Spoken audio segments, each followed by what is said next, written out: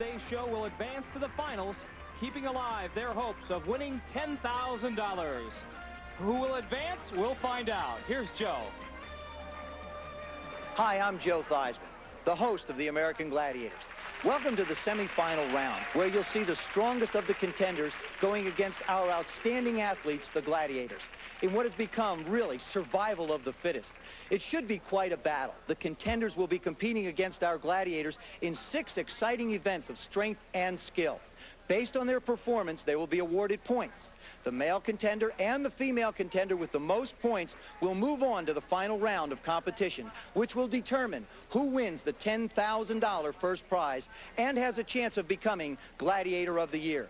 Now let's go to my co-host, Mike Adamle, to set our first event. The name of the game is Powerball, and as the name implies, strength will play a very important part in this event, so will quickness. 2 contenders will compete side by side against each other, head-to-head competition inside this large semicircle. Their mission to score as many goals as they can inside a 45-second time period. A goal when the ball is placed inside this cylinder. However, the contenders face a very big problem. Actually, 3 very big problems. Our 3 gladiators will be doing their darndest to stop the contenders from scoring. And in this competition, you have to realize that both contenders and the 3 gladiators are involved on the same floor at the same time. One of the rare times that you'll see it happen in American Gladiator competition. Billy Worth, trim, slim, 175 pounds, going up against Brian Hudson, 190 pounds. Both of them very quick, very agile. This ought to be a question of speed versus power. And Joe, I think as we've seen on previous shows, Billy Worth and Brian Hudson, perhaps the best all-around athletes in the field of contenders. And as you mentioned, they'll be working side by side, actually against each other, with 3 formidable gladiators standing in their way. And that surface area, well, there's not a lot of room to work. And the guys, the gladiators, Nitro, Gemini, and Malibu, I think have finally developed some type of a strategy to try and take on the contenders. We've seen the contenders follow one another, let the other one be a blocker for them. I don't know if they've come up with a solution to figure out how to stop them. They'd like to throw a shutout. Malibu corrals Brian Hudson, but he scores. Billy Worth with the move on Nitro gets away from that tackle before Gemini polishes him off, and Billy Worth just nailed Gemini in the head with one of the balls. Boy, Gemini didn't like it. Gemini just decided he'd go right after Billy Worth. Joe, I think the Gladiators look at Billy and think he's just a bit too cocky for his own good. They have tried to rough him up before, but Billy Worth doesn't back down from anybody. No, he doesn't budge. As a matter of fact, in this competition, he feels like that maybe the Gladiators are picking on him. Maybe they're double-teaming him. Here you see he gets by Nitro, manages to shake him off, and then Gemini comes in and delivers a blow, catches him up high, and then rides him into the ground. Now, the Gladiators are supposed to try and take him down and let him go. Billy Worth doesn't really like what Gemini did, so he throws the ball at him. And Gemini says, wait a second, I don't like that either. And then he starts out in a mad chase after him. Now, there's Billy. He manages to score the goal, but Gemini, coming from the left part of your screen's in hot pursuit. Billy didn't think much about throwing the ball at Gemini. Gemini certainly did. And the end result is a little bit of a wrestling match. And I got to admire Billy Worth's willingness to take on somebody as big as Gemini. Again, on the face of things, you'd think that Billy would just run away and learn to keep his distance from Gemini, given the size differential. Well, he's not going to back off to anybody. Billy Worth, a great competitor. And, you know, tempers get a little high. You have to realize that they're competing for $10,000. And there's the old forearm shake. Used to be a handshake, used to be a high five. Now we're in the forearm shakes.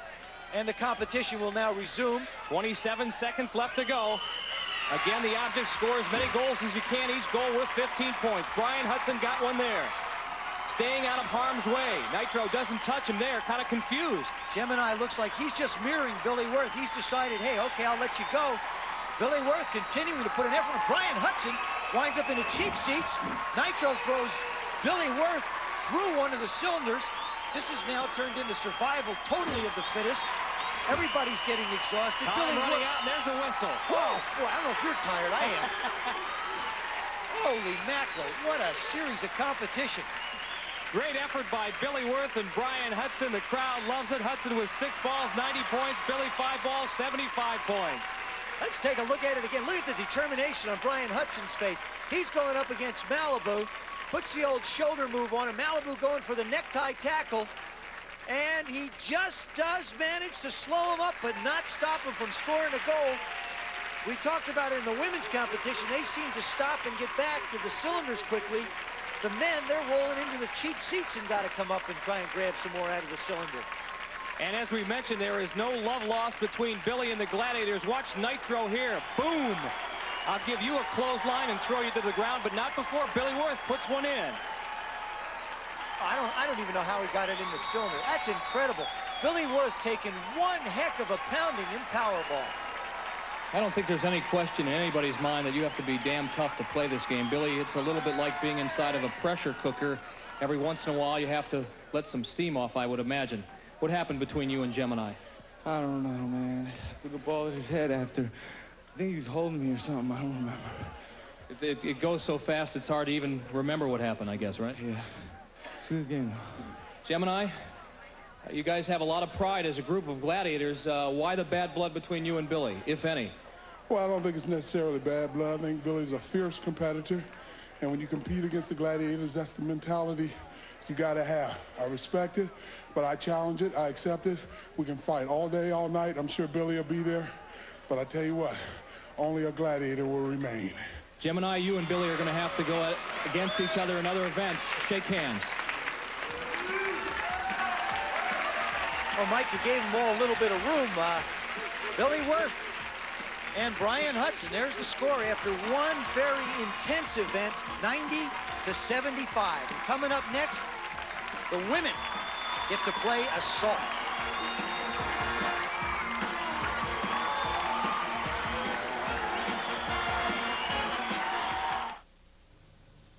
Hey, Lisa. What do you think? We're ready now for the women's assault, and as you've seen before, the name of this game is Hit or Be Hit. The contenders have 4 safety areas. Each safety area is armed with a weapon, and from those safety areas, they will try to hit a target adjacent to the Gladiator and eliminate them, and thus in the process earn 75 or maybe 100 points. And if they do manage a draw, they'll earn 30 points if the Gladiator does not hit them at all after the 60-second time period has elapsed. There's the last of the safe areas, and here's our first contender, Tracy Phillips. Tracy out of Houston, Texas. And I'm sure her 3 brothers and sister are watching and cheering her on as she gets ready to take on Zap in the assault force. Watching and wondering how in the heck Tracy ever got involved in something like this. Probably on a dare from her brother. So go ahead, try it. See what it's like. Not the guy in the game she's accustomed to playing at her workout gym back in Houston, Texas. This is totally different, obviously. Tracy's first shot on its way to Pomona. That one was barely in the studio. I think she flunked rocket launching 101. Well, there she was now. She pulled up. I think she thought she got hit, but again, we saw it in the earlier show. The ball hit the ground first. We're not going to have to stop this one. She's going to continue on the assault. Oh, much better with the cannon than she was with the rocket launcher. Well, she still has 2 more chances, but again, she's working against the clock. Ducks down behind the bush. Trying to get off a shot without being hit. Misses there. Now she moves in behind the barrels. This is her last chance. If she waits it out and doesn't get hit, remember, she'll earn a draw and 30 points. And again, we got to have you work with these female contenders, Joe. I mean, they're on their motion. They're just not getting it down. The throwing isn't real good. This one here, no, that's not going to get it cut either. Now she's just going to try and hide and take it down to the 60-second limit. She does. Zap says, all right, one got away from me. Tracy ran right out of her shoes on this one. You can see as she leaves the pillbox and heads for the blown-up house, the ball will bounce in front of her. Right there is the bounce of the ball. It does wind up hitting her in the hip, but it does not count if it hits the ground first. Now, she thinks she's hit and then says, hold it, wait a second. It bounced. Let me go back and continue. And continue she does, and there you can see, watch her, look at her left shoe. The lace is untied. It's lucky for her that she didn't trip and go down. She does go down, but more to get behind that bush. And another ball hits the ground, does bounce up and hit her, as you can see, just coming out from under her right armpit, and it doesn't count again. Remember, it's got to hit the contender on the fly. So Tracy earns 30 points for the draw, and now it's Christy Cotton's turn. Los Angeles, California, Christy Cotton. Christy's 4 inches taller at 5'7". Again, I would have to think that the smaller, quicker persons would have the advantage in the assault, Mike. Well, quickness does help, but so does a contender's survival instincts. And they'll need plenty of instincts working here against Zap. You know, I'd like to have an arm that big. I really would. Wouldn't you like to have an arm like Zap's? Christy Cotton taking aim. Remember, she hits the outside portion of the target, the red portion at 75 points. She hits the bullseye, it's 100 points. I tell you, Christy was cutting it close there.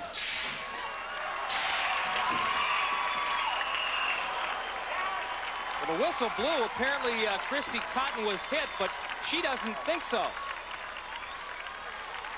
She leaves the first safe area. Let's watch again. Christy's got her eyes on Zap. Well, she sees one on her way. That one bounced off the ground. It does hit her, but the ball did hit the ground, so she should not be eliminated from the competition. And they blew the whistle. I think they just saw it hit her knee. But again, they gave her 46 seconds and allowed her to continue the competition. The whistle starts it again. Ooh! Threw a curveball up with the cannon that time. That was one of those sliders blowing away. She does something a little bit different than most of the contenders. She backs away from the wall so that she has a good vision and a clear view as Zap fires the tennis balls at her. Now she takes aim and she manages to hit the branches, not the target, with the pistol. Moves over behind the barrels. Nearly had her head taken off, has one last chance. That's a little better throw, though. Yep, there it is again. Oh, yeah! Yeah, she's down to the last throw with the grenade and manages to take out the Gladiator. Now, that's the definition of clutch. That's somebody you work with. Flick that wrist out there. Get a chance. Flip that grenade out and blow the Gladiator out of the water. Chris, you know what your big problem is? You don't know how to show emotion. Sorry about that. Just being facetious. I needed those points real bad. You know, we've seen you before in other competitions here in American Gladiators, and you really put your heart and soul and every ounce of energy you've got into each and every event. That's all I've ever known how to do, so I think it was inbred from the beginning. Well, there's the score. Christy Cotton, with her inbred instincts, manages to take a 45-point lead on Tracy Phillips after the first event. Coming up now, breakthrough and conquer. Little bit of football, little bit of wrestling. Two events in one. The first portion, the breakthrough portion of this event, the contender will run down this small strip of AstroTurf and try to cross the goal line. He earns 40 points if he's successful there. And then it's on to a conquer ring, and he'll try to knock the Gladiator outside of that ring with a 10-second time limit. There's Nitro. He will be the one for the breakthrough part of the competition. And in the conquer circle will be the Beach Boy himself, Big Blonde Malibu.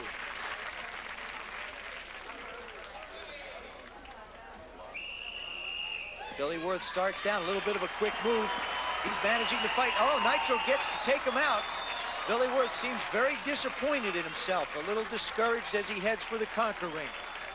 Now he's up against Malibu. 10 seconds to knock any portion of Malibu's body outside of that ring. He takes all of Malibu out and earns 40 points. And loses his shirt in the process. Billy Worth just mad at himself, realizing, I'm sure, that he felt like he could have done a better job in the breakthrough portion.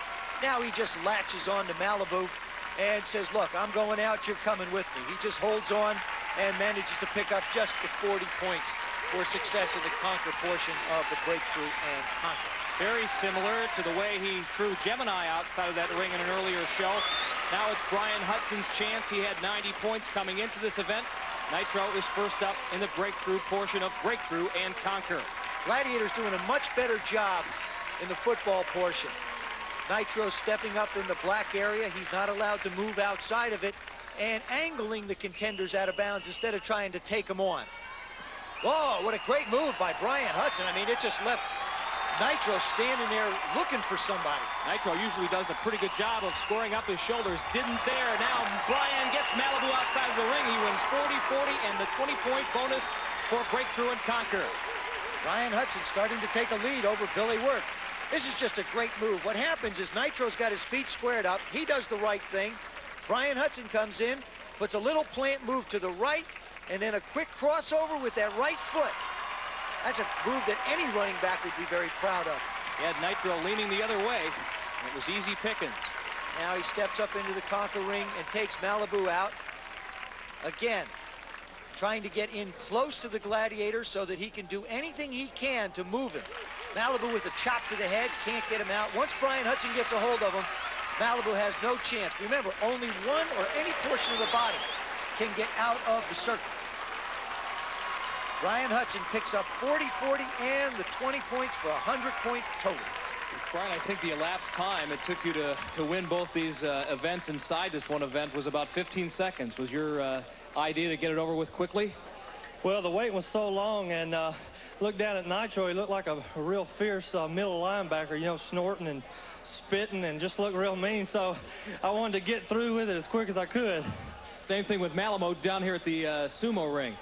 Yeah, Malibu's pretty strong and pretty tough, and I think they have a little bit of disadvantage up here, but then he's got advantage of strength over me, so I think it works out both ways. And this head-to-head duel with Billy Worth in the semifinals, obviously every point counts, and this had to help. Oh, it really does. You know, Billy's a great athlete. He's a wild man, so you never know what to expect from Billy, and you know, Billy's going to stay in there. I guarantee you. He's not going to let me rest. Okay, Brian, congratulations. Job well done. Thanks, Mike. Brian Hudson.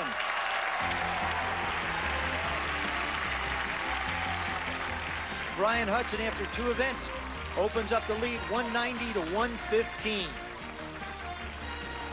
Okay, here we go. It's the men's turn to take a shot at assault. Can the Gladiators stop them before they stop them? We'll see. Of the American Gladiators. Now in the women's joust, this is how things shaped up between Tracy Phillips and Christy Cotton. So after 2 events, Tracy with a 25-point lead over Christy. Now it's the men's turn to play assault. Billy Worth is up first. Billy Worth needs to pick up some points in this event. He's trailing Brian Hudson by a pretty good amount, and you don't want to get too far behind. By being able to go first, he can put added pressure on Brian Hudson to make him come up with a hit on the target. And as Billy has demonstrated in the past, he is a fairly decent shot. Not that he gets a lot of practice with a rocket launcher. But here he goes. Or a cannon. A little low and left. Doesn't waste any time coming out from behind the bunker. Moves up to where the cannon's located. Like a cat out there. You can see why quickness is such an important attribute to have here. Fired that one a little left. This is where he wanted to get to. He told us he likes the handgun. There it is. That's why. That's the one area he wanted to get to. He felt very comfortable using that pistol to fire at the target. A little bit easier opportunity to score. Bill, you needed to do well in this event, and you did. Yeah, did all right. I wanted a bullseye, but I'll take it. I'll take the 75. For the people who haven't seen assault before, what's the secret here?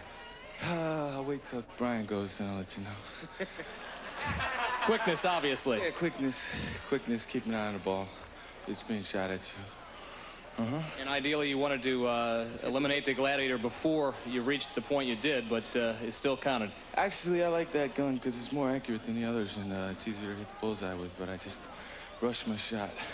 Okay, partner, way to go. All right. Nice shot. Billy Worth.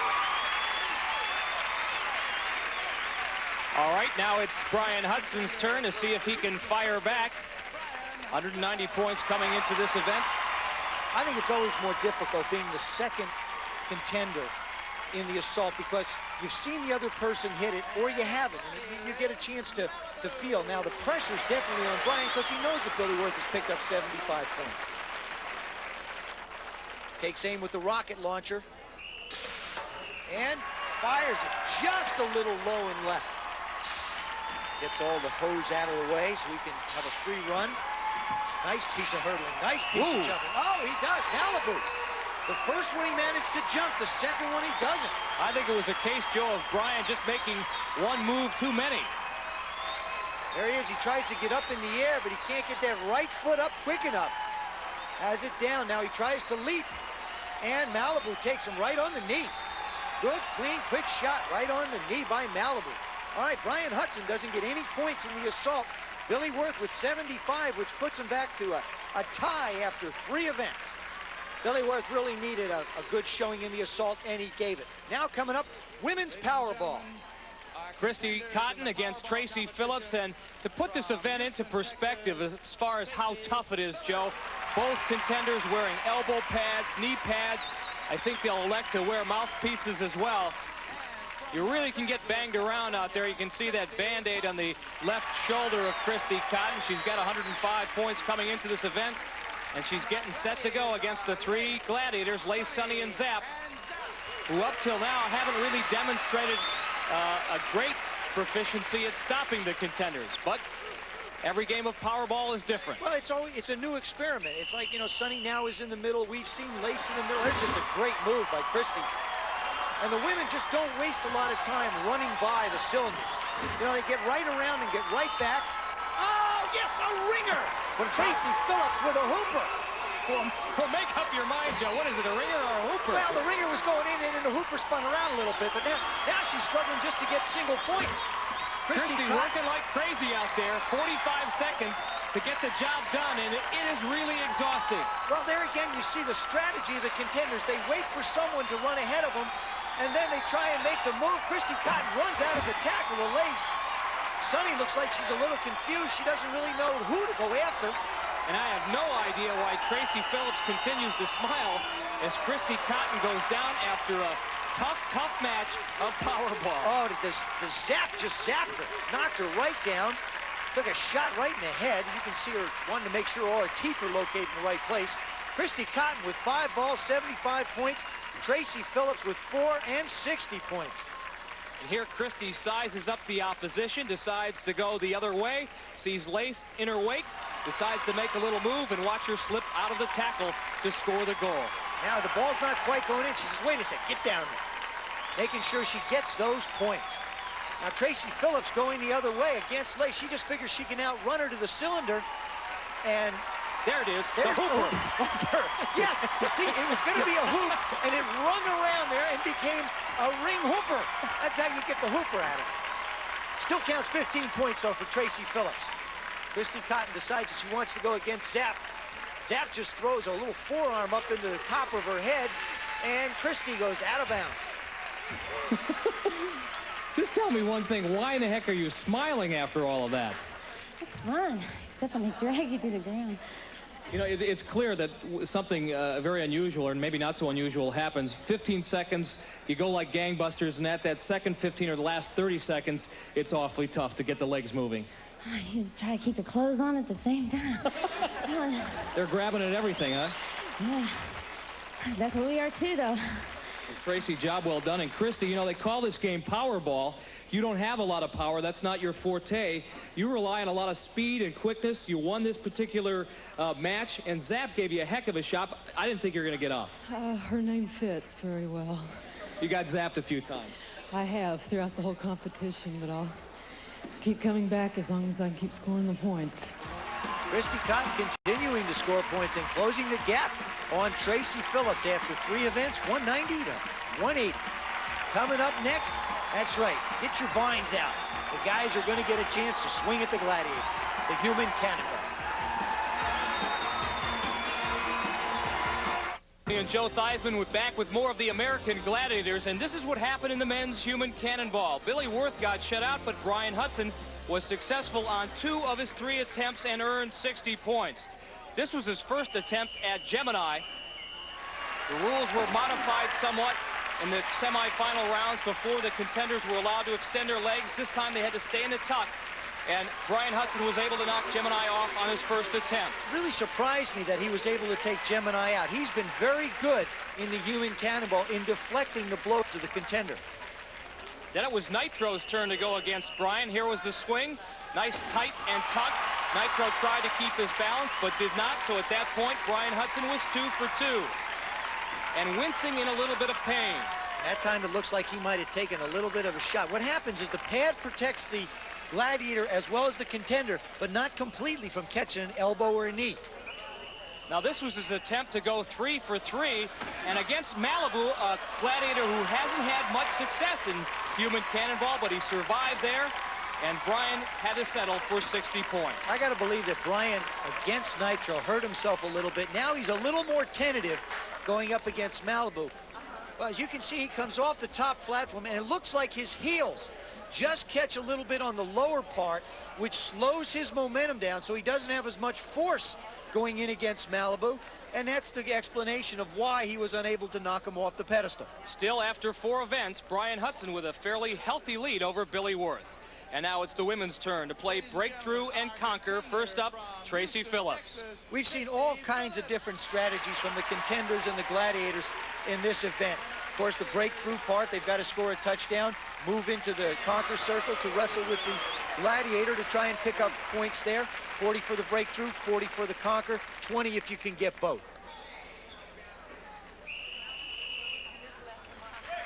Tracy Phillips trying to make a couple of moves, does. Zapp was able to grab her only for a moment. To watch Tracy's mom, Linda Yeager, look on as Tracy was successful in breakthrough. Now she's working against Sonny. All she has to do is knock any portion of Sonny's body outside of that ring. Sonny trying to hang on. She cannot and goes out, and it looks like she may have twisted her knee. Let's hope she's all right. So after one breakthrough and conquer, Tracy Phillips' attempt, she's the leader. We'll be back with Christy's attempt right after this. Going to take a look at Christy Cotton's attempt at the breakthrough and conquer. Tracy Phillips has completed hers, and now it's Christy's turn. And Christy, as we have mentioned, works as a stunt person, but I guarantee you, Joe, she has never had to wear a boxing head protector nor carry a football. I would think that that's listed as far as the stunts go in film work. There are the two Gladiators, Lace in the breakthrough and Zapp in the conquer ring. Christy gathering her thoughts, getting ready to take on Lace as she moves up. I should say Zapp. There's Zapp. Comes out to meet Christy. That's the way the Gladiators have managed to stop the contenders, is get up real far in that area and don't give them a chance to make a big run at you. And angle them out of bounds. So Christy, so far, scoreless. Now she'll try to knock Lace outside of that ring. She has to drag any portion of her body and does so. So she'll get 40 points for conquer. Now Lace is not the biggest of person, so it was pretty easy for Christy to take her out. But her biggest challenge right here is Zapp. She starts over to try and get a lot of the field and crosses over. But what she does, she loses her balance just a little bit, and Zapp manages to wrap her up. Now remember, she only has to either take her down, stop her forward momentum, or take her out of bounds. Christy trying her darndest to get the ball in the end zone, but doesn't quite accomplish it. And Christy very easily could have given up, but she did not. She had a chance to get 40 points in this event, and she works on Lace and manages to do the job. Now she gets her out of the circle, picks up the 40 points, and there's a look at the scoreboard after 4 events, just 2 to go. Tracy Phillips with 290, Christy Cotton with 220. Now the men's joust. Billy Worth will be the first one up. There you see the breakdown. You get points for not only knocking the Gladiator off the platform, but for how long you manage to stay up with your pugil stick against the Gladiator. Got the protective headgear on, got a mouthpiece on, got wraps around his biceps with elbow pads on. They'll need all of that and more against Gemini. Now these two have certainly not developed a love or concern for one another. This has developed into some very heated competition between these two men. Billy Worth, the contender, Gemini, the Gladiator. I think it is safe to say that they have developed a healthy respect for one another. Certainly Gemini has for Billy. Don't jump the gun. Billy keeps saying, back up a little bit. Get further away from me. Billy Worth gets in the first shot, but Gemini acting as sort of like a counterpuncher. Billy got the first one in, but the rest of them belong to Gemini. Billy Worth will stick it. He tries to get a headshot right there, but he misses. Gemini doesn't. Good, clean shot right alongside the head. He comes back with another one on the other side. Right cross, left cross, right cross, and out of the ring. That was about the length of a Mike Tyson fight right there. Billy Worth goes flying off the jousting platform and down to the ground. Will only receive minimal points for his effort against Gemini. That's the first look at it. Here's another one. There's the first shot. Wham! There's one on the side of the head, and Gemini comes around with another left on the side of the head, and then a right on the side of the head. Billy Worth, at this point, I'm not sure where he thinks he is, but very shortly he's going to wind up real close to the ground down on those mats.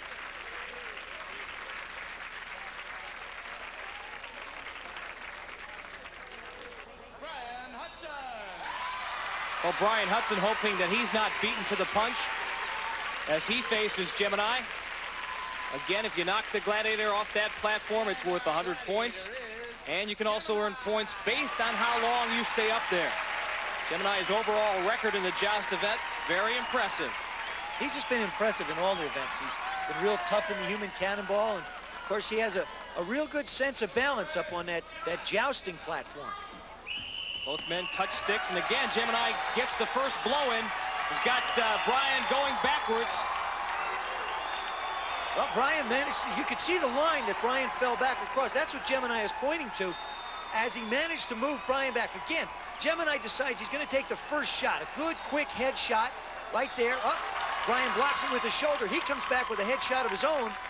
Now Gemini using the stick. Remember, you're disqualified if you take your hands off those pugil sticks. He keeps both of them on, pushes Brian down. I see that white line right where Brian's hand is. He's behind that line, therefore he's down and out. Did manage to pick up a few points for staying up. There's the scoreboard. Brian Hudson, 280. Billy Worth, 220. And coming up next, our sixth event, the Eliminator. You can either make it here or you can get eliminated. Phillips went 1 for 3, earned 30 points, while Christy Cotton was shut out. So after 5 events, Tracy with a 100-point lead over Christy Cotton. And so it comes down to the Eliminator. And here's a look at the course. The object here, first, both contenders start at the bottom of that ramp. They will roll those large balls to the top and then go across the balance beam. As they move across the balance beam, medicine balls are being swung at them. They hit the commando ropes, again, grabbing to the top, trying to walk across the lower one, hit the swing for life. They come over that yellow platform, land on the mats, and then move into that course where they've got some decisions to make. Joe, the contenders will have the option of taking one of 2 corridors. If they select the right one, they could cross the finish line scot-free. If they select the wrong one, well, a Gladiator could be waiting. And again, the contenders will both be working against the clock. Obviously, the faster you complete the Eliminator course, the more points you can earn. And if you do get knocked off that balance beam, if you do fall off the commando ropes, if you do not make it over the wall, if you do not really go through the cylinders properly, all those will be penalty times against you. So Christy Cotton is certainly hoping that Tracy Phillips is victimized by a few penalties along the way. She has to make up 100 points she would need to win this event by 20 seconds. The Gladiators get a chance to swing the medicine balls at the women. There you see the prelim rounds. Christy Cotton, 38 seconds. Tracy Phillips, 53. There's certainly an opportunity there for Christy to make up some time on Tracy Phillips. Christy working with the red ball, Tracy with the blue. And up the ramp they go. Tracy Phillips has the slight edge. Christy Cotton has to win this event by more than 20 seconds. Both women taking their time trying to get it across. There's up. Christy Cotton hanging on. Now she's going to get penalty points for hanging on. Tracy Phillips does manage to get out in front. Christy Cotton's got to hope for a miracle at this point. Even if both of them get over the swing for life at the same time. Tracy Phillips with a comfortable lead. Now she's going to make a decision as to which corridor she wants to choose. She picks the one without a Gladiator there. Runs through scot-free. Christy Cotton realizing that she's just not going to be able to make it up, but still manages to finish. A very disappointed contender. Before she really gave it all. She really got in trouble on the balance beam, Mike. Right where those medicine balls hit her. I thought she might have had an opportunity because it looked like Tracy Phillips stumbled a little bit as well. Well, Christy realized she needed to make up an awful lot of time, may have pushed it a little too far. She got hung up on those medicine balls, and that's ultimately what cost her. She gets dragged almost all the way back to the platform, hanging on at this point for dear life, I think. Well, after one ball hits her, another one comes back. Now she's a good 3 or 4 seconds behind Tracy. Well, in the women's semifinals, it came down to one final event between Tracy Phillips of Houston, Texas, and Christy Cotton.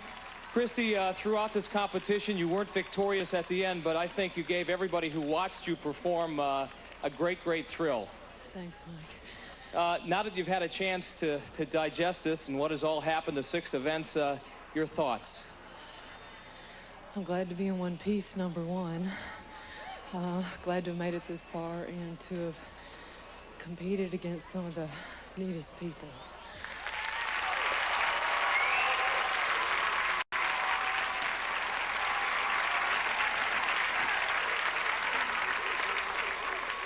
Tracy, I think the most remarkable thing about you and your performance to date is that throughout some of really rugged competitions, rugged events, you were always able to maintain your smile. I mean, there were times it looked like you were laughing up there. I was having a good time, even though I was scared to death. Whenever I'm scared, I just keep laughing. You've made it this far. You now advance to the finals. I imagine there's a sense of relief, and if there is, tell us about it. No relief yet. I'll wait till it's all over to be relief.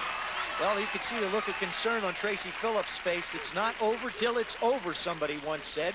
There are the men's semifinal scores, 280 to 220. Billy Wirth needs to win this event by 12 seconds to advance to the finals. And if there's one man among the contenders, Joe, who is capable of doing just that, as you take a look at Brian Hudson, it's Billy Wirth. He has the Eliminator course record. He literally flies across that balance beam, as we will see. And there you can see the 20 seconds. That's the best anybody has ever done in this event. Brian Hudson, by contrast, he's not really a slouch. His best time, 24 seconds. So Billy Wirth is going to have his work cut out for him. The best Billy Wirth, I think, can hope for, Mike, is to have Brian get knocked off into the pit. Obviously, there are no animals down there to hurt him, but it would tie him up long enough so that Billy could get a little bit of an advantage. Brian with the red ball, Billy with the blue. Here he goes across the balance beam, flying across the balance beam and flying across the commando lines. He gets tangled up a bit, but regains his balance. He's the first on the swing for life, across the barrier. And now, will he make the right choice? Through the corridor, here he comes. He crosses the finish line. How fast does Brian Hudson go through? Well, I think quick enough, because there it is. Brian Hudson has beaten Billy Wirth. Whoa, what a run. I'll guarantee you that was close to the record time as well. There you see, before the medicine balls even get close to Billy Wirth, he's over, as well as Brian Hudson. I think just going up against Billy Wirth, Brian knows that he's just got to put out his best effort, realizing that Billy can make up the time. He stumbles a little bit on the commando ropes, but now when he hits the rope to swing over the wall, he's off and flying. Now this is really where Brian makes a difference. Not that Malibu creates much of a problem for him, just sort of brushes him along like he's in the human cannonball competition. Brian Hudson goes flying by the Gladiator and winds up winning the semifinals. That was about as well as I've seen two men go through this Eliminator course, Brian Hudson and Billy Wirth. Billy, to overcome Brian's lead, you needed a maximum effort. It just fell short, despite the fact that you were practically perfect going through. Yeah, I gave him my best shot. Brian's a great athlete. He did great. Your thoughts on this whole American Gladiators experience? It's been great. Great competition. Great gladiators are busting our butts. Contenders are great. The people working, the crew, everybody. It's been great. Any special memories you'll take back besides the aches and pains and the bumps and bruises? I'll be remembering a lot of things. They'll be popping up in my head. You know, good memories. This whole thing's been real fun. You like to do it again? Hell yeah. Okay. Brian, I know you'd like to offer congratulations to Billy Wirth because he's a terrific competitor. That was not an easy victory for you. No, it really wasn't. And Billy's the type of guy who you always know he's over on your shoulder. And I thought he was just going to leap over everything and swing on the ropes and do all kinds of wild things. But Billy's a super athlete, and don't let his looks fool you, because Billy's got the stuff to do it, and he wouldn't have come this far if he hadn't. Brian, your thoughts on facing Craig Williams in the final? Well, Craig's like another gladiator, so it's just going to be like going up against 4 gladiators instead of 3. But Craig's a great athlete himself, and it's going to be some great competition. I'm looking forward to it.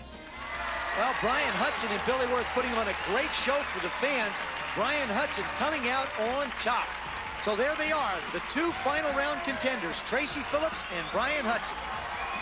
Rich Goose Gossage is headed to the Hall, and on Sunday, the Hall is coming. Gino and Phillips will tackle for that $10,000 first prize money. Let's meet the contenders for next week. Tracy Phillips, Nancy Petito, Greg Williams, and Brian Hudson. Here they are, the 4 finalists in the American Gladiators competition. A lot of people have spent a lot of time to put this show on for you, and here's our chance to say thank you to all those involved. For Mike Adamle, I'm Joe Theismann. We can't wait to see you next week for the finals.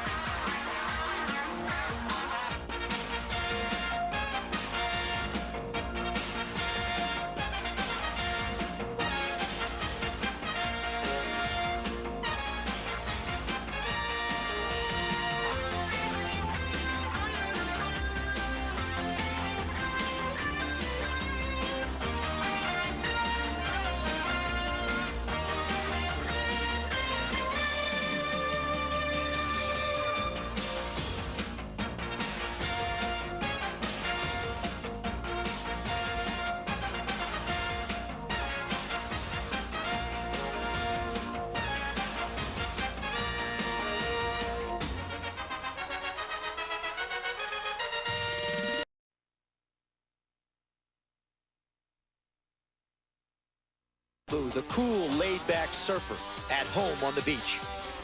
You're looking at Lace, feminine, sexy, but always a lady. This is Gemini, a split personality, calm 1 minute, violent the next.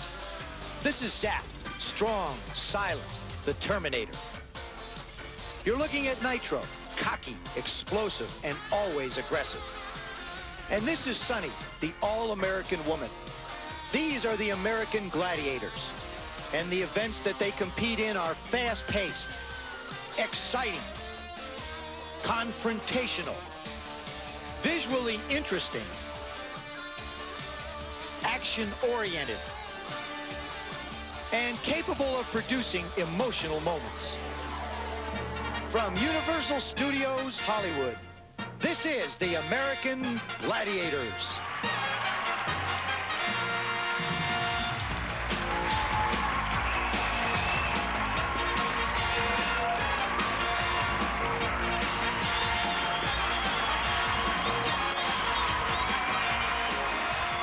And here's a look at our finalists in the American Gladiator competition. In the women's finals, Tracy Phillips from Houston, Texas, will compete against Nancy Petito, our housewife from Wakefield, Mass. And in the men's competition, big Craig Williams will get to throw his weight around again at a shot at the $10,000, and he'll be going up against Brian Hudson. Brian may be giving away a little bit of size, but he certainly has the heart. That's a look at our 4 contenders in the finals of the competition, and here's how they got there. Williams defeated Carroll, Hudson defeated Worth in the men's pairing, and Cotton was defeated by Phillips, and Petito defeated Needham in the women's pairing. Hi, I'm Joe Theismann, the host of the American Gladiators. The 4 contenders you have just met have advanced through the first round, the quarterfinals, and the semifinals. They have proven themselves as outstanding athletes, and although they're somewhat battered from the difficult competition, the man and the woman with the most points in this show will win $10,000. For the details of our first event, let's go over to my co-host, Mike Adamley. The name of the game is Powerball, and as the name implies, strength will play a very important part in this event, so will quickness. 2 contenders will compete side by side against each other, head-to-head competition inside this large semicircle. Their mission to score as many goals as they can inside a 45-second time period. A goal when the ball is placed inside this cylinder. However, the contenders face a very big problem. Actually, 3 very big problems. Our 3 gladiators will be doing their darndest to stop the contenders from scoring. Well, this is the competition where one man will survive, one person will be the winner. Brian Hudson gets a chance to go up against Craig Williams. As we talked about in the Powerball competition, it is the only time that the contenders and the gladiators are all in the competition area at the same time. And that area, Joe, quite small when you consider how large some of these men are, both the gladiators and the contenders. Both Brian and Craig Williams have a football background. Both of them had pro tryouts with the New England Patriots, respectively. Look at the look of determination. You can tell this is the finals. Everybody's had a look of, hey, it's fun to be here. Now all of a sudden the fun is over. Now we're really competing. Remember, there's $10,000 at the end of this rainbow if they can survive it. And they have to go through the red, white, and blue Gladiator. Again, the mission here, 45 seconds, score as many goals as you can, and each of those goals worth 15 points. The intensity level, Mike, just looks like it's changed so drastically from the previous competitions. Brian Hudson nearly had his shirt pulled off by Nitro and then gets knocked out of bounds big time by Malibu. Craig Williams, the beneficiary of the double teaming on Brian. Brian working again against Nitro, and both Craig and Malibu go down. I think they busted up that cone. Here comes Brian Hudson. He scores against Malibu. Malibu looks like he's a little nicked out. There he goes, Williams. Oh, it just shatters the cone. Looks like they're going to have to stop the competition to repair one of the cones. Hold it here. Here comes the whistle. Tell you what, Brian Hudson won't mind the break. One, he'll get a new shirt, and two, he'll get a chance to get a breather. There they are, our Cracker Jack maintenance crew out, putting the cylinders back together, fastening the plastic onto the wooden bottom. Now, here's exactly what happens. Craig Williams having a little trouble getting the ball, but he just karate chops and smashes the cylinder wide open with that massive strength of his. Malibu deciding not to try and get in front of him this time. Brian Hudson decides he needs a new shirt. He doesn't want to run around in that competition bareback. 10 seconds left to go. Men's Powerball Finals. Craig Williams, Brian Hudson. Craig Williams scores. Brian gets knocked out of bounds, but not before he gets a goal. Craig Williams lunges for one. Brian Hudson really fatigued. Both men exhausted. Big effort by the Gladiators, big effort by the contenders. 75 points to 60 points. Here's Brian Hudson. Runs across. Now, they like to go side to side. Not too many make points with the cylinders straight up. Here he goes side to side. Turns the speed on. Manages to take on Malibu. Just a straight shot. Falls towards it as Gemini gives him a headbutt into the cylinder. Does let him go, but not before it looked like he might have cracked the cylinder with his head. Woo! And here comes Craig Williams. He's going to make a move now. It looks like he's going to head in the direction of Malibu. He figures Gemini's too big. Nitro's been knocking him around, so he'll take on the big blonde beach boy, but decides he doesn't quite want to go there either. Sees an opening and just lunges for a 15-pointer as he dives in between Gemini and Malibu. Craig Williams managing to pick up the points. Testimony to the fact that Powerball is a very, very tough game. The tattered jersey of Brian Hudson. You took some shots out there, pal. Yeah, that's what the name of the game is, Powerball. It's just like roughhouse football, and you know, it's not too much fun, but you try to get as many balls and many points, and it's just another event you got to deal with. One of the things that this game teaches you is not to give up. Nitro had you neutralized over there in the corner, and yet you kept fighting, and were managed to put a ball away.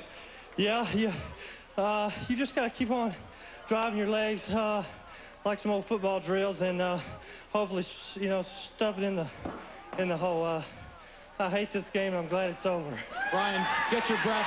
Superlative effort. Craig, I didn't know you were going to pull it out or not. There was a break after one of the cylinders had broken in half. You had 10 seconds. The game was tied at that point, and you put 2 in the final 10 seconds to win it. Well, I tell you, this game is tough. I'm glad it's over. He likened this to a football drill. I don't remember any football drills like this. I'm sure he didn't remember any. I'm sure he didn't want to remember any football drills like this. Well, there they are, 75 to 60. What you'd expect in championship competition. Coming up next, the women get a chance to start, only they'll start in the assault field.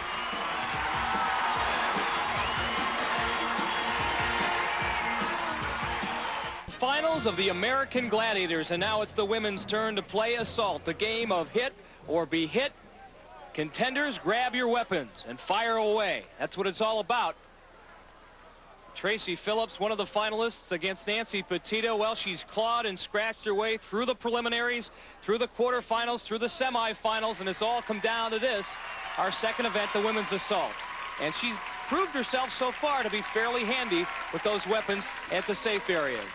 And She'll have the opportunity to go against somebody who really enjoys this, Lace. She's been absolutely devastating with that cannon. Very few people have managed to get past the first or second safe areas against her. Again, hit the outer portion of the target. It's worth 75 points. Hit the bullseye. It's worth 100. Tracy Phillips takes a piece of the defensive bush away as she fires the missile into it. Now she runs for dear life. Behind that second safe area, another chance to hit that target. It's a little wide. At the right height, just a little bit off to the right. She sets herself now, decides to take off. A near miss. A near miss by Lace.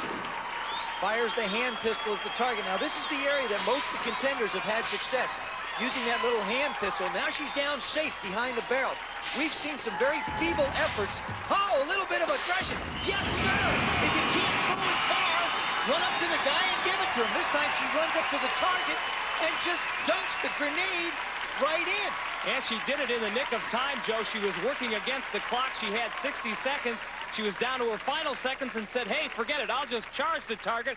Her throwing motion still not the greatest in the world, but it's effective enough to eliminate the target and eliminate the Gladiator and earn 75 points. It's so amazing to me, Mike, that through the entire shows, the preliminaries, the semis, the quarterfinals, everything we've seen, no one has used that technique up until Tracy Phillips did and managed to get to the target. Well, Nancy's hoping that she doesn't have to go to that final safe area to get the job done. Puts her safety goggles on and sets the rocket launcher on her shoulder. You mentioned Joe, Lace has that cannon down pat. It fires at about half-second intervals, and she stands there. She stands there next to a cannon blowing a kiss to somebody. Nancy puts the old arm out that says, hey, aim at my hand, not at me. 3 shots she manages to dodge. Misses there. Now she'll have to move on to behind the bush. Another safety area. Lace waiting for her to make her move. She shows herself just a little bit. Up, there's the start. Lace couldn't get it loaded quick enough.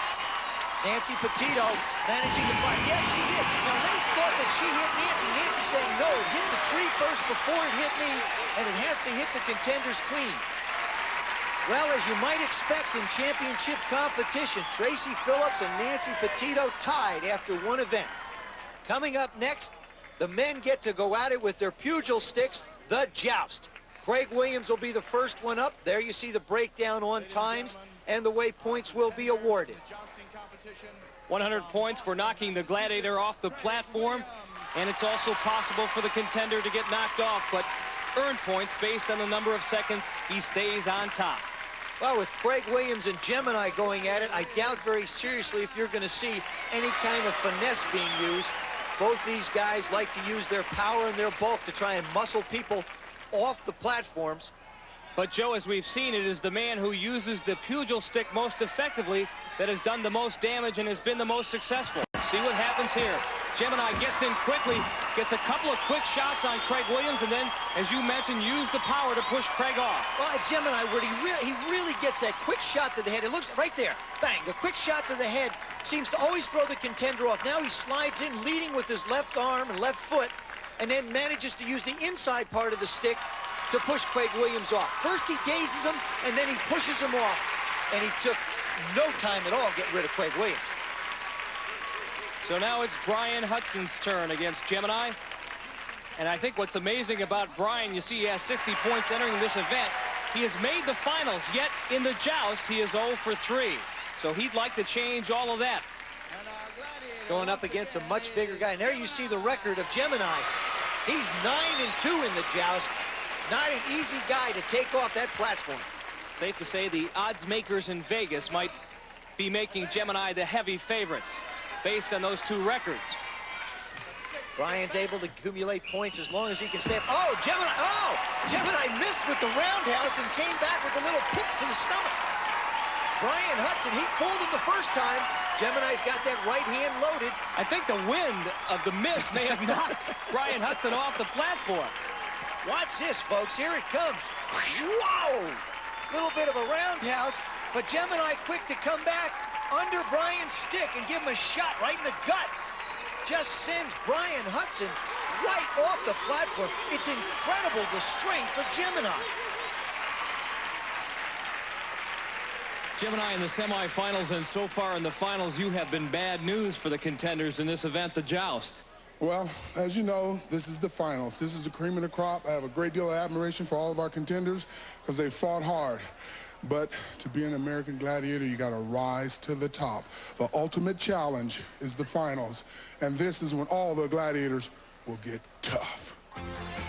There's the score. Greg Williams and Brian Hudson. Very, very close competition. 110 to 95 after 2 events. In the finals of the American Gladiators. Now in the human cannonball competition for the women after 2 attempts, Nancy Petito 2 for 2, 60 points. Tracy Phillips 1 for 2 and 30 points. Coming up their 3rd and final attempt. Nancy Petito getting set to go against Zapp. Now Zapp setting herself, she's short, good, strong person. She'll set herself low to try and deflect or take on the blow of Nancy Petito. Remember, the competition was changed. The contenders can no longer extend their legs to try and knock the Gladiators off. They must go in, bent knee, and just allow their body weight to try and get the job done. Straps on her protective pad, gets herself set in position. Nancy Petito's 3rd and final try. She gets there in a tuck position. Zapp trying to hang on, but cannot do it. Nancy Petito gets the hat trick. 3 for 3. Took out all 3 Gladiators. Zapp almost hung on. Nancy comes in high. She doesn't try and kick out. Zapp's holding on, holding on, holding on. No! Nancy Petito will get the full 100 points. 30 for each knockdown and 10 points for a bonus. Tracy Phillips is up now. Zapp, I think Zapp's got it figured out a little bit better. After just getting so close with Nancy Petito, she might be able to figure out a way to stop Tracy Phillips. Well, Zapp's best asset is she's built low to the ground. She's very powerful, a low center of gravity, and that's about the only chance she has of surviving against someone who's coming at you at about 3 times their body weight. And also, when you got arms about 3 times the size of a normal person, it's a little bit easier. This is Tracy's 3rd and final attempt. She is 1 for 2. Here she comes. Nice tight tuck. But this time, Zapp is able to fend Tracy off. So she finishes the human cannonball at 1 for 3, worth 30 points. Well, here's Zapp. This time she deflects the blow of Tracy. You see her push her off to the side, manages to plant that left foot. It gets right on the edge, but it doesn't quite go off. Zapp's finally figured out how to be king of the hill. Well, Nancy, I think there's always work for you at Barnum and Bailey Circus, the way you look so comfortable up there on that the swinging rope as the human cannonball. Well, that was the first time I've knocked off all 3 people, so I was really excited. I was afraid to go off. It doesn't look as scary as it is. I was afraid to go off the top before, but once I got off the top, the momentum carried me through. Well, the momentum also has carried her to a 70-point lead over Tracy Phillips. And there it is in the championship round of competition, 175 to 105. Now coming up, men's breakthrough and conquer. Here's a chance for the men to show their final wares when it comes to running with a football and also what it's like to wrestle for 10 seconds. Can they get the Gladiator out of that circle, and can they score the touchdown? Well, Brian Hudson will get the first shot. I'll tell you, the cumulative effects of the quarterfinals, the semifinals, and the preliminaries has really taken a wear and tear on both the contenders and the Gladiators. They're giving it their one last best shot, though. Seems like the Gladiators have put their best foot forward. There's Big Gemini.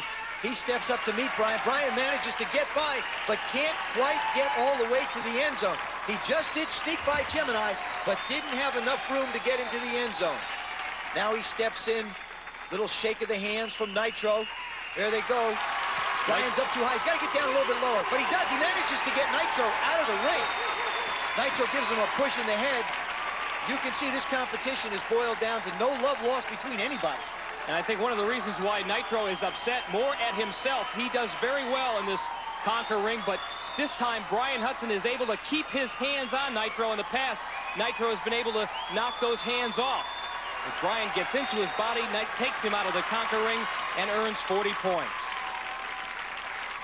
A little bit of push in the head. You can see Nitro didn't like it at all, and Brian didn't like the fact that he did it. Now, we've talked about mass against mass. Here's 245 against 250. Craig Williams going up against Gemini. They've faced each other quite a few times in all the preliminary competitions, Mike.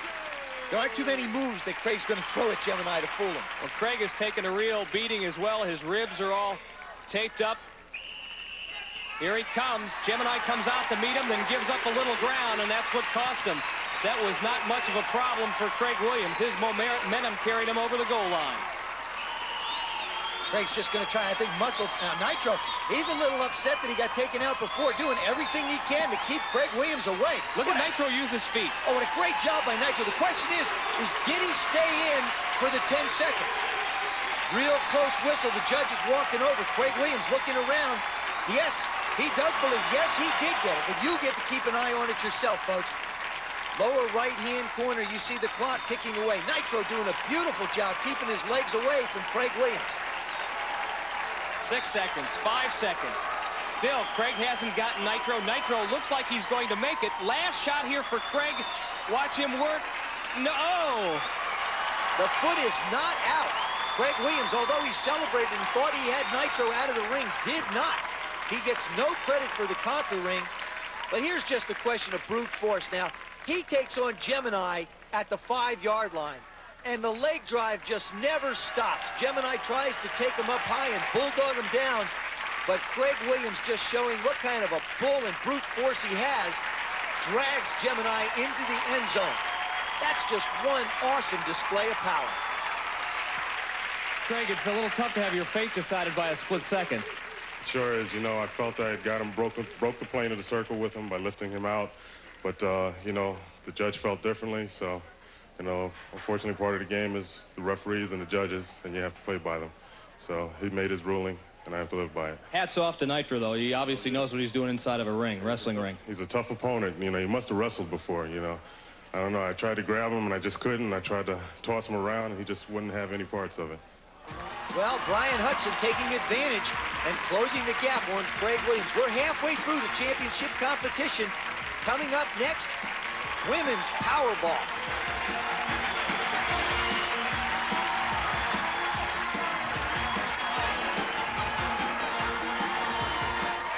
After 2 events, Nancy Petito with a pretty good-sized lead on Tracy Phillips, but it's only after 2 events. Next up, Powerball, and by now you know the ground rules. Score as many goals as you can inside a 45-second period. Each goal worth 15 points. Boston, Massachusetts, Nancy Petito. Both Nancy and Tracy have fared very well in this event in the prelims, the quarterfinals, and the semis. Now this is their chance to do it one final time. And believe me, both women will be glad when this thing is all over. Tracy Phillips and Nancy Petito. Now, it's interesting the strategies that they use. Who's going to let who go first to see if they can follow? Also, you can see we've added another gladiator. What has happened to Sunny is she hurt her knee and was unable to compete, and so Jade has taken over for her. Nancy working out of the blue barrel, Tracy out of the red. Quickly, Lace goes to find Nancy, can't stop her, she scores. Now Tracy trying to score against Lace and gets knocked out of the playing arena. Jade doing a good job in the middle, managing to hold down her own, takes a position, just steers him out. Now that's what happens when the Gladiator leaves an area. The contenders wind up taking advantage of it. Nancy Petito, seeing that Zapp has moved out after Tracy, she heads for the cylinder. Lots of scoring going on in this one. Nancy spending too much time trying to move by the Gladiators. Tracy always has that smile on her face. It looks face. like she's having the time of her life. When cardiovascularly or at least aerobically, she's got to be gassed. If she's not tired, I sure am just watching. And that's it. Tracy Phillips, 4 balls. Nancy Petito, 3 balls, 60 points to 45 points. This one looked a little bit less physical than we've seen previous Powerball competitions. A lot of juking and moving back and forth. Nancy starts out to her left, comes back to the right. Jade does her best to try and stop her from scoring, but is unable to stop. The women turn around and get back to those cylinders so quickly. Zapp assuming her position. There comes Tracy. Got a long way to go. She went all the way to the far right-hand side. Now scoops one out of the barrel. Sees that Lace has moved away from the position, but just can't quite score as Lace makes a great recovery to stop her from getting the 15 points. I said this once, and I'll say it again. You have fun out here. I mean, you're constantly smiling, and I know it's hard work. Oh, it is hard work. You got Monkey Lace there that can go every which way. And then Stump over here that's going to whale you on. The other girl's running all over the place. You got to try and avoid all three people because if Zap hits you, the ball's going to drop out here. Tracy, what have you done in your athletic past that has perhaps helped you in this event, Powerball? Track, but I just don't remember being this tired. Tracy Phillips managing to stay close to Nancy Petito, 220 to 165. Now, Joe, in the men's assault, this is what happened to Craig Williams. He was up first. He made it past the first three safe areas. He didn't get off the shot he needed to win, and he was eliminated at that fourth safe area, so he wound up with no points. And now it's Brian Hudson's turn. 135 coming into this event. Brian loads the rocket launcher and takes aim. Nitro sets himself behind his cannon. Remember, those tennis balls come at the contenders at about 100 miles an hour. A little bit high with his first shot. Brian sets himself, gets the pad out of the way, gets the rocket launcher set back. Oh, good move. Good move. Somehow he was able to dodge about 4 tennis balls there. Fires a quick one and moves on to the next safe area. Well, we've talked about this being the area where the contenders, yes, sir, that's it. That is the area where the contenders have constantly tried to get to try and eliminate the Gladiator. They feel more comfortable with the hand pistol, and Brian Hudson did it. Brian, in the preliminaries, you got knocked out early. In the quarters, you got knocked out early. In the semis, you got knocked out early in this event. I thought we were going to have to mail this one in, but finally, fourth time's the charm. Yeah, I'm just glad that the last time was the sweet one, and I hate this game. Not as much as Powerball, but those balls were coming awfully fast. Well, he may have hated it, but he managed to pick up some more points and take a 60-point lead on Craig Williams. The women are up next, and it's the joust. Tracy Phillips will be first. Houston, Texas, Tracy Phillips. Again, the mission here to knock that Gladiator off the platform. Tracy with 165 points coming into this event. She can earn another 100 by knocking the Gladiator off. And Zap, of course, wanting not to allow her to do it. Both the women have gotten very, very adept at handling those pugil sticks. If you think back to the first shows, Mike, everybody was just sort of throwing them at one another. Now they know to use the end, as Malibu called them, these giant Q-tips, managing to take a shot at the head, a shot at the body, anything to gain the advantage. Zap setting herself. Both women just kind of feeling each other out early on, and there goes Zap. She gets the big shots in there. Tracy's not budging, though. Zaps hits her once, twice, about 5 times already now. Now Tracy trying to push her off. Incredible the amount of shots that Tracy has taken. Zap tries everything she can do, finally backs into her and swings her hand out in front. I just don't know if the judges are going to allow that. Now it is clearly outside the letter of the law to allow your hands to leave the pugil stick, but Zap figures, hey, I've had Tracy up here long enough. It's about time that she goes and decides to heck with it. I'm going to let my hands off the pugil stick, and Zap most definitely disqualified for that move. Yeah, you can't use the old butt in, hip over checklist. That doesn't work. Even Friar Tuck didn't allow that stuff in the old days. So Tracy Phillips earns a much-needed 100 points. And now Nancy Petito will get her shot against Zap. Zap's learning how to just take and swing at things. She's got Nancy off balance again. Another shot. A shot in the head, a shot in the stomach. Nancy Petito now decides that she wants to be the aggressive one. She has got the stick up in Zap's head and takes Zap off. Nancy Petito will receive the points as well. Managing to take Zap off the top. Her hands never left the stick. There's no disqualification. She gets Zap leaning. She gets her back, and just decides that if she's going to go, she's going to take the Gladiator with her. And the judges have decided that if the Gladiator came off as well as the contender after 12 seconds, it is a draw. So now we take a look at the scores. Nancy Petito, 295. Tracy Phillips, 265 after 4 events in the championship competition. Coming up next, the men's human cannonball.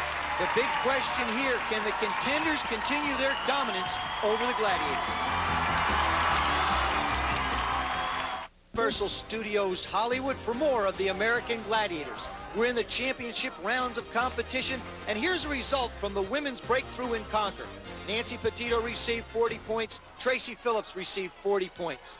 After 5 events, 335 to 305. Now it's the human cannonball for men. Each contender given 3 attempts to try to knock that Gladiator off that narrow platform about 4 feet wide. This is the second attempt of Brian Hudson. He was successful on his first one. 30 points for each successful attempt. If you get the hat trick, an extra 10-point bonus. Nitro sets himself, plants that back foot, gets down low. Here comes Brian in the tuck, and down goes Nitro. There's just nowhere to put your body on that platform. The Gladiators have tried every type of technique. They've tried standing there with brute force. Here you see Nitro trying to deflect the blow of Brian Hudson as he gets into him. Still, the contenders continue to be dominant over the Gladiators. And that's even with the rule modification. The contenders had such an advantage early on in the preliminaries because they were allowed to extend their feet. We changed the rule somewhat. Now the contender must come in the tuck position, resembling more of a human cannonball, and that hasn't worked. Well, here's the biggest of all the cannonballs. Craig Williams, an unstoppable force. He has not missed a Gladiator in all the competition, from the preliminaries to the semis to the quarterfinals. Everything he's managed to take out of his way. Craig Williams batting 1,000, and here he comes again. And again. Nitro so close that time. That's the thing about Nitro. He really likes this. He thinks he's getting it down. I can stop these guys. I can stop these guys. But each and every time, just too much force. Well, here he does the right thing here. He steps in to try and absorb the blow. But Craig Williams, with that 245 pounds of mass, and with the swing generating about 5 times body weight, Nitro's just not going to be able to stop over 1,000 pounds coming at him. Well, Malibu, it's his turn to stand tall against Brian Hudson. A little bit more difficult for Malibu. He's about 6 inches taller than Nitro, and goes off the platform quite a bit easier, I might add. The big blonde one has been the best falling off. I mean, there's nobody that goes off the platform like Malibu. And now Brian Hudson, a perfect 3 for 3. He earns the 10-point bonus.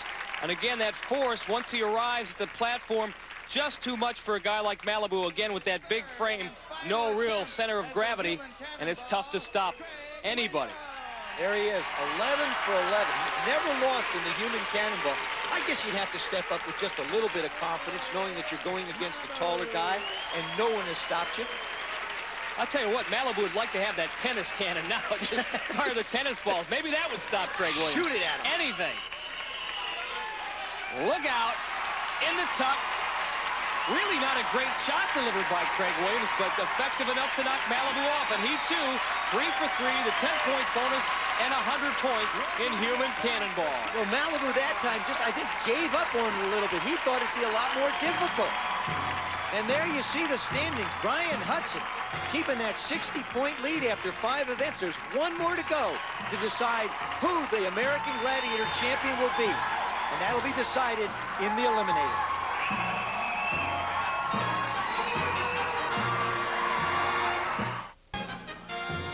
After 5 events of the women's competition, Nancy Petito with just a 30-point lead over Tracy Phillips. A very easy amount to be made up in the Eliminator. And it all comes down to this event. The Eliminator, which starts on a ramp. Those 2 balls have to be rolled to the top of the ramp, and from there the contenders will try to work their way across a balance beam. As they get across the balance beam, while the medicine balls are being swung at them, they move across some commando ropes, holding on to one above them, walking across another one, then jump onto the swing for life, They come over that platform wall, land on the mat, and start into the maze. And at that point, Joe, they have a choice to make, which corridor to take. If you pick the correct one, you'll miss the Gladiator standing at the other end and cross the finish line scot-free. And again, it's a race against the clock. Obviously, the faster you can whip through the eliminator course, the more points you can earn. In the blue lane from Houston, Texas. And there you see what Tracy Phillips needs to do, a win by 6 seconds, and she will be the winner. And that's a very, very small amount of time to make up, because at any point in the eliminator, you can be knocked off a beam, you can miss a rope, you can miss a cone and be penalized 5 seconds. It's the kind of event where you can take a chance and really go after it, but if you're too aggressive, you wind up losing the whole kit and caboodle. Now, of the two, Nancy Petito and Tracy Phillips, Nancy has turned in the faster time in the eliminator course, 33 seconds, back in that quarterfinal round. Tracy will have to try to turn the tables here. Nancy with the red ball, Tracy with the blue. Up the ramp they will go. This is it, the final event.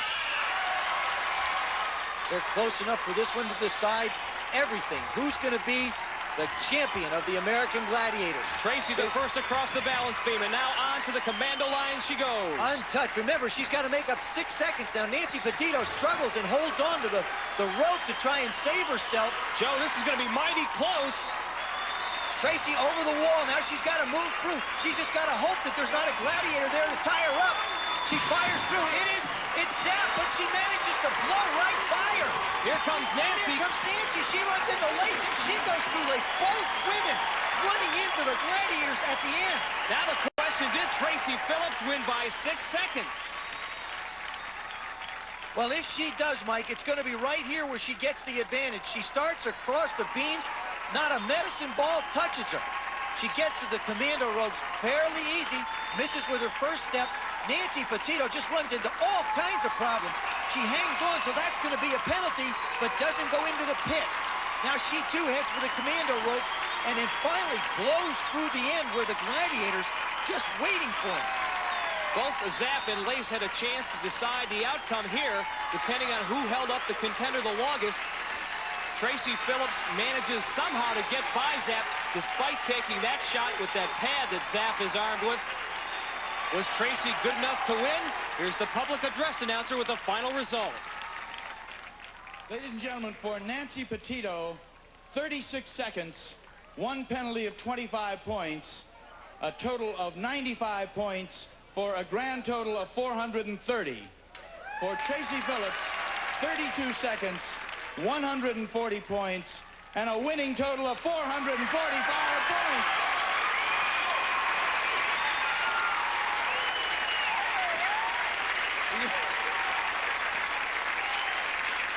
Oh, boy, I'll tell you what. You have to have been here throughout the quarterfinals and the semifinals and now the finals to appreciate what these women went through here on American Gladiators. Nancy, I'll start with you first. To be in the lead going into the final event and then to see it slip away, doing really a silly mistake on your part. I did. I went in there and I had the lead, and so I thought, well, I'd try to just play it cool and get over, and I grabbed the ball. Stupid mistake, and history. It probably won't sink in until a little bit later on tonight, but now that you've had a chance to digest what has happened and the 6 events and this whole 2 weeks that you've spent on American Gladiators competing as a contender, what's it all meant to you, do you think? The mental stress of this whole thing has been unbelievable. You just can't even imagine how bad it was. The physical part of it wasn't as bad as it looks, but just gearing yourself up mentally every day, and it was, 2 weeks full of work. It was really difficult. And it's not the easiest thing in the world to become friends with, say, someone like Tracy and then have to compete against her. Yeah, Tracy and I and another girl came pretty friendly. I tried to cool it down in the last days when I knew I was in competition with her, because it's just so hard to be friendly with somebody and compete at the same time. But she did a great job, and she won, so congratulations, Tracy. Nancy, congratulations to you. You gave us a great performance and something we'll remember here on American Gladiators. Nancy Petito. Well, Tracy, you've been speechless almost every time I've talked to you in post-event interviews. What about now? You've won it all. Oh, I'm so excited. I wanted to go to school so bad. And now I can. What do you think the folks back in Houston, Texas will think about all of this? Let it out. It's okay to cry. Believe me, it's okay. They're going to be excited. Okay. Tracy Phillips, the winner here on American Gladiators, and believe me, folks, these are tears of happiness. She did a fantastic job. Way to go.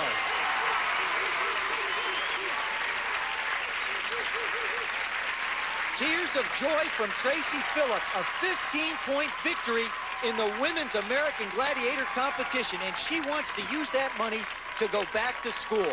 Now it's the men's turn. 60 points separate Craig Williams and Brian Hudson.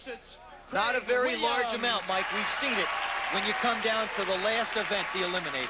60 points equates to 12 seconds in the Eliminator. That's what Craig would need to win by to beat Brian Hudson.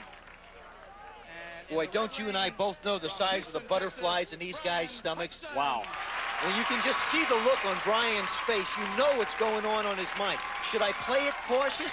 If Craig manages to get out there by a certain amount, I'm going to lose it all, and I just don't want to leave it on the course. And again, by comparison of the two, Brian Hudson has had the faster time on the Eliminator course. Brian with the red ball, Craig Williams with the blue. So many different places where one mistake can cost you a number of points.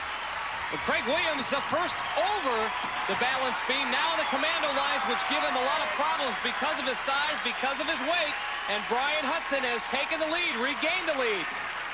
Across the barrier he goes, and now which corridor does he pick? He opts for the right one. There's no Gladiator there. He crosses the finish line. Craig Williams knows he is beaten, but he has come too far to quit at this point. Bang! Right over Malibu he goes. He lets out a giant roar and crosses the finish line. But there you have it, Brian Hudson, 500, Craig Williams, 395. Ladies and gentlemen, our winner is Brian Hudson.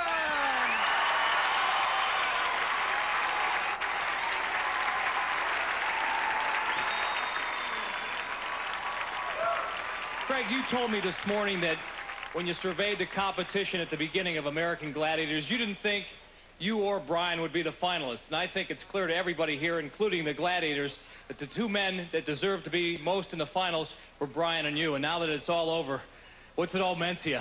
Well, I tell you, Brian and I, we really poured our hearts into this competition.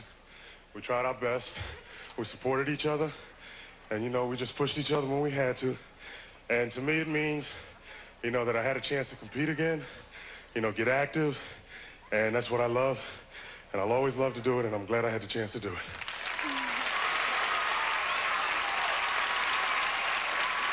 Brian Hudson, how do you spell relief? Into the competition, I tell you what, it's going to be it's going to take my body a while to rest and relax, but the money sure will help. In this last event, the Eliminator, were you aware that early on Craig was ahead of you? Yeah, I saw him out of the corner of my eye, and I said, "Oh man, the big man's scooting on," and I just didn't want to be dumb on the. I knew I had a little lead, and I didn't want to be dumb on it, but yet I didn't want to be too cautious and get knocked into the pit. Brian, you've had many cherished athletic moments in your life. Where does this rank, do you think? Well, it ranks pretty high because I don't think anybody can realize how tough this thing is and how hard everybody competed. We got close, and then some people went home, and so the last couple of weeks it's been real tough, but it's been a great experience that I'll always remember. Okay, well, we'll remember your performance here on American Gladiators. Great job, Brian. Brian Hudson, the men's winner on American Gladiators. Country, and after 12 weeks of intense physical competition, Tracy Phillips and Brian Hudson have proven their athletic superiority against a field of outstanding contenders and gladiators. They've each won $10,000, and they'll be back in May for the grand finals to face the winners from the second round, which will determine the male and female Gladiator of the Year and win the grand prize worth $20,000. Our champions have been decided, and for Mike Adamle, I'm Joe Theismann. Looking forward to seeing you next week on the American Gladiators.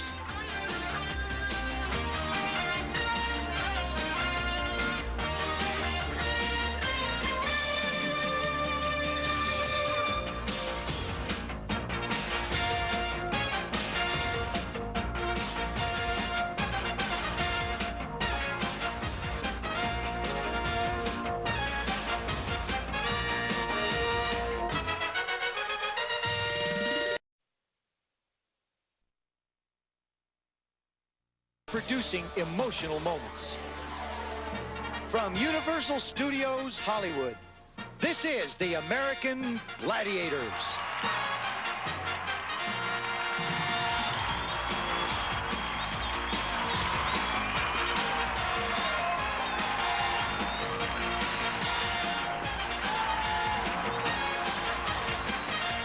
Hi, I'm Joe Theismann, along with my co-host Mike Adamley on the American Gladiators. We're here in the control room where we've put together a show for you that shows the best of the American Gladiators. Some of the biggest hits, some of the most emotional moments that we've had on these shows.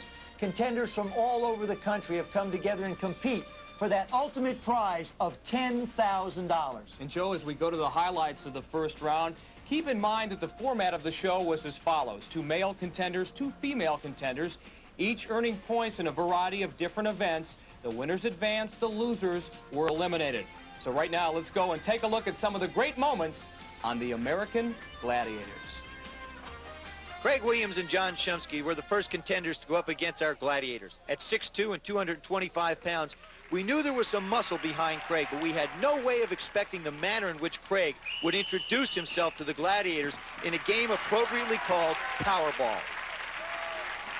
Oh, my goodness, Mike. One of the many cosmic collisions we saw here on American Gladiators. We should note also that John Shumsky was no slouch either when it came to hitting people as well. I think both Craig and John proved that in this 45 seconds of non-stop action that both of them had plenty of stamina to go with their strength. Yeah, but I don't think Nitro expected this kind of stamina. You can even see him wincing in the beginning. And then just an incredible collision. Of course, Craig Williams, a one-time fullback at Lafayette College. And, you know, he showed his skills again in the game of breakthrough and conquer, which includes a variation of one-on-one football. And it was truly a natural for Craig. There he just ran over Gemini. Now he jumps into the conquer circle against Malibu, which was really like a no contest. Malibu managed to stand up, but he went out of the circle in about 4 seconds. Many of the female contenders who traveled to Hollywood for the American Gladiators also had extensive athletic credentials, but none like Brenda Hunt of Roswell, Georgia, a black belt in karate. This was Brenda's effort in the women's joust, and as you can see, she went against Zap, and she gave away a lot in height, strength, but not grit and determination. Just a little girl, she throws that arm up victoriously. On appearance alone, Billy Wirth set himself apart from the other contenders. Underneath, however, this writer, actor, producer displayed as much will to win as any of his opponents. Billy rose to the competitive occasion in a manner similar to the rise of his career in Hollywood, and his athletic performances were right on target. Billy seemed to have an uncanny knack for sizing up the situation at hand. He would take one look at these athletic events here on American Gladiators and quickly figure out what needed to be done. He always went into it with somewhat of a game plan. He said his object was to try and get over behind the bush because he felt with the hand pistol he'd have the easiest opportunity to hit the target. Just dances around to set himself. There it was. He felt most comfortable with that little pistol. Felt like he had the best shot at the target. Now, when it came to the Eliminator, Billy Wirth's performance set standards on how to run this unique obstacle course. Billy didn't just run, he flew. It's incredible. I mean, they don't even get a shot at him with the medicine balls. He zips across the commando ropes like he was born on them. Now a little swing for life. Of course, he played a vampire in Lost Boys, so that was easy enough for him to fly around. Billy Wirth incidentally set a record time in the Eliminator of 20 seconds. Brian Hudson and Hosea Simmons' preliminary matchup paired 2 contenders from the city of Houston and also gave us one of the top 10 hits on the human cannonball. Here was Brian Hudson trying to take out Malibu. Malibu seems to be all excited, little gyration with the butt and everything, got the hands in the air. This is one of the all-time favorites of mine. Whoa! Every time I see it, I still feel the same way. Malibu wonders where he is, what happened, got a little cut on the head. But if you're talking about hair, you're talking about physique, you're talking about, that's a full 10 in flight. This is one of the few events that we saw where the contenders had a distinct advantage. Brian Hudson extends his legs and Malibu went flying. He also made a trip to the hospital where he received 5 stitches, but he came back to continue on American Gladiators.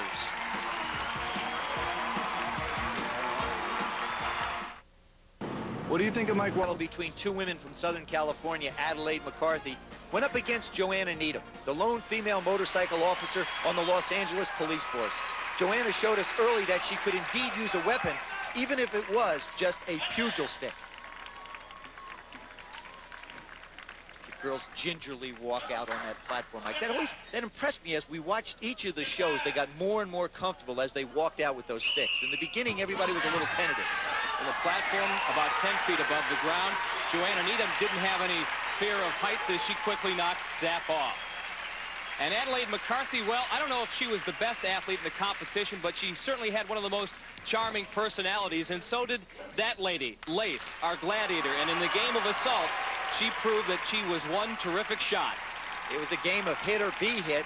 She lined up behind the bunker, the safe area, with the rocket launcher to take a shot at the target. Remember, all the contenders had to do was hit that target, and that's exactly what Adelaide did. Almost got her head taken off in the process, but she did. Of course, she managed to show just a little bit of enthusiasm every time she participated. And as was the case in so many instances, this matchup came down to the final event, the Eliminator. And Joanna takes a little bit of a lead, but right here, she takes a flying leap and tries to destroy the wall. Joanna, I guess, decided if she can't go over the barrier, well, she'll just go right through it. She went through that, and she went through the maze as well in fine fashion and won her preliminary matchup with Adelaide McCarthy. And the battle between the 2 girls from Boston also came down to the Eliminator. Amy Ross goes flying over, lands on the mat. Nancy Petito following her. Amy Ross goes flying through it, and Nancy Petito does her best to get by Lace. Amy won this little battle, but Nancy also advanced to the quarterfinals, and the 2 were to meet later. A junior football college standout, Jason Wyatt, was an early favorite in the preliminary fights against Phil Carroll. But this 5'10" former U.S. Marine gave us a display of consistency in American Gladiators that made him very difficult to defeat. And again, with his Marine Corps background, he knew how to fire weapons, and it paid off here in the game of assault. The thing that really amazed us about Phil Carroll is on the face of things, he doesn't look like a great athlete. He's not particularly muscular. He wasn't particularly quick, but he did everything just well enough to advance. He knew exactly how to maneuver himself into position. I think the one thing that stood out with this guy is his tenacity. That was the one thing that was so evident with Phil, is he was so tenacious. He went after everything full bore.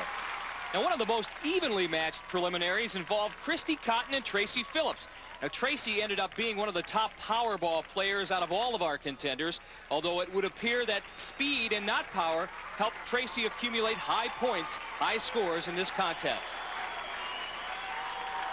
I think the thing about Tracy is it wasn't the speed, it was intelligence, Mike. She would wait for the other contenders to go out, get occupied by a couple of the Gladiators, and then just move from spot to spot. Now tied at 260 points apiece, Tracy and Christy went head-to-head in the Eliminator to determine who would advance into the next round. As both of them enter the maze simultaneously, they both run into the one big problem at the end. Whoa, what a shot by Zap, and there's Sonny. Now Christy manages to slide by, but Tracy, if she had finished 3 seconds later, would not have advanced, although she struggles and continues to struggle.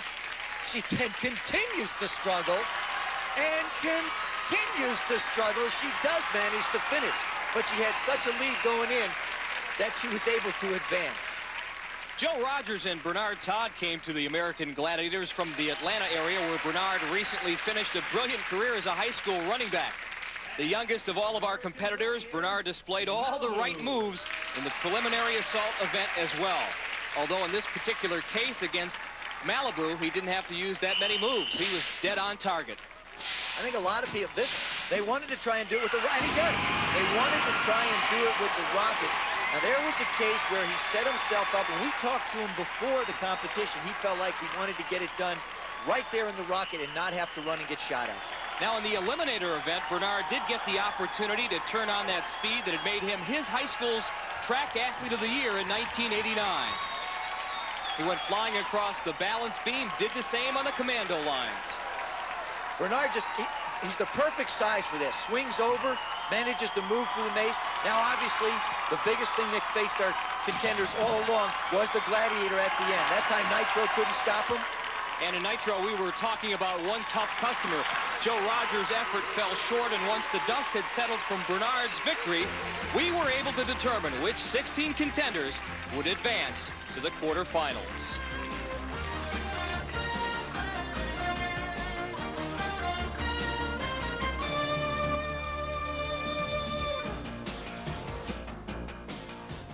Studios Hollywood, the site of our American Gladiators competition. You know, the quarterfinals immediately gave us a rematch of the two big boys from Boston, Craig Williams and John Shumsky. And as it happened in the preliminaries, we got to see the sparks fly again in Powerball. Well, not only did the sparks fly, but the Gladiators quickly realized how serious these contenders were, especially John and Craig. Not only did they take a pounding, but some of the paraphernalia, the equipment used in the game of Powerball, took a pounding as well. They killed the cylinder. Just ran right over it. Craig Williams just pushed Malibu right over the cylinder. We have to go to tough equipment from now on. Thank heavens for the crews to put it back together. Malibu's just going to land on this thing and crush it. Good thing they came apart. Malibu just gets smushed into the ground by big Craig Williams. Although it is not true that Malibu later filed for hazardous duty pay. Right. But once play was resumed, Shumsky, Craig Williams, and our three Gladiators went at it again. The most exhausting of all the sports. Now, Craig Williams, the way he went after things was he'd lay a shoulder on a Gladiator and then just bulldog him right to the cylinder and figure this was the easiest way to go. There you go. He lays his shoulder in. Shumsky trying to use a little bit more finesse, a little bit more quickness. When we talked about Craig's football background, Shumsky actually was a hockey player good enough to have been drafted by the St. Louis Blues, but he too demonstrated that he was fairly adept with his feet. Craig Williams just stumbling around. Those big legs of his got real exhausted after a while.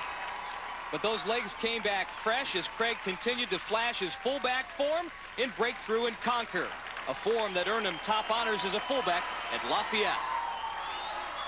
Just sheer power. Now, Gemini does everything he can to keep him out of the end zone, but Craig Williams would not be denied. Craig Williams went on to defeat John Shumsky in their second meeting as well. Well, Joe, Christy Cotton drew Brenda Hunt as her opponent in the quarterfinals. With Craig Williams, we knew what to expect when a former fullback met the Gladiators in Breakthrough and Conquer, but we were interested to find out what the result would be for Christy, a professional stunt woman. We quickly found out. No power there, just a little bit of moves, little giveaway, takeaway. Christy came at it a lot different than most of the women did. She used the speed to get by the Gladiators. Now in the quarterfinals, we were able to witness the ever-so-serious Billy Worth take on lighthearted Hosea Simmons, both superb athletes. And with that long hair, Billy looks like a rock star, and in that case, he really rocked Nitro. As they move into the Conquer ring, Billy sets himself against a much bigger Gemini. And this, I'd have to say, was the move of the competition. Just simply muscled Gemini over the top for a victory in the Conquer ring. A move that Hulk Hogan would have been proud of. Now, although his manner was easygoing, Hosea Simmons displayed tremendous determination in competition. His crucial moment in American Gladiators came on his second effort in the human cannonball. The contender stood on a platform about 22 feet above the ground. And watch here. The seat actually slides through his legs, and Hosea paid a price. His right hand went numb, and we'll see in the replay, his left knee will kick the seat up at an angle where he's unable to sit on it comfortably, so the entire weight of his body coming off that platform is on his hands and his arms. And as he swings through, he tries to hold on to himself, and he just can't quite do it and slides down. And had Hosea let go of the rope, he might have not suffered some of the minor abrasions that he did, but true to form, he came right back, got on top of the pedestal, grabbed that rope, and knocked Malibu off. As the contenders entered the final event, the Eliminator, Hosea was within striking distance of overcoming Billy Worth, but not in this event. Billy Worth continued to dominate in the Eliminator. I don't know what kind of strategy a contender could use against Billy Worth, because Billy was more like Peter Pan out there, extremely comfortable working on the balance beam and swinging from the ropes, and got a little lucky, too, as he crossed the finish line without running into the Gladiator. Now, Brian Hudson and Terry Moore were so alike in so many ways that some people had trouble telling them apart. I know I did. So when they were paired off in Powerball, it meant trouble for the official scorers as well, and for the Gladiators.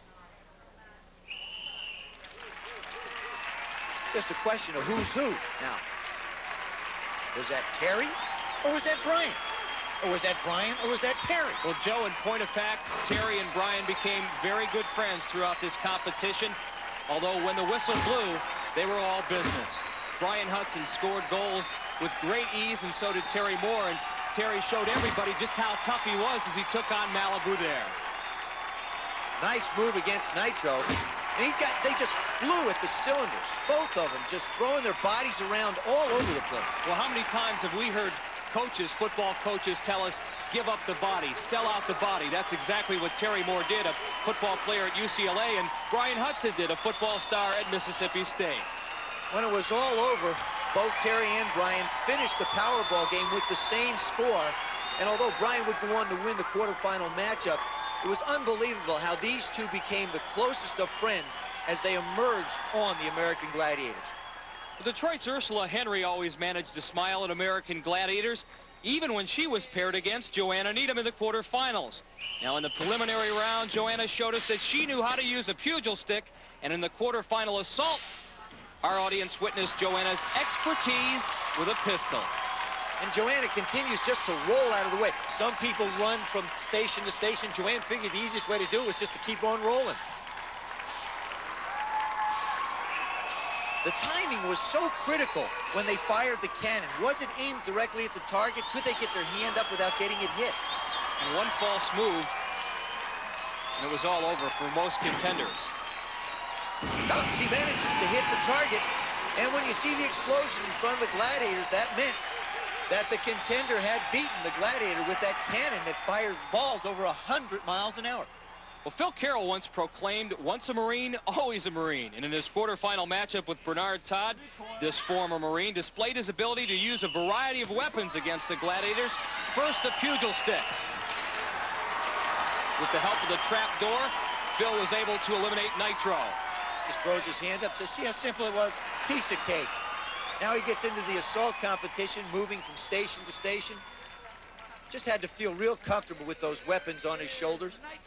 And this was Nitro's chance to return the favor. Like an elephant, Nitro never forgot throughout this American Gladiators competition. Anytime the contenders did a number on him, Nitro was ready, willing, and able to return the favor. But not in this case, as Phil Carroll deadly with that rocket launcher. Adelaide McCarthy and Tracy Phillips took their quarterfinal battle to the final event, the Eliminator. With the memory of being trapped in this event fresh in her mind from the preliminaries, Tracy knew she couldn't afford any mistakes against Adelaide. Tracy was the first one up the ramp, and she was also the first one across the balance beam. It seemed like the women took so much more painstaking time setting those big medicine balls in the cylinder. And sometimes that caution cost the contenders. In this case, Adelaide McCarthy, she was knocked into the pit, and that allowed Tracy Phillips to win, but Adelaide refused to quit. They take their time. Tracy just moving along methodically over the ropes, through the commando ropes, through the maze, just prancing right along, and managing to miss the Gladiator, which had to be, as far as I'm concerned, the biggest relief for any of our contenders in all the competition, just knowing that they could get by the Gladiators without getting hit. So, 8 contenders advance to the semifinals, and we'll look at their results when we come back. Are you one of the millions of people? Now let's move on to take a look at some highlights of the semifinal competition. Unfortunately, the first round was marred by some injuries. One to Joanna Needham, the other to Phil Carroll. But let's take a look at Joanna's first. Well, Joe, the assault event usually meant big points for Joanna Needham, but in the semis, assault meant the beginning of the end for this LAPD motorcycle officer. Joanna had showed us previously that she liked to use the run and roll technique to avoid those tennis balls. But in this case, watch here. With her right arm, she tries to break her fall and winds up bruising her shoulder. In all the events, Mike, there's going to be some type of contact, and there was no way that Joanna could have avoided it in the next competition, which was the breakthrough and conquer. She exposes her shoulder to Lace, runs right into her, and then lands on her back. And you can see as she lies there in tremendous pain, having separated the right shoulder and was unable to continue in the competition. You can see her move in. Now she puts her right shoulder, tries to get that left arm into Lace. She does get the right shoulder, and as she lands on her back, Lace's arm comes right underneath her right shoulder and just injures it too much for her to continue. Now, it would have been easy for Joanna to call it quits, but what's amazing to me, Joe, is she got up under her own power after this tremendous shot she took from Lace and took on her shoulder, and she performed in the conquer ring. She refused to leave the competition. One arm she went in against the Gladiator. Although she didn't win, she did finish the event. Now, Phil Carroll proved to be a study of grit and determination in the American Gladiators, but a fall during his semifinal Powerball competition seemed just too much for him to overcome. As he plants that right knee, it seemed to buckle under him, and he grabs on. Now, the amazing thing about Phil Carroll in this event, Mike, was he went back and finished. Now, this was 45 seconds, and this was early into it. So he had another 20 seconds at least to run around and limp and get it done, and he still did it. And quite frankly, Joe, Phil was never the same after that injury, because in the human cannonball competition, Phil, because of that injured knee, went 0 for 3, even 0 for Malibu, which wasn't easy to do because Malibu was the one guy who got knocked off fairly regularly. I think this is the only time that Malibu actually does stay up on the platform. And really it was the fact that Phil went in with a half a leg, 1.5 legs. There was just no power left. You see him limp off. And as he limped off, he was unable to continue in the competition. So John Shumsky, the alternate, had to fill in for him. And once again, Shumsky was pitted against Craig Williams. But Williams had built up such a big lead in the cannonball, he never had to worry about looking back in the semis. He was off to the finals. Williams was so dominant, in fact, that he was 12 for 12 in the human cannonball, and you had to wonder what was going through the minds of the Gladiators standing on that narrow platform as they gazed into the evil eyes of Craig Williams, who meant all business when he was on top. We saw the Gladiators, Mike, try deflecting the blow, sliding off to the side, but the guy's so big. What do? Do you step up in front and meet him? Do you step off to the side? Do you try and deflect it? Nothing worked against Craig Williams. What you do is you pay up on your life insurance premium. Then you move on into Powerball, where he treats everybody like it's just a minor obstacle in his way towards the cylinder.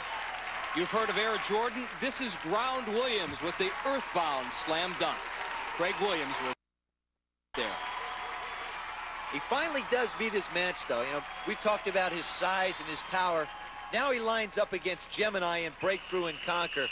And really, you expected a much louder collision than we got. But Craig Williams just sort of pussyfooted right up and tried to finesse his way by Gemini. I guess he decided enough of a beating was enough. But Williams did bounce back in the conquer ring against the ever-dangerous Nitro to earn himself a spot in the finals. It's just a question of brute force. Craig Williams gets down low and takes that 245 pounds of power. Manages to get thrown off by Nitro one time, but once he gets his hands on him and gets him going in the wrong direction, he just knocks him out of that 12-foot circle. A housewife and a mother of one, Nancy Petito, surprised many by advancing to the semifinals. Nancy, however, displayed great poise in building a lead over Joanna Needham prior to Joanna's injury. Nancy also saw what happened to Joanna when she went the direct route and decided to use a little finesse to score in breakthrough. Now she slides into the conquer ring against Zap. Zap gets down real low, figured if she could lock into Nancy's leg, she wouldn't have a problem. But all Nancy had to do was roll and take her out. Now what she does in the breakthrough part of this competition, she lines up to the far right side and lets Lace take the angle and then cuts back across in front of her, and it's just an easy score for Nancy Petito. When we come back, we'll take a look at the other group of semifinalists on the American Gladiator. Goes Hollywood, the site of our American Gladiators competition, and with a spot in the men's finals on the line, Brian Hudson and Billy Worth battled in an intense semifinal. The Powerball event served as an indicator of the type of competition it would be. Well, I think, Joe, there's a difference between confidence and cockiness, and the Gladiators mistook Billy Worth's confidence for cockiness, and they wanted to make him pay the price. They threw him out of bounds. They roughed him up. And Billy finally had enough. He decided to get back at Gemini. Yeah, but he picked on the wrong guy. I mean, if you're going to pick on somebody, you don't pick on the biggest of the Gladiators. And it just got into heated competition. Gemini gets the best, pins Billy down. Billy's still looking for him. As you said, you know, we talked about the fact that this is very heated competition. These guys are playing for $10,000, and they take it very seriously. And this is what got Billy Wirth all upset. He gets by Nitro, manages to lose him, and then Gemini comes over, plants a forearm in the nose, and then slams him into the ground. He certainly didn't like it at all. And as he got up, he's just going to let Gemini know what's going on. He slams the ball in the back of the head. Well, Billy Wirth was undaunted after this, continued to move along, tried, and he thought, well, what the heck, I'll just go on and score. Gemini's not going to be around. As he turns around, Gemini just pursues him and knocks him off into the nickel seats, into where the cameramen are. Billy trying to fight his way back, can't do it. And then it just became a matter of brute strength over desire. It typified Billy's performance throughout American Gladiators. He would never back down from anybody. He was tough. He was ready to go in each and every event. There you see the bruises on his face. And, you know, as heated as it gets sometimes, he walks up and gives Gemini a forearm. Used to shake hands, used to slap high fives. Now to give each other forearms. And doing the American Gladiator version of the Bash Brothers. Right, that's right. After the slight delay, they resumed the competition. And Billy Wirth was still trying to outrun Gemini. It seemed like no matter where he turned, Gemini now was going to mirror every move he made. Brian Hudson took advantage of the double teaming on Billy Wirth and was able to score, although he took a pounding as well. Nitro just wasn't going to back off from anybody. He sent Brian Hudson into the cheap seat, sent Billy Wirth down to the floor. And everybody seemed like, hey, the best way to go is not after Gemini and Nitro. Let's go after Malibu, the big guy with the blonde hair. And remember those gassers we used to run where the coaches would run you relentlessly into the ground, 45 seconds, 45 seconds? That's exactly what Powerball was like. These men were spent. I'm glad the days are behind me, I can tell you that. There's Brian Hudson. He just decides that he wants to put a few moves on Malibu. They sort of figured out in this competition which one was the easiest they thought they could handle. And I don't know whether they even made the right choice. Although he does manage to score, Malibu's going to take him again out of bounds for a long ride. When you got down to the semifinals and the final competition, the Gladiators just rose to the occasion and became more intense themselves. And the contenders were beginning to feel the effects of not just Powerball, but all the events here on American Gladiators. They were battered, they were bruised. This surface here in Powerball, much like AstroTurf, it's hard, and when you hit it, you have a bruise that remains there for several days. It's just incredible to me that Billy Wirth, as much as he was thrown down, he still managed to bounce back. And undaunted, he just came back in the assault competition and wins it. Got his headband fixed. The thing that nobody realized about Billy is what an athlete he was, a 7-foot high jumper, a man of extraordinary quickness. Does all his own stunts in the motion pictures that he stars in. Pretty handy with a hand pistol. Yeah, you can just see the look of discouragement. He knew darn well that he was in for a heck of a run against Brian Hudson. Now, Brian moves through the breakthrough part and just floated right into the end zone like it was nothing at all. Now he's up against Malibu and just wings him right out of the conquer circle. And because he was successful in both breakthrough and conquer, he won 100 points and was able to build up a sizable lead on Billy Wirth, a lead that he would need going into the last event, the Eliminator. Here in the breakthrough part, he just sort of sets up the defender, for lack of a better description. The Gladiator does a nice job of putting a move on Nitro. Now Nitro had some football experience, but he was no match for Brian. Well, it's just a case of the offense beating the defense, Mike. Well, Brian was able to take to the offensive again in the event called Human Cannonball, the event where the contenders seemed to have the clear-cut advantage. Gemini stood tough, but not tough enough. So, 1 down, 2 to go. Nitro was up next. I always felt like Gemini was the most difficult to knock off the platform. Although Nitro, he's a lower, smaller guy, gets his rear end down. You see him bend down low, using different techniques, tries to deflect the blows, but it didn't stop Brian. Brian Hudson got in the tough position and made it 2 for 2. 1 man to go. You can see him wince a little bit. This competition, the Band-Aids on the shoulders, wraps around the arms, both contenders and gladiators beat up at this point. Brian almost had the hat trick until that mistake right there. He got hung up on the platform. It took away some of his momentum, and Malibu, not usually a force in human cannonball, was not knocked off. You'll see him come off. You see his heels just catch on the lower part of the platform. He gets up good and high, and as he comes down, his feet hit. You see his knees bend hard, and most of his momentum was taken away. Well, Brian took a 60-point lead into the eliminator, the equal of 12 seconds.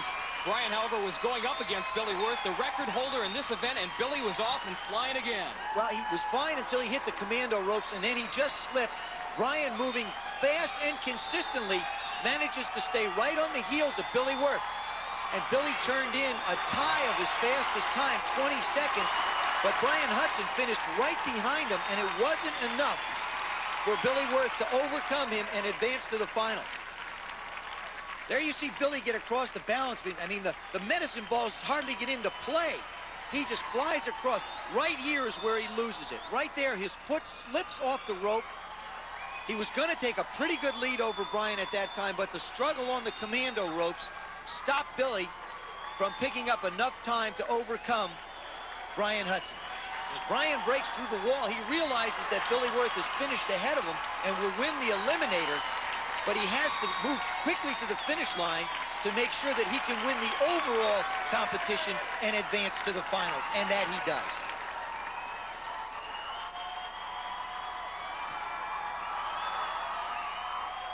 Christy Cotton defeated Tracy Phillips in the preliminary round, but Tracy turned in her top performance to turn the tables in the semifinals. This was breakthrough and conquer.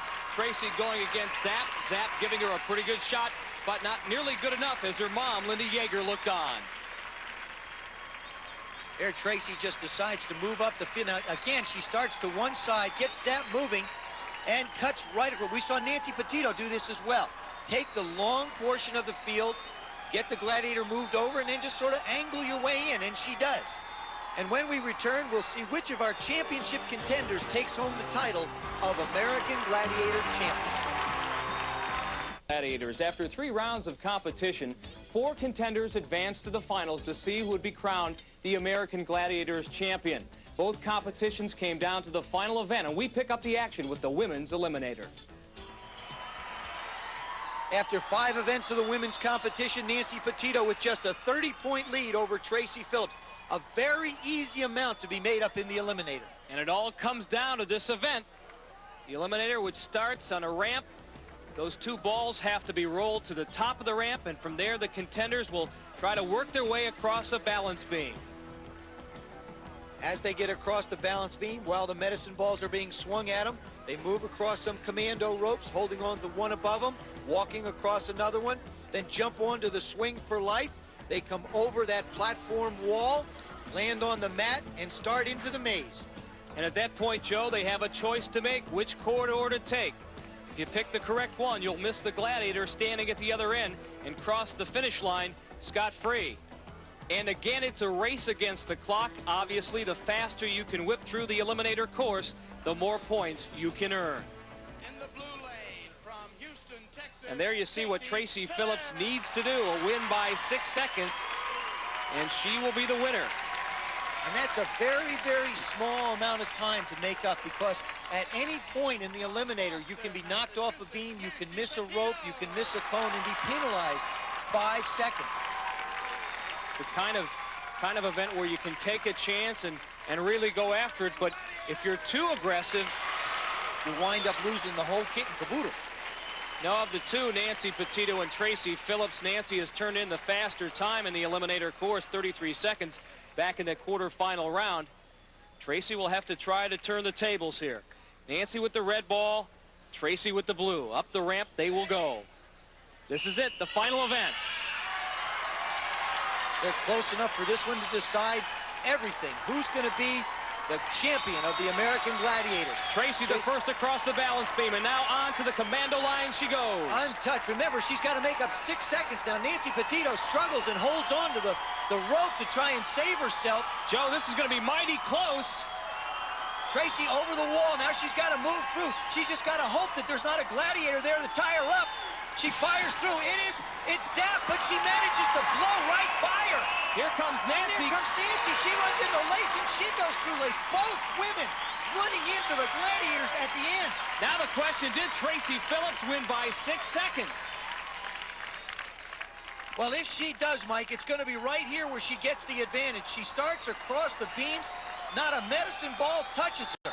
She gets to the commando ropes fairly easy. Misses with her first step. Nancy Petito just runs into all kinds of problems. She hangs on, so that's going to be a penalty, but doesn't go into the pit. Now she, too, heads for the commando ropes, and then finally blows through the end where the Gladiators just waiting for him. Both Zap and Lace had a chance to decide the outcome here, depending on who held up the contender the longest. Tracy Phillips manages somehow to get by Zap, despite taking that shot with that pad that Zap is armed with. Was Tracy good enough to win? Here's the public address announcer with the final result. Ladies and gentlemen, for Nancy Petito, 36 seconds, 1 penalty of 25 points, a total of 95 points, for a grand total of 430. For Tracy Phillips, 32 seconds, 140 points, and a winning total of 445 points.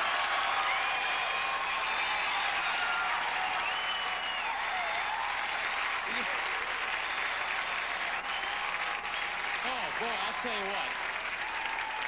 You have to have been here throughout the quarterfinals and the semifinals and now the finals to appreciate what these women went through here on American Gladiators. Nancy, I'll start with you first. To be in the lead going into the final event and then to see it slip away, doing really a silly mistake on your part. I did. I went in there and I had the lead, and so I thought, well, I'd try to just play it cool and get over, and I grabbed the ball, stupid mistake, and history. It probably won't sink in until a little bit later on tonight, but now that you've had a chance to digest what has happened in the 6 events and this whole 2 weeks that you've spent on American Gladiators competing as a contender, what's it all meant to you, do you think? The mental stress of this whole thing has been unbelievable. You just can't even imagine how bad it was. The physical part of it wasn't as bad as it looks, but just gearing yourself up mentally every day, and it was, 2 weeks full of work. It was really difficult. And it's not the easiest thing in the world to become friends with, say, someone like Tracy and then have to compete against her. Yeah, Tracy and I and then another girl came pretty friendly. I tried to cool it down in the last days when I knew I was in competition with her, because it's just so hard to be friendly with somebody and compete at the same time. But she did a great job, and she won, so congratulations, Tracy. Nancy, congratulations to you. You gave us a great performance and something we'll remember here on American Gladiators. Nancy Petito. Well, Tracy, you've been speechless almost every time I've talked to you in post-event interviews. What about now? You've won it all. Oh, I'm so excited. I wanted to go to school so bad. And now I can. What do you think the folks back in Houston, Texas will think about all of this? Let it out. It's okay to cry. Believe me, it's okay. I'm going to be excited. Okay. Tracy Phillips, the winner here on American Gladiators, and believe me, folks, these are tears of happiness. She did a fantastic job. Way to go.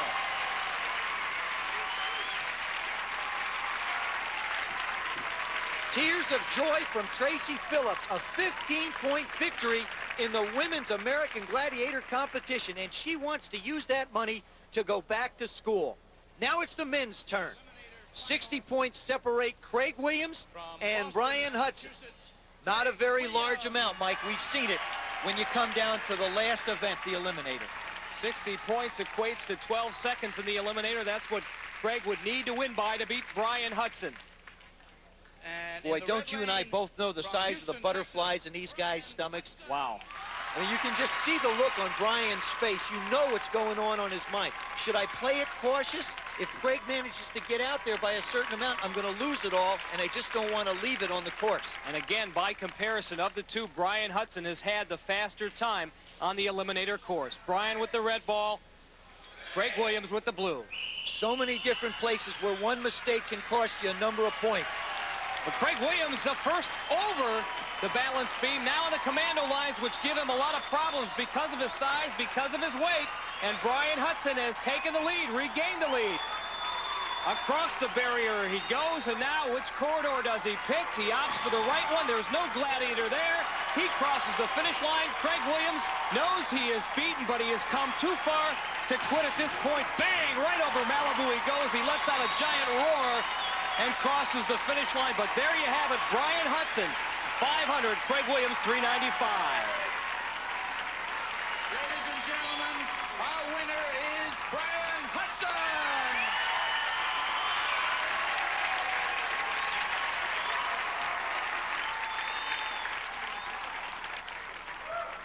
Craig, you told me this morning that when you surveyed the competition at the beginning of American Gladiators, you didn't think you or Brian would be the finalists. And I think it's clear to everybody here, including the Gladiators, that the two men that deserve to be most in the finals were Brian and you. And now that it's all over, what's it all meant to you?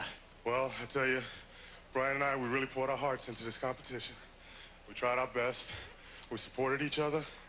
And, you know, we just pushed each other when we had to. And to me, it means, you know, that I had a chance to compete again, you know, get active. And that's what I love. And I'll always love to do it, and I'm glad I had the chance to do it.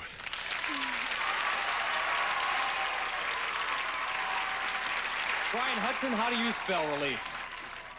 Into the competition, I tell you what, it's going to take my body a while to rest and relax, but the money sure will help. In this last event, the Eliminator, were you aware that early on Craig was ahead of you?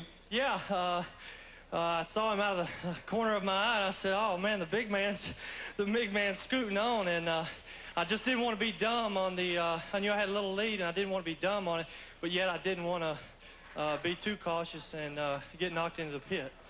Brian, you've had many cherished athletic moments in your life. Where does this rank, do you think? Well, it ranks pretty high because I don't think anybody can realize how tough this thing is and how hard everybody competed. We got close, and then some people went home, and so the last couple of weeks it's been real tough, but it's been a great experience that I'll always remember. Okay, well, we'll remember your performance here on American Gladiators. Great job, Brian. Brian Hudson, the men's winner on American Gladiators. Saturdays on ESPN. Brian Hudson have proven their athletic superiority. They've each won $10,000, and they'll be back in May for the grand finals to face the winners from the second round, which will determine the male and female Gladiator of the Year and win the grand prize worth $20,000. Well, Michael, we've crowned the champions in the American Gladiator competition, but there are certain things that just stand out in my mind about all the different events. To me, it was the shot that Malibu took. At first initial hit as he stood up on the pedestal in the human cannonball, and Brian Hudson really just sent him into next week. Well, Joe, I remember the emotion of Amy Ross, the tenacity of Phil Carroll, and the power of Craig Williams. Okay, so it wasn't the Super Bowl or the World Series, but the contenders, much like Walter Mitty, competed like it was, putting their heart and soul into each and every event. And we'd like to salute each and every one of them. For all of us at the American Gladiators, for Mike Adamle, I'm Joe Theismann saying goodbye.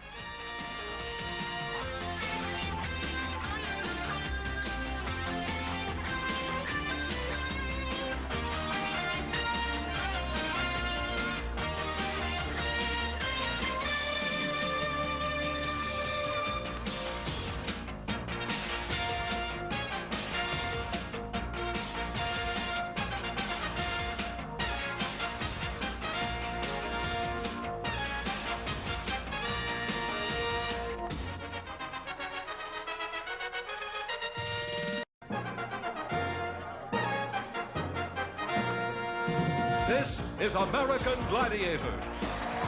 Selected from a national athletic search, 22 men and women have come to Hollywood to wage battle against our force of American Gladiators for a single honor, to become American Gladiators champion. Now here are your American Gladiators: Nitro, Lace, Blade, Gemini, Titan, Zap, Gold, Laser, your American Gladiators.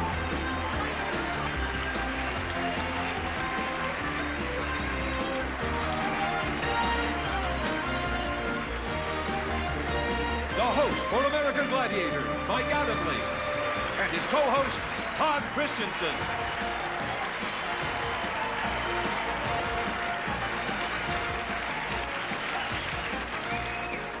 Hi, everyone. Glad you could join us for this second edition of American Gladiators competition. And once again, we have chosen an outstanding group of contenders from around the country, very athletically gifted contenders. And the Gladiators, well, they're bigger and badder than ever. And we have two more this time around. And Todd, during your glory days with the Raiders, you played with a lot of bad hombres, but how do these Gladiators compare to some of your ex-teammates? Mike, to be honest, I'm glad they're not around when I was there. I might have lost my job, but it's not just the Gladiators. The competitors are intense, and they want to win. Well, the contenders promise to put their best foot forward, and the Gladiators promise us some titanic confrontations. All right, let's meet today's contenders. In the women's competition, please welcome Joni Podesta from Santa Monica, California, a fitness camp director. And her opponent, Gina Harrison from Pittsburgh, an aerobics instructor. In the men's event, please welcome Carl Allen of La Mesa, California, a personal fitness trainer. And his opponent, Rick Herbst, a native of St. Louis, who works as a paper handler.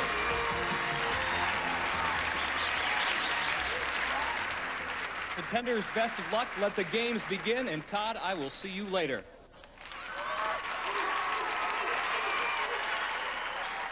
This is how our show works. The contenders compete against each other in 7 events that involve our American Gladiators.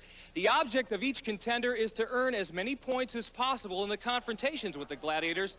The men's and women's contender with the most points after 7 events automatically advances to the next round of competition and one step closer to our championship final. Coming up now, the first event, Powerball. And here's Todd to tell you all about it. Powerball is a 45-second contest of contact and strength in which both contenders compete simultaneously in an effort to score as many goals as possible within that time limit. Each contender starts off at opposite ends of the floor and must take a ball from alternate buckets after each attempt at a goal. Both contenders may score in any one of 5 containers. Each of the outer baskets is worth 1 point, and the center container is worth 2 points. What makes this event difficult is these 3 American Gladiators, whose job it is to stop them. And Rick Herbst is going to need all the power he can muster, just 170 pounds. He's a Lilliputian against those Gladiators. Well, you know, Carl at 5'11", 200 pounds is a little bit larger, but remember out there, Mike, there's about 750 pounds worth of Gladiators they're going to have to contend with. Ready?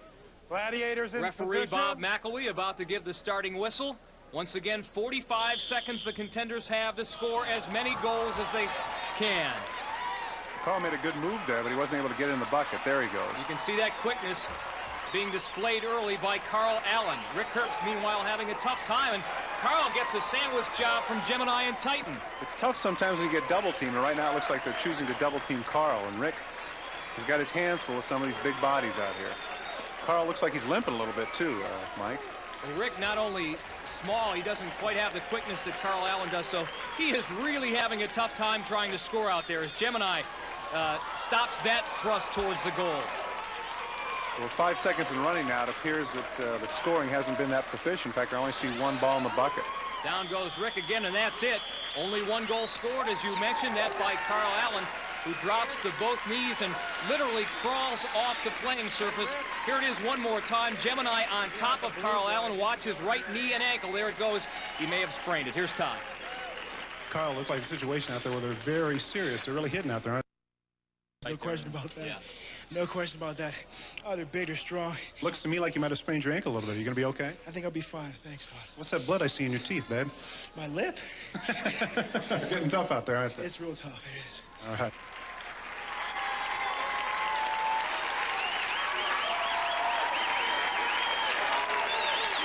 The one thing I want to say is that 1 ball is too many for the American Gladiators, and I'm not happy with it, but we will be back. And with the force of my American Gladiator fans behind me, we will be back. Make no mistake, these American Gladiators take a lot of pride in Powerball. So after this first event in our men's preliminary round between Carl Allen and Rick Herbst, Carl Allen with a 1-0 lead, he scored the only goal in their Powerball matchup. The women are next in their first event. It's something we call the wall, so grab the pitons and harness yourself in. It's going to be fun to watch.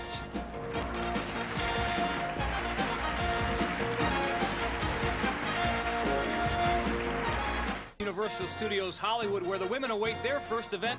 It's called The Wall. Here's Todd with an explanation. In this event, our contenders have 2 minutes to scale this 32-foot wall while the Gladiators follow in pursuit. The first contender who makes it to the top will earn 10 points, and if the second contender can make it as well, she will earn 5 points. If neither contender can reach the 32-foot peak, then the contender who scaled the higher level will take away 5 points. And one of our contenders in this preliminary round, Joni Podesta from Santa Monica, California. She is a railroad handcar champion. We'll try to explain what that is a little bit later. She'll be chased up the wall by Blaze. And Gina Harrison, at 5 foot 10 inches tall, a native of Pittsburgh, Pennsylvania, is an aerobics instructor, former track star at Dartmouth. And she will be trailed by the infamous Zap, who, as you get a view up the 32-foot edifice from her helmet cam, and they're set to go. And we should keep in mind the contenders have a 10-second head start up the wall until the Gladiators can begin their climb. Joni Podesta in the blue, Gina Harrison in the red on the right of your screen. A lot of upper body strength involved. And here come the Gladiators. Oh, looks like, Joni couldn't quite hang on. It appears that her hand slipped off, and now it's a race between Zap and Gina. Right now, Gina's assured herself of 5 points just by being able to stay on the wall, but it looks like she wants a little bit more than that. Well, Zap is usually very relentless in her pursuit. Last week, she dragged down Susan Farwell after Susan had that 10-second head start. She's trying to close in on Gina now. You can see the view from helmet cam, but Gina is on her way to the top. She's going to make it. Gina hasn't been too terribly intimidated by Zap. She just marched her way up to the top, and she made it 10 points richer and more than a little bit excited. Gina made it to the top in 54 seconds. Meanwhile, this was the fate of Joni Podesta. Here's Todd with Gina. Gina, everybody's been complaining about the fact that it's so tough to get up there, but it didn't look like there was any sweat for you. That was great. No, I just was trying to climb, watch my feet, and just get it up there. I didn't like the fact that she was right behind me. It's tough on the manicure, but it looked to me like it was no sweat.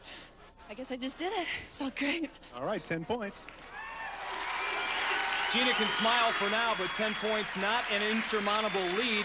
6 more events to come. Now, after one event for the men, Carl Allen leads Rick Herbst 1-0. But the wall is an event that Rick should do well in, given his wiry stature, 170 pounds, and very strong in the upper body. He'll be chased by Laser. And Carl, at over 200 pounds, is going to have a little bit more of a struggle. And, of course, with Nitro chasing him, Nitro always intense. It's going to be a rough climb.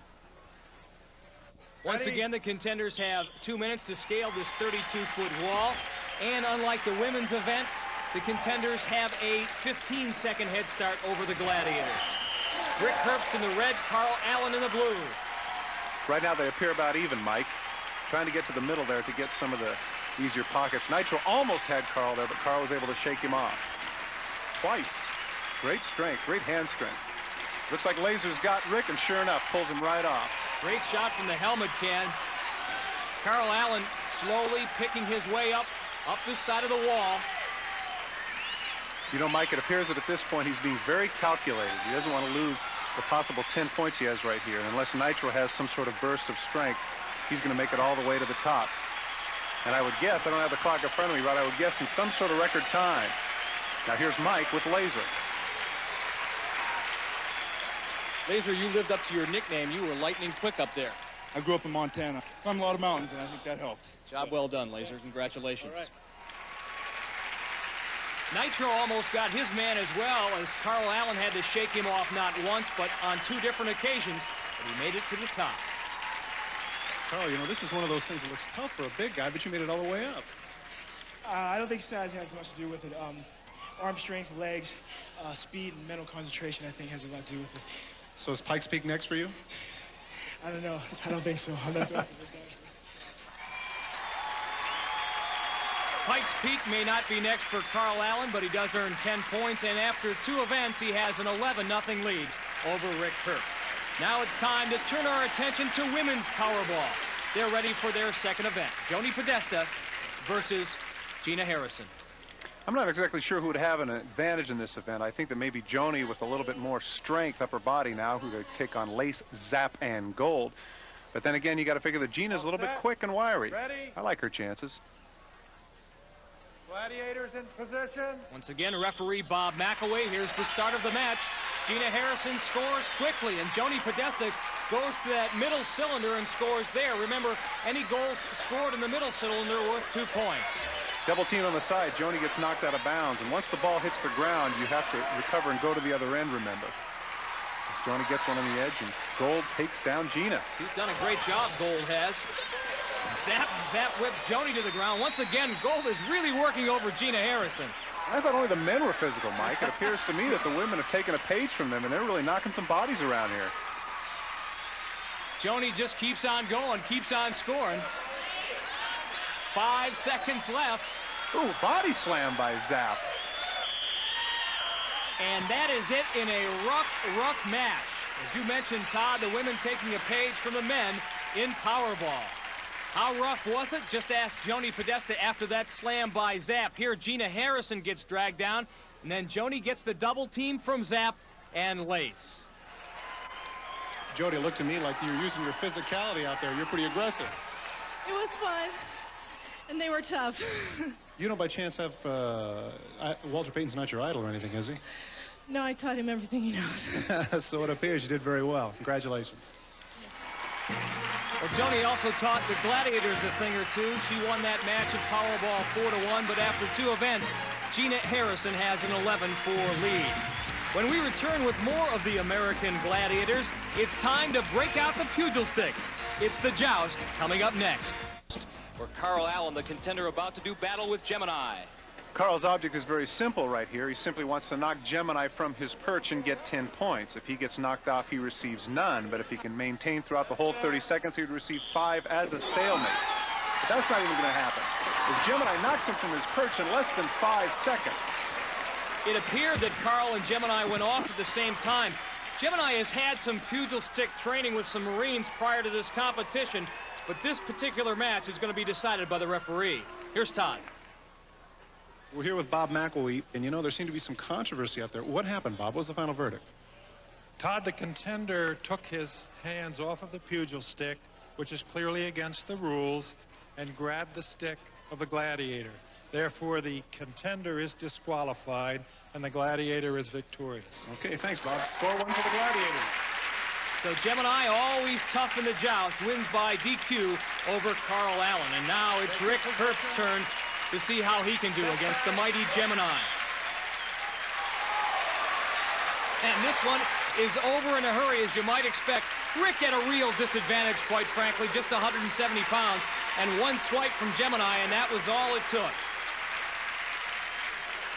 Shot to the head there, a little push, another shot to the head, and that was it. Rick goes flying. Gemini, you've been working out with some Marines in your hand-to-hand combat. It really showed these last 2 bouts. That's right. It helped me when I came over with a horizontal slash, and I was going to come up on the second bout with an underbutt. And those are some of the techniques we were taught by the Marines, and they worked effectively for me. Scored 2 for the Gladiators. He even's got the terminology down pat. So after 3 events, Carl Allen 11-0 over Rick Herbst. Gina Harrison 11-4 over Joni Podesta after 2 events, and now it's their turn to joust as Joni goes up against Blaze. You know, Blaze looks a little frail compared to Joni. I'd have to think that Joni would have a little bit of an advantage in this event, as they seem to just be punching one another right now, feeling each other out. Well, initially, Joni took Blaze's best shot, and then she came back doing a little counter-punching of her own and knocked Blaze off. Joni was able to keep her center of gravity. Right here, she takes a good left shot to the chin, but is able to keep her feet on the platform. Whereas now Joni gets in a shot to the head, a couple of more, and knocks Blaze right off the pedestal. Here's Mike. For a moment there, it looked like Blaze had you going. I was going off, yeah. But I think I took advantage of her being a little bit off balance. But she still had me for a minute there. You've picked up 10 extra points. Yeah, I'm glad about that. I just got to keep that up.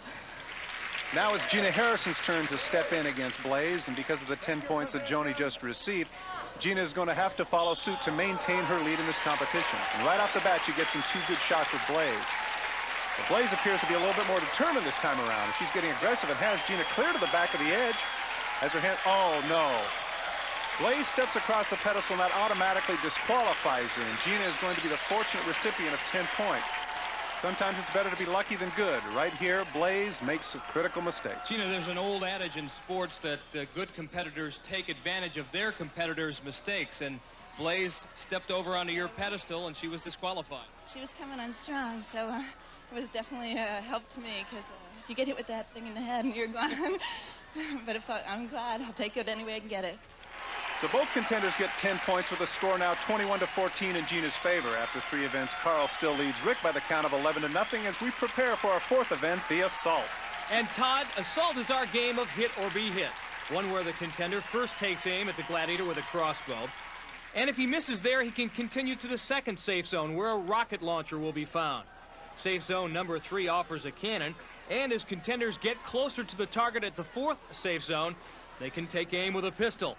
The 5th safe zone has 3 hand grenades. While Carl and Rick attempt to run between these zones, Nitro will be shooting at them with a cannon that fires tennis balls in excess of 100 miles an hour. They have 60 seconds to complete their mission. The mission to hit the target located above the Gladiator. Rick made it safe enough to the 1st zone as he lines up the crossbow. But that shot was less than extraordinary, as now he's going to head to the 2nd safe zone. A little bit quicker this time as he sets up the rocket launcher. Nitro's tough in this event. Well, ideally, you'd like to be patient and have the luxury of taking aim, but time is of the essence. You can see the clock in the right-hand corner of your screen. That's what Rick is working against. We should mention here, Mike, the fact that even if he is not able to hit the target, which, of course, the white is the 10 points and red is 7, if he is able to make it through the entire course without getting hit, then he will still be able to get 4 points. And he's cutting it close right now as it's less than 10 seconds and counting.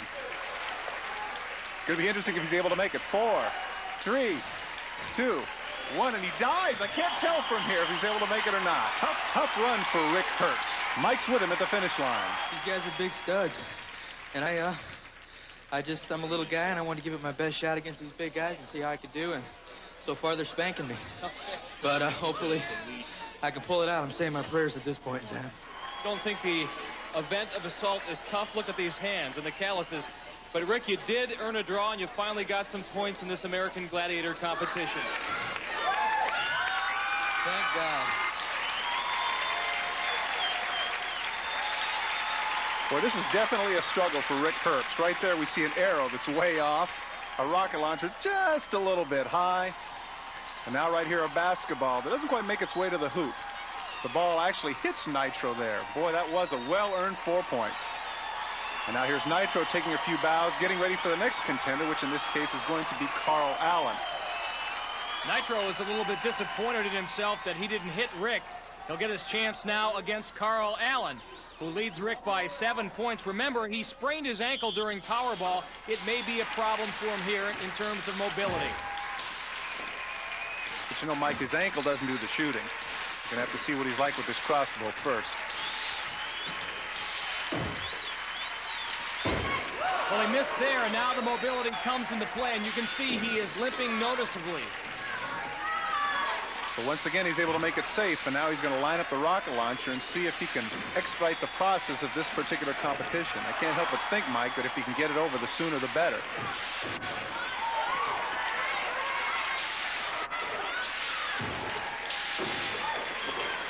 He lines up the basketball right there. It looks like it got him right on the bicep, and Nitro knew it. Right away, he points it out. And ladies and gentlemen, there's no doubt about this one.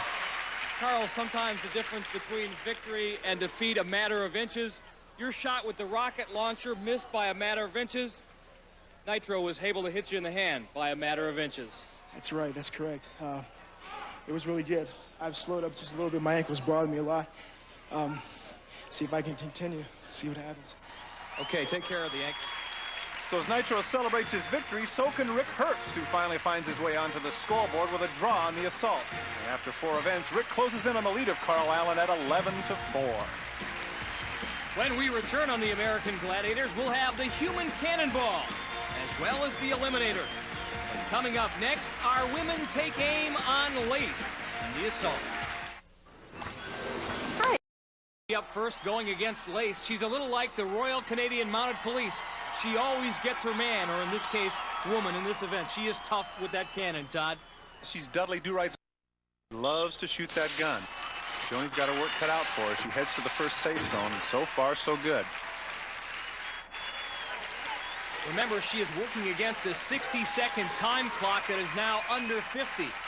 So time is of the essence.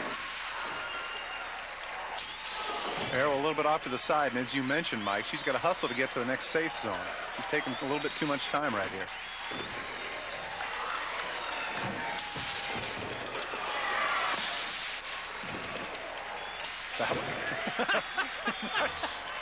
Nice Back to the drawing board there. Boy, oh boy, shot that Come one on, out Joni, you got to go sometime here. Come on, Joni, got to hustle. 20 and counting. There is a time clock on the surface area, playing surface, that the contenders can see, but apparently Joni hasn't.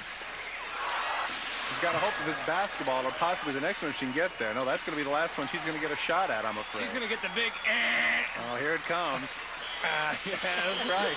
Time runs out on Joni Podesta, and Lace is victorious, and the crowd loves it. Yes, indeed, Lace is tough. You ran out of time. Was the clock in the back of your mind? Could you see it? I was going more for aim, I think, and I was trying to hit the target. Did you realize that you were running short on time? Yeah, after the second station there, I did. So I tried to speed it up a little bit. Bad strategy this time around, I guess. Yeah. Okay, nice effort, though. Thanks. Bad strategy or not, Joni was unable to make it to the last two safety zones. There you see the arrow missing by a considerable margin in the basketball. I guess in parlance you'd have to say that one was an air ball. As we set up now for Gina Harrison to compete once again against the inimitable Lace. And while Gina looks very intense, Lace is enjoying the adulation of the crowd. And I guess enjoying the adulation of the crowd so much that she wanted to get this over with. She had Gina's number right off the bat. That must have taken all of 4 seconds. She nails Gina right in the thigh. Gina, you think there's a tendency sometimes for the contenders to underestimate how fast those tennis balls travel? Did you? Yeah, it hit. I think 2 of them came out, you know, right away, and I just didn't expect 2. I was dodging the one, the other one got me, and it hurts. Okay, Gina, better luck next time around. There's no doubt here, Mike. On her way to the first safe zone, Lace guns Gina down. So after going 2 for 2, Lace celebrates with her fans. Neither Gina nor Joni score an assault, and after 4 events, the scoreboard stays the same. The men now tackle our next event, Breakthrough and Conquer, with Carl Allen leading Rick Herbst by only 7 points. Here's Todd with an explanation. Just as the name implies, this is a 2-part event. In the first part, the contender has 15 yards in which to break through the Gladiators and score a touchdown. Whether or not a part 1, he must continue on to part 2, where a gladiator awaits in the Conquer Circle. Here, a contender has 10 seconds in which to get any part of the gladiator's body outside of a ring 14 feet in diameter. A contender victory in either one of these events is worth 5 points. Carl Allen is up first, and he'll draw a laser in the breakthrough portion of this event. Remember, Carl nursing that tender ankle, and then it'll be on the nitro in the Conquer Circle. Carl set. Oh, he heads straight out of bounds. He must really be hurting. Mike's down on the floor. Maybe he has an explanation. Just so the people know you didn't chicken out, you sprained your ankle during Powerball. It has gotten progressively stiffer. Sometimes discretion is the better part of valor, and it seemed like a sound strategy. Rather than get disqualified, you just get knocked out of bounds, don't earn any points, but at least you can continue to compete. That's correct. I'm listening to my trainer. He's a good trainer. He's giving me sound advice. You've got the human cannonball and the eliminator left. It's quite possible, should your ankle hold up, that you could acquire enough points to move on to the quarterfinals. Is that your kind of thinking right now? That's correct. I'm trying to continue. I'd like to go ahead and continue and get this over with and take care of my ankle. Painful? Very. Okay, hang in there, Carl. Well, hopefully Carl's condition will allow him to continue. In the meantime, Rick Herbst is ready to take on Laser in the breakthrough. And once again, his lack of size is a bit of a detriment as Laser's able to take him down, and he heads now to the Conquer. And here, Todd, he's giving 45 pounds away to Nitro in Nitro's best event. Going for the double leg takedown. That didn't work. Nitro able to fend off his charge, but he got him there. He did. Rick pulled him out, and Nitro's not real happy about it, and Rick is ecstatic, as well he should be. What a tremendous victory for Rick Herbst. Tell you what, Nitro has stopped many a contender in that Conquer Circle. He did not stop Rick Herbst. Right here, Nitro seems like he's in control, but right at the last, a double leg takedown, pretty standard operating procedure in wrestling. Rick is able to get him right by the thigh and push him out. And Nitro's not able to withstand Rick Herbst. Just goes to show that perseverance can pay off. Now here's the jubilant Rick Herbst with Mike. Rick, I think you sold yourself short. You talked about how impressed you were by the Gladiators. I think Nitro has a right to be impressed by what you did in the Conquer ring there. Well, tell you what, he's a lot tougher in that circle than anybody would think. They made it a little bigger, and they're all big, bad boys. Guy tackled me good, too. He drove me down, but, you know, I'm just hanging in there. Gonna give it my best shot, and hopefully a little guy might prevail. Has it been a disadvantage being 40 to 50 pounds lighter than some of these Gladiators? You tell me. I came here knowing that they were big boys, and I was giving a lot of weight away, and that's all right. I accepted the challenge in St. Louis. Came out here, give it my best shot, and they're proving to me that they're studs. Okay, let's hear it. This man's a tough guy. Rick Herbst. Tough enough to earn 5 points in this preliminary breakthrough and conquer event and close the gap between himself and Carl Allen to only 2 points after 5 events at 11-9. And Todd, this is the view the contenders will get in the next event for the women, the Human Cannonball. And after 4 events, Gina Harrison with the 7-point lead. This event, quite simple. The object here is to knock the Gladiators off those 2 pedestals. Each contender given 3 attempts, each successful attempt worth 3 points. Gina, we're up here on this precipice. Yeah. What are you going to do? Well, I like this event. I think I can get some power behind my swing, and I'm going to go for all 3 of these. Is there a particular tack that you're going to take, a particular angle? It's really, once you leap off of it, you just kind of got to let your body tuck in there and go with that weight. It's kind of up to the swing. Okay, good luck to you. Thank you.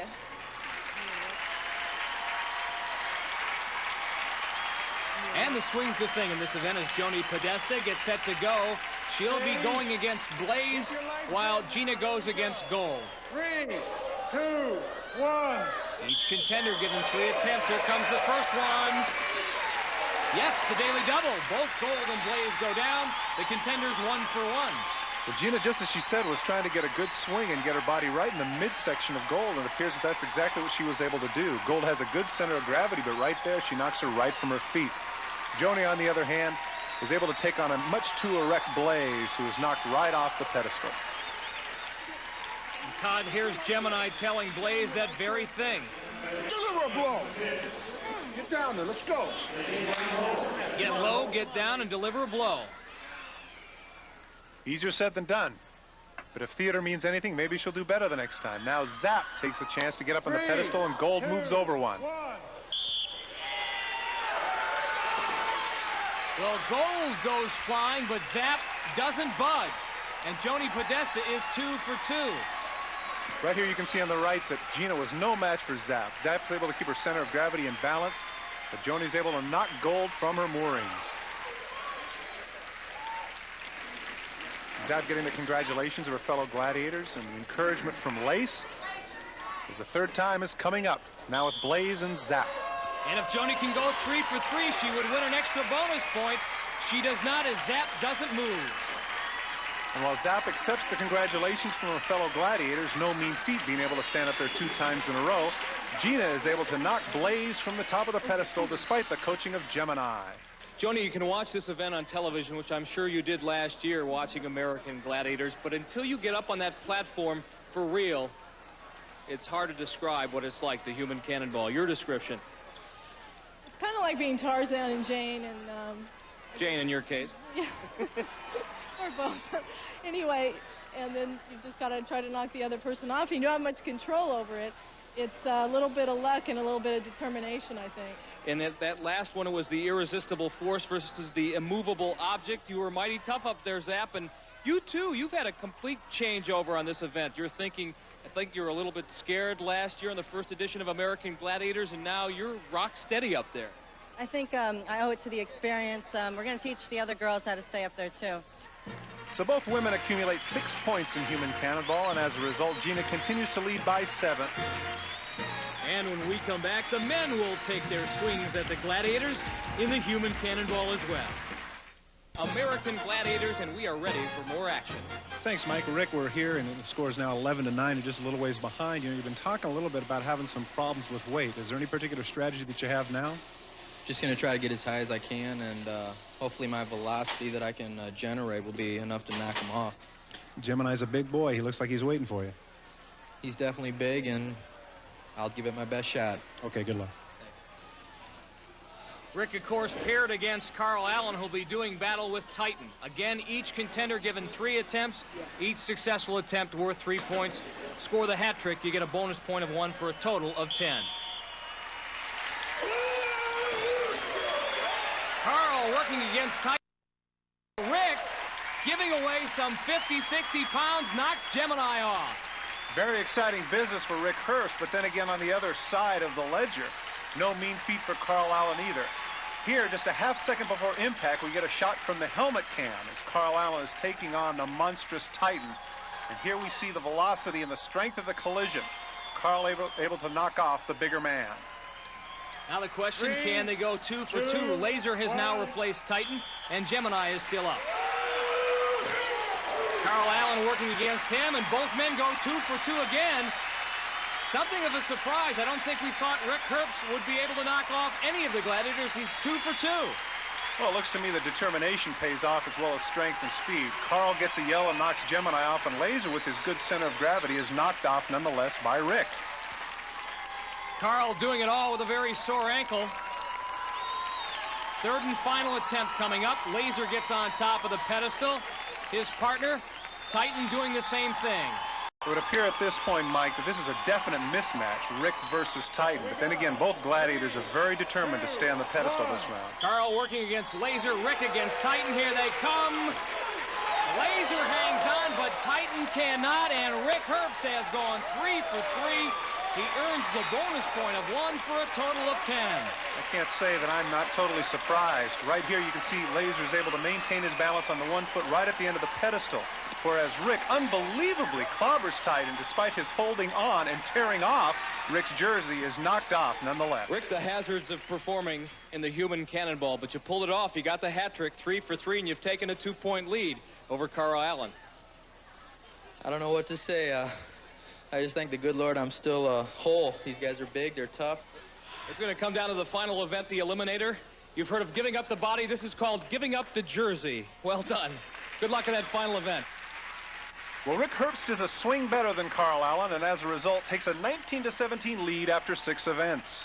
And Todd, as the women now prepare for breakthrough and conquer, Gina Harrison holds a 7-point lead over Joni Podesta, a margin she's had for the last 4 events. Joni's up first. And now in the breakthrough part of the event, Joni, with the football tucked under her arm, will have to take on Lace. And if she is successful or not successful, she will have to attack Zap in the conquer portion. First job, though, to get by Lace. All she has to do is cross that goal line without being tackled or knocked out of bounds. Here comes Lace trying to go low, but Joni just runs her over. Kind of a Larry Zonka thing. Lowered that forearm and took her on. And now the object in conquer knocked any portion of the Gladiator's body outside that circle. She's got 10 seconds to do it. And any part of the body is exactly the operative word there, Mike. It appeared that we're pulling on some really unique parts, but she was able to get her outside the ring. Right here, Mike, you can see that Zap's doing a great job of keeping the lower body down. And right at that point, all of a sudden, as you say, indiscretion might have been the better part of valor, and Zap goes down and outside the ring. So Joni Podesta able to get 10 points in the breakthrough and conquer. She's a little bit tougher than you thought. And incidentally, she was able to push you outside the ring. Unfortunately, we're not allowed to body slam, and that's one of my fortes. Joni, congratulations. You earned a couple more points. Well done. Lace's fans now await the battle between her and Gina Harrison. Gina tucked with a football under her arm, all set to go. Doesn't quite make enough of a move, and Lace is able to take her down, much to the delight of the crowd. Now here she is, part of Conquer. Todd, Lace very impressive. She puts her body in front of any oncoming object. It doesn't matter how big. Gina will try to do the same thing now to Zap, who's awfully tough inside that Conquer circle. Zap's lower body strength appears to be just a little bit too much for Gina. She stays in the middle and is able to be victorious. Now, while both Lace and Zap go over and take their bows, and oh my, losing a little hair as well, we see why Gina was not successful. Need to make a little bit of a move on Lace as she pulls her down, much to the delight of both Zap and Lace. So you don't have to resort to the body slam? No, she was good. She's a good wrestler, but she's tall, and I had to get down and stay down and stay low. She's so tall. I got the leverage. All right, Lace, you're a lot tougher than a lot of people are led to believe. you have an amazing capacity to put yourself in front of danger. In this case, speeding contenders who weigh a little bit more than you do. Yeah, both of them have several pounds on me, Michael, but as you can see, I take care of business when it comes to the field. Are the women's gladiators this time around a little more inspired by all of this? We're tougher this year. You guys are very tough. Zap and Lace. By shutting Gina out, the Gladiators do Joni a favor, and as a result, Joni Podesta takes her first lead in the preliminary competition, 30-27. When we come back, it's our final event, the Eliminator. Ground ball right side. Between Rick Herbst and Carl Allen has come down to the final event, appropriately enough called the Eliminator.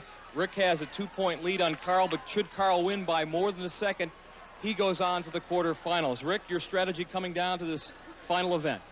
Just give it my best shot, you know, try not to get hit off the beam and try to move as quickly through it as I can. Carl, ever since the first event, Powerball, the whole rest of American Gladiators, at least this preliminary round, has been a gut check for you. How's the ankle? Still pretty good. It feels all right. Just a little pain involved. We're going to have an x-ray after this is finished. I just want to get it over with and give my best shot. Carl, Rick, best of luck. Let's start the Eliminator. You'll get ready and then the whistle. The Eliminator is different from all past events in that points are doubled. 2 points are awarded for each second under the 1-minute time limit.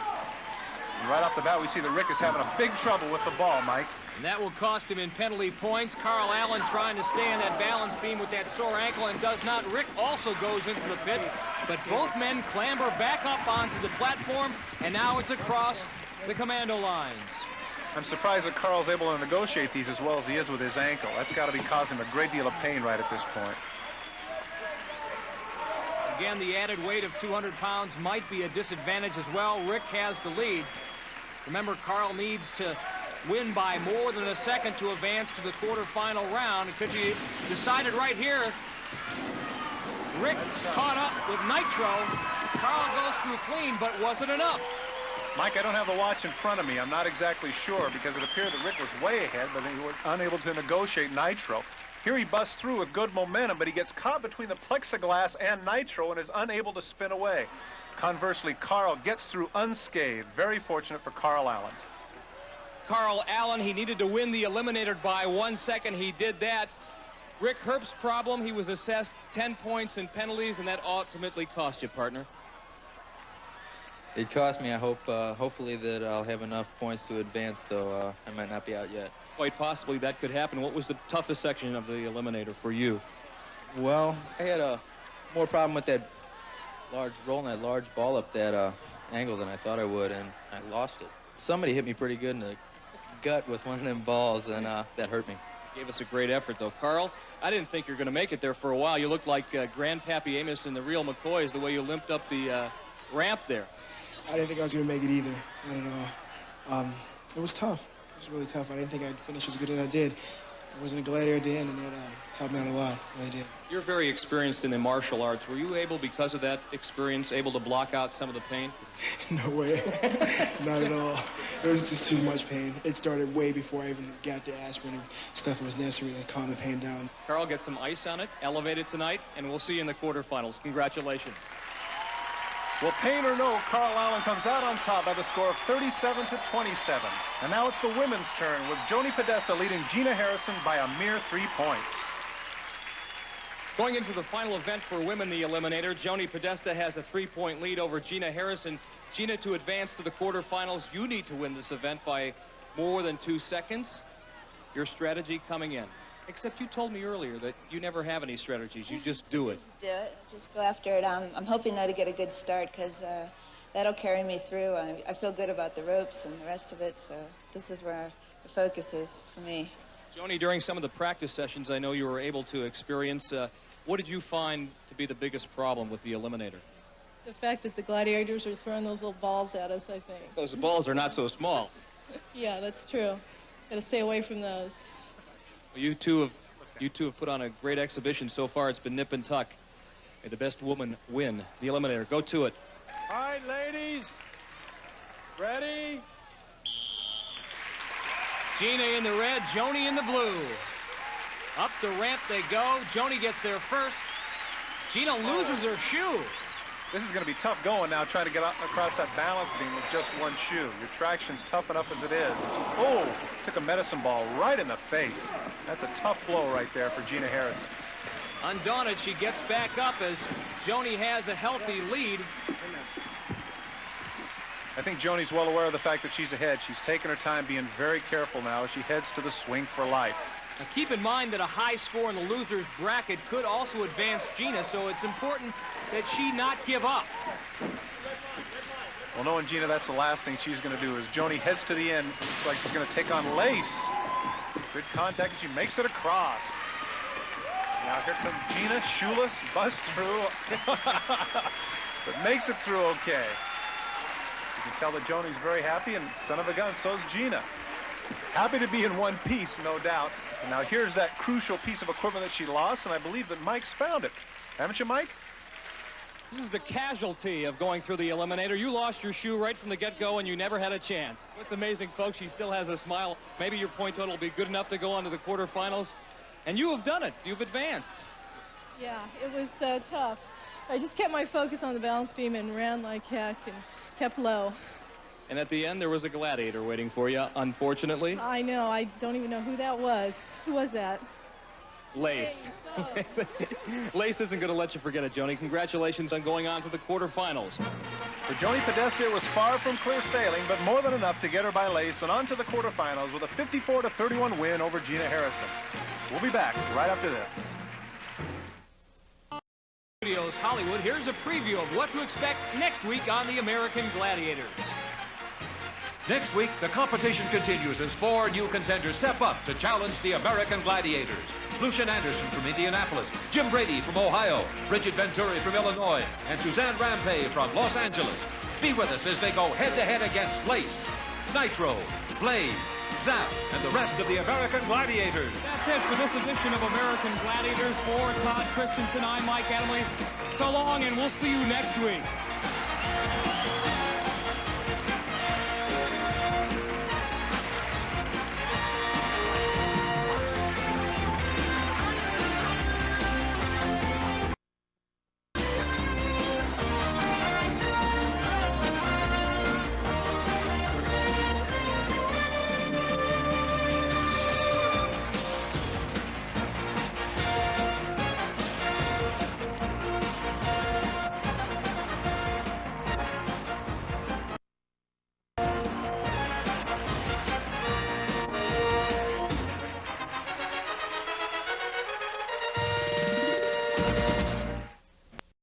It's a national competition. That's why I've always looked at it.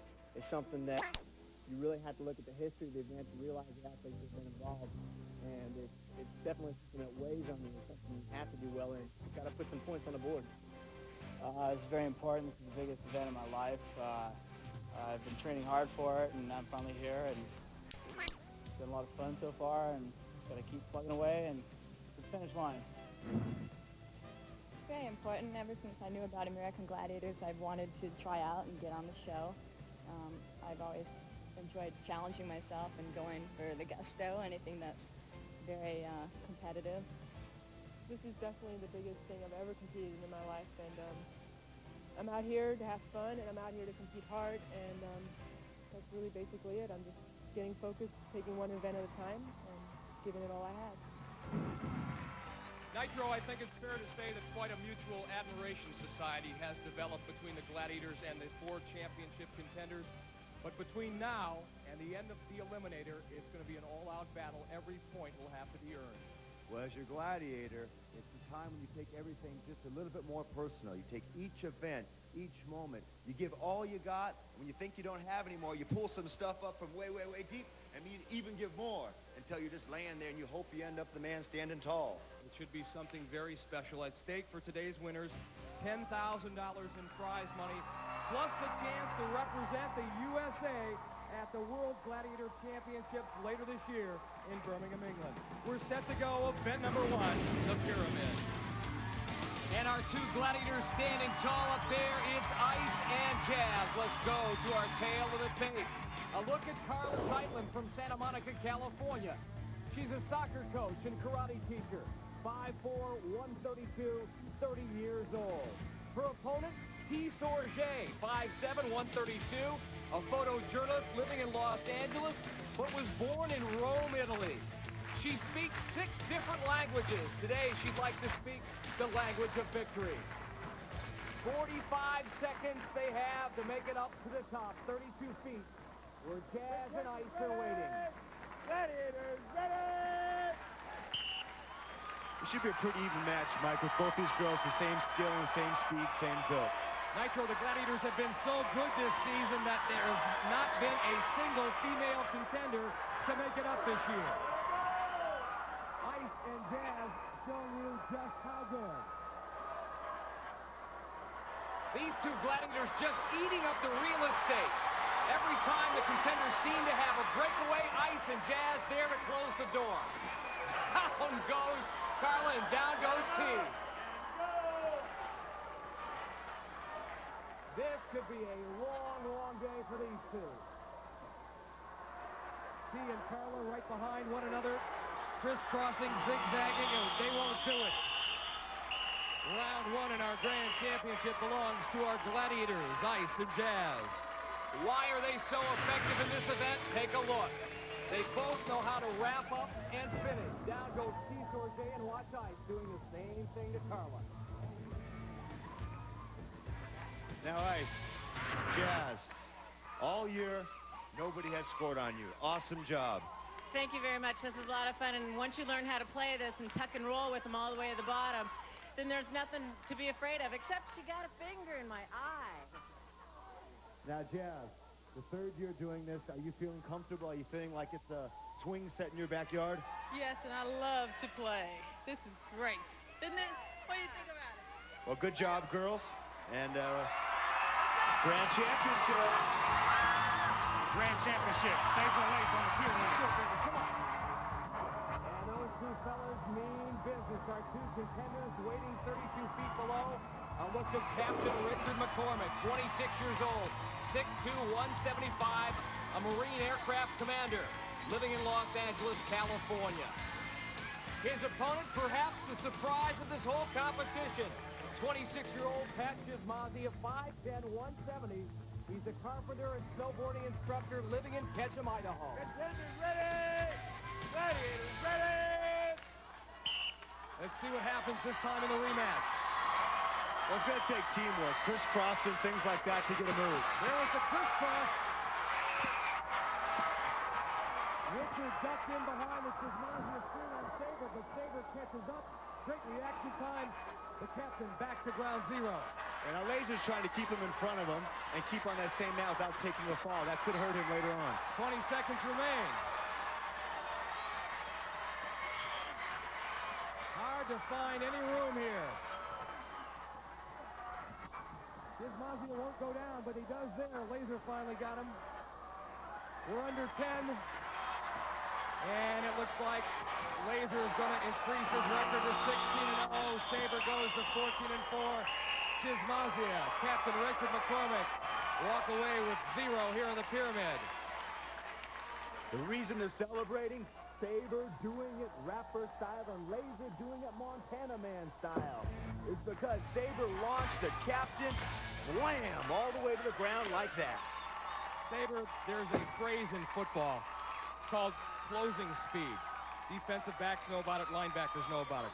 Offensive man makes a move, defender's got to close in. Your closing speed in this event, superb. Well, this is the Grand Championship, so I wanted the contenders to earn it if they got it. Does the fact that Richard's a Marine add anything to the incentive here?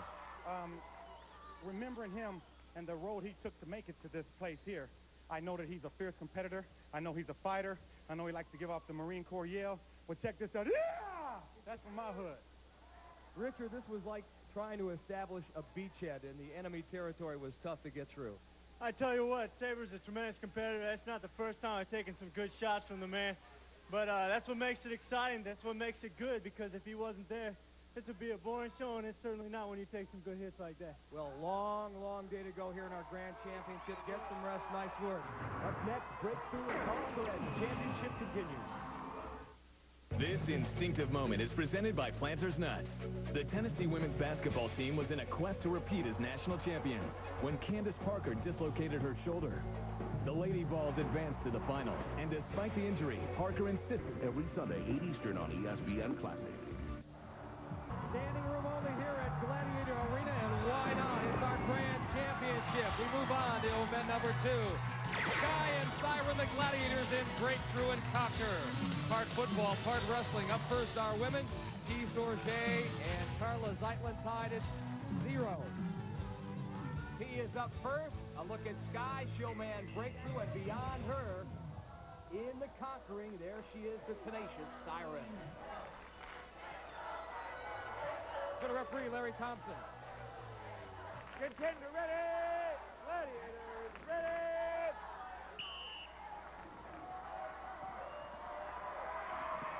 Make a better move than that, T. And Nitro, I know you were working with those contenders a little bit before this thing started. What happened there? Well, they got a 10-yard start, only have to move in 5 yards, and they're scared of the bigger girl. Just intimidation. All right, she's got 10 seconds to move Siren out of that ring. Pretty daunting proposition. I know. 3 seconds.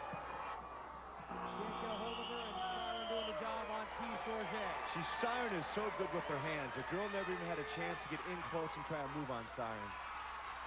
Well, up next, Carla Zeitlin, something of a surprise here, but really shouldn't be considering her background in the martial arts, in particular karate. This, however, Breakthrough and Conquer, a different story. Well, Mike, for running back, she's down in a lineman stance here. I don't know. It doesn't look good. This is certainly foreign to her, having a football tucked underneath her arm. Boy, she turned on the juice, made a quick little move, but got collared big time by Sky. She's a Ted Hendricks. Yeah, she is the Mad Stork, our Mad Stork. Good analogy, Nitro. All right. Can she get lower than Siren? Can she get a leg? She's got a leg. Now can she use it to pull Siren out? She's not intimidated anyway. She may walk out of Breakthrough and Conquer with no points. And that was first-class effort by Carla Zeitlin. Well, the girl's surprising. You talked to her before. She's like, well, I don't know. My shoulder hurts. When that whistle goes off, she attacks like a mad woman. Ted Hendricks, the Raiders Hall of Famer, 6'7", very similar to Sky, 6'3". The takedown style, the same. Bam. The men now set for our field of dreams, our field of bad dreams. Breakthrough and Conquer, first up for the men. Pat Chizmazia, who came in as the #1 seed. And he's set to go against our 2 Gladiators. In Breakthrough, there he is, Laser. And beyond him, in the Conquering, the Hawkster, the go-to Gladiator. The Hawk has done this event, Mike, twice in his whole career. This is going to be interesting. Both times he was beaten. Pat Chizmazia, an alpine skier, a Nordic skier, a snowboarder, rock climber, survival of the fittest champion, but not exceptionally skilled in these ball kind of sports like football. Oh, he shakes away. I thought he had Laser there for a second. Better give it up, Pat. Boy, he almost got away.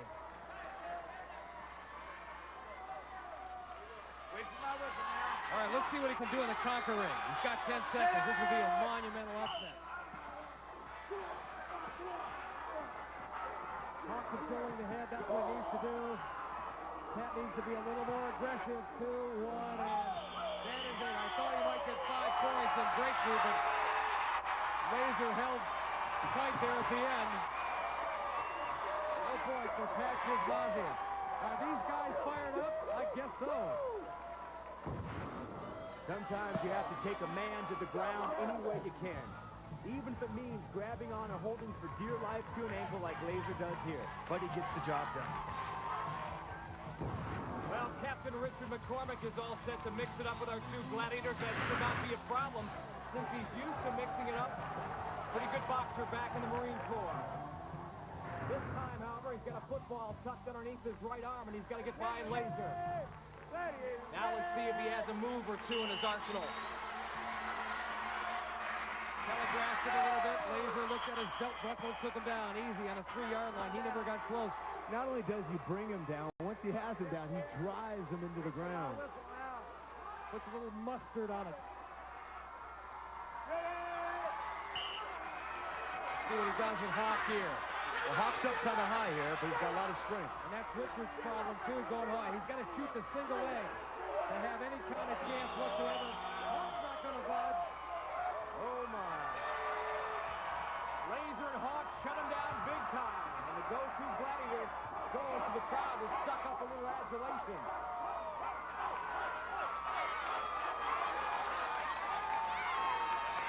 Another day at the office.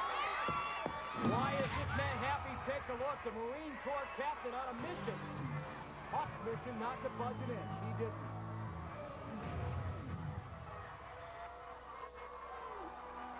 Hawk, your first 2 wins ever in the Gladiator in Conquer history. I tell you what, Nitro, I've never won that game. I don't like it until now. I took 2 grown men in the grand championship of this whole darn season and took them both out. I won more. I won more.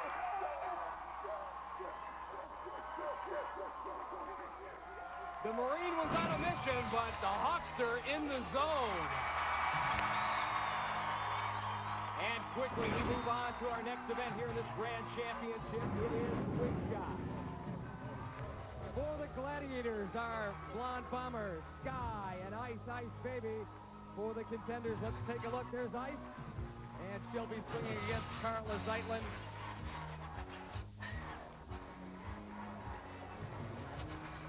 Sky has got to deal with T. Sorge. Neither woman has scored yet. Ready! Gladiators ready! Sky right on top of T. Sorge. Carla was smothered by Ice. It's got to be intimidating to see both gladiators up there perched waiting for your next jump. Here comes Carla. She's got a yellow. Can she hang on? No. Yes. I take that back. She had 2 yellows, dropped 1, and got 1. She puts that one back in the score again. 30 seconds to go. She's got to go up there with both hands. That way she's got one hand to block the gladiator, the other to grab the ball. Good point, Nitro. Here comes Sky. T. Sorge's got a yellow. And Sky this time to jump. 15 seconds remain. Our 2 contenders just finding out how hard this game really is. Sky right there in T's face one more time. Carlo with the big Tarzan yell. And we've got a 1-1 tie. Carla gets the yellow marker. T gets the yellow marker. So for the most part, swing shot belongs to the Gladiators, but here's how they did score. First, Carla. Sky and high almost had 2. And then in style, T. Up, in the mouth, back to the bin. And back to the top of our bungee towers where our 2 Gladiators are awaiting our male contenders. Captain Richard McCormick and Pat Chismakia. There's Pat, the snowboarding instructor from Ketchum, Idaho. And there's the Marines, our Gladiators, Turbo and Laser. Contenders ready! Here we go. Gladiators ready! And this first swing should produce a major collision. It does. Pat comes out of it, however, with a yellow scoring marker.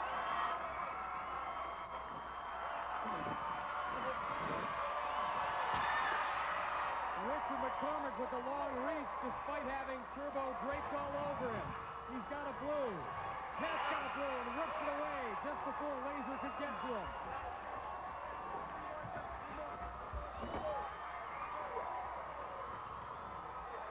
Richard's got another blue. Turbo takes it away. Oh, Pat just missed getting a red. Still, we've got 23 seconds to go. Turbo all out effort. The Marine captain gets another blue. Pat, touched the red, lost it. Well, the strategy might be jump on the ground and get some balls off there, or most of them are. Pat with one last chance here. Richard was in his way, and that is it. Finally, our 2 Grand Championship finalists are on the scoreboard. Timing is everything in this event, and Pat got off to a great start. Watch the timing here as he beats Laser to the punch. Feeds him to the blue scoring marker. Puts it back in the bin for the point. And you know the captain's going to score. It's a championship. He got this far, and he does it by pulling, wrestling, doing whatever he can. Well, as you can see, most of the scoring markers on the ground, and that's what happened when two big men like Turbo and Laser collide in midair. Pat Shizmazia, you did get 3 points, and this looks like it's right up your alley. You were flying up there. Yeah, I had a good chance to get a little more towards the end there, but I would have went right up Richard's tail end there, so I held back and got 1 point less. You are used to the wilderness, the great outdoors up in Idaho, big sky country. You come to Los Angeles, it gets a little frightening. But finally, some moral support today. Your girlfriend, Susan, in the audience, that has had to help. Yeah, I'm so glad she's here. It's perfect moment for her to be here. Captain McCormick, you and Turbo have had many memorable battles. Another one here in Swing Shot. Oh, yes. You think he wants it? Do you think he wants it? You can tell he wants it. We're going to come at him, though. We're ready, guys. Some red hash marks here. Oh, yeah. He wants it bad, but we're taking it to him. There's no wussies out here today. Okay, nice going. You had 4. Richard McCormick and Pat Shizmazia looking good. Coming up next, the Gauntlet. The championship marches on. Championship event number 4, the Gauntlet. Our 4 gladiators inside, ready to do battle with our 2 female contenders. Carla Zeitlin and T. Sorge tied at 1, coming in. Here we go. Contenders ready! Gladiators ready! Here we go, Carla Zeitlin.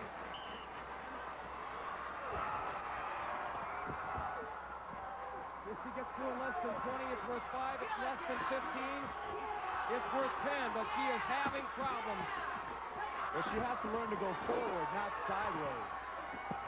Gladiator Jazz, a huge roadblock. The Gauntlet, it's not Lover's Lane. It's anything but. Carla Zeitlin just found that out. No points for her. Our next contender has a code she lives by: no fear. Why not? Among the many things she's done, skydiving. This time around, it's the Gauntlet. T. Sorge, ready. Went to Beverly Hills High School, graduated from UCLA, and here she is in our grand championship. She's going to try to blow by this first gladiator quick to get some momentum to get through this.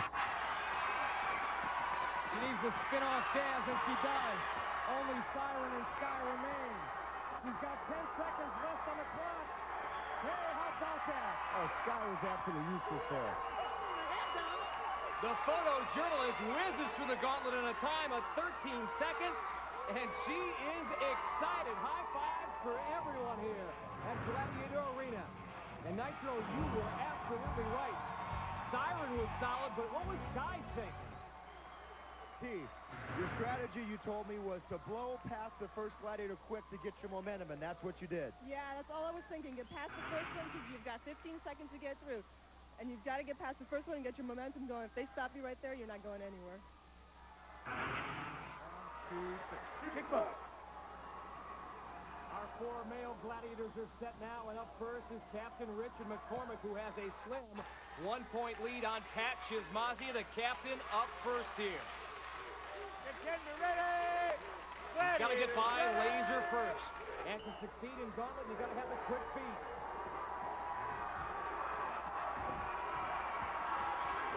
Laser doing his job at station number 1.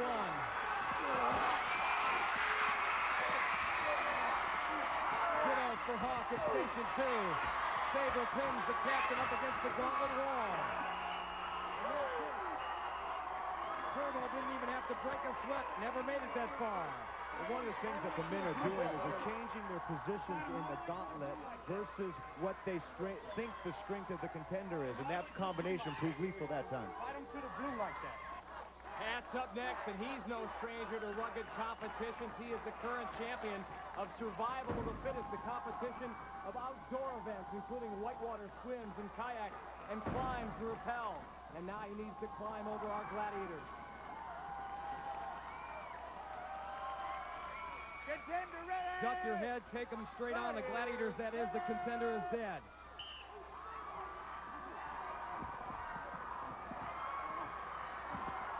Spears trying to fight his way past Laser. He did, but he wasted a lot of time on the clock. We're down to 10 seconds.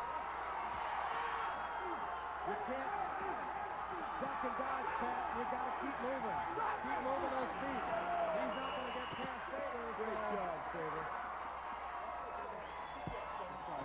You got some good looking kids there, Woo!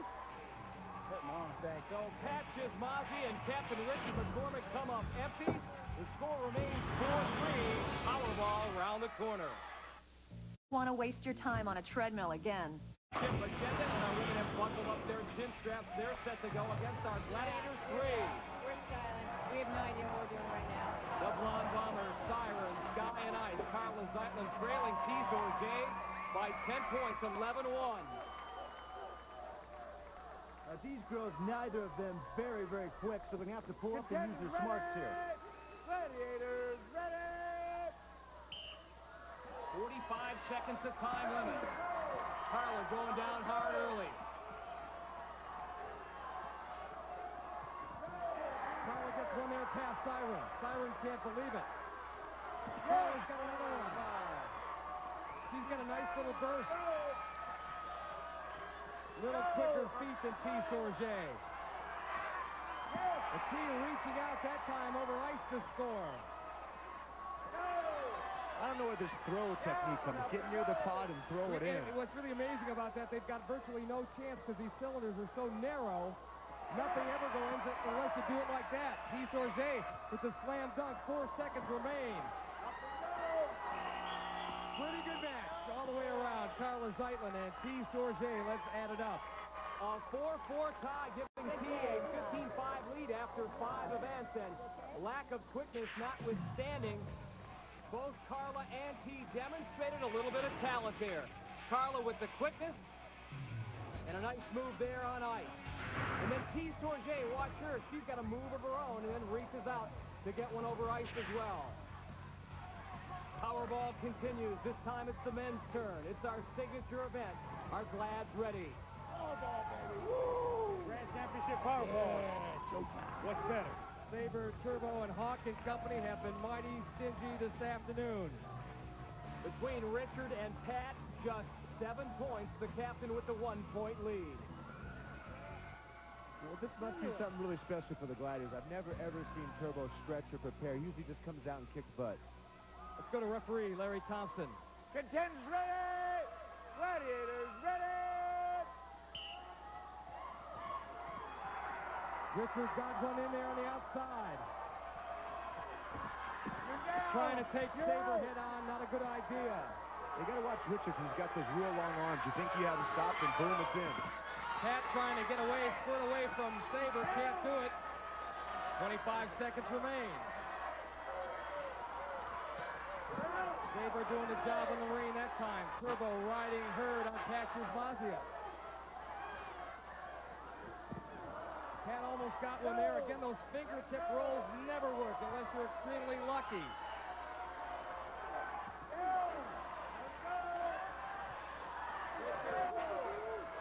Give him credit for taking Saber head on.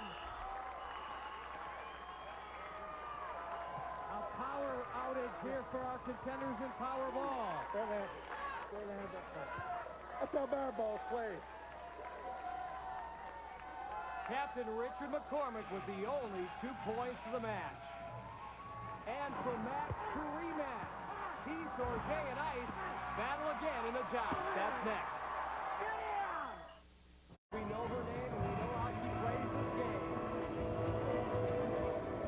She's bold, she's cold, she's ice. Our Gladiator in crunch time event here in our Grand Championship, the Joust. First up for the contenders, T-Sorge, who has a 15-5 lead on Carla Zeitlin coming in. So far, T hasn't been too lucky in this joust, but she says she's going to come full steam, and, you know, the gods are with her, she'll knock her off. This is the 3rd time they have met. Lost in the prelims to Ice, lost in the semis to Ice. Again, 30 seconds the time limit in the joust. T-Sorge hoping to weather the early stone, and maybe Ice will get arm weary. She's back at her heels. She needs some offense. Down she goes.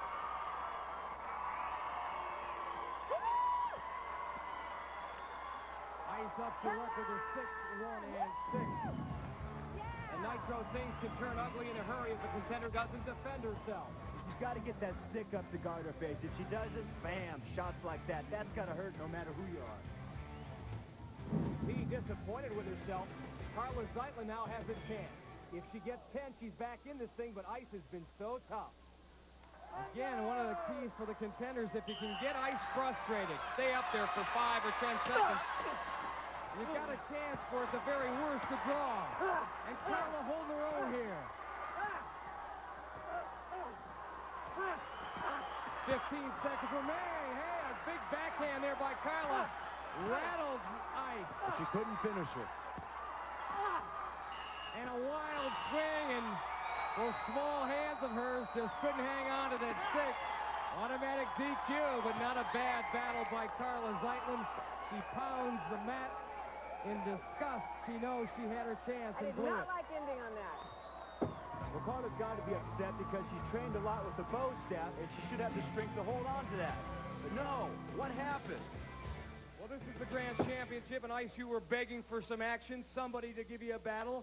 Carla Zeitlin did that in the joust. I don't really consider that a challenge, or not a challenge, but really a battle up there.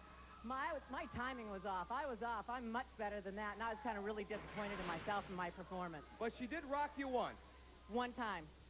Carla, you hung in there, and I know you pounded your fist down in disgust because you thought you could have, at the very least, got a draw. Oh, yeah. I thought I had her there. I let go. What size are your hands, anyway? They're small, very small. It's really hard just to grasp that, just to hold on to it. I mean, half the time you're just trying to hold on and not let go of the joust stick. So. Hand size has nothing to do with it. I'm going to let these two handle this thing, okay? Carla Zeitlin and Ice. Laser up next, and we've got a big rematch right now. Nitro is with both combatants. Forget Foreman, forget Tyson, forget Holyfield. These are the Warriors, and this is the rematch of the year. The first time. I guess I had a little triumphant. The second and third time. I broke the stick over his head. The fourth time is up now. Go back, Nitro. Here's the first time. Laser DQ. And fuming. Here's the second time. Hits Captain McCormick so hard he breaks his stick. So we do it again, and the third time. And again, the stick breaks. The fourth time on to be great. Here it is. The U.S. Marines versus our Marine. McCormick and Laser. 4.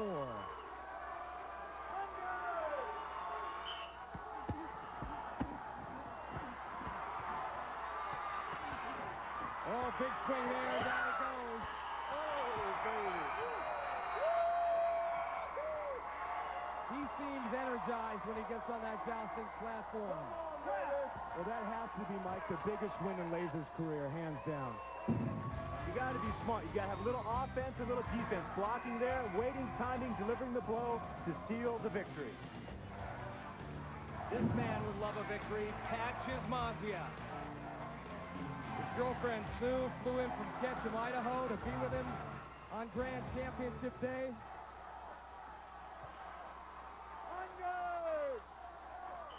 Oh, and he just couldn't weather that 1-2 punch. 1 second knockout for Laser. Well, I don't know if it's 1 second, Mike. I think I have the record with 2 seconds. But it's a great job nevertheless. 1, 2, boom, he's down. And to the stands, to the dismay of his girlfriend. A long trip for nothing. Well, not for nothing, because he can still win the championship. The Eliminator is next. Arena, and we are set to crown our grand champion. Who will endure the Eliminator? In the women's race, Guy Sorget leads the way after 6 events and gets a 5-second head start on Carla Zeitlin. Plus, he owns the fastest Eliminator time, so Carla will need a miracle to win. But right now, Nitro's with T at the start line. T, so close to the grand championship. 2 things stand in your way. Number 1, this obstacle course. Number 2, you're going against your best friend. Absolutely. But but I got to say one thing. She's a great contender. I know it's going to be a fight, and it's not over until it's over. Good luck. I'll see you at the finish line. Again, Carla Zeitlin has to make up a 5-second head start.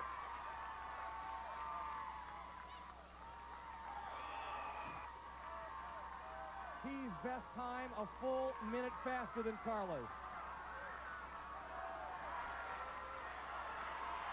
Up the Versa climber they go.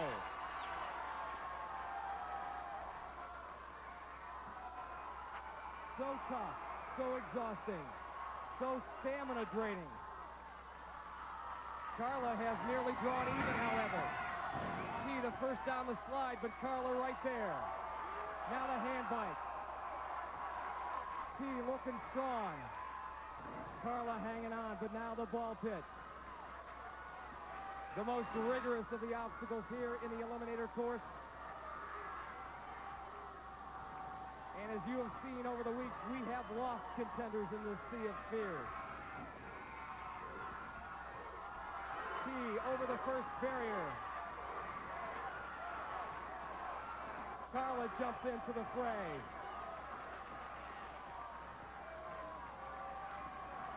This is where Carla Zeitlin has struggled in the past. That's why her time in the Eliminator best time a full minute slower than T's, but she's out of it in fairly fast fashion. Up the cargo net they go. Can Carla Zeitlin pull off the miracle?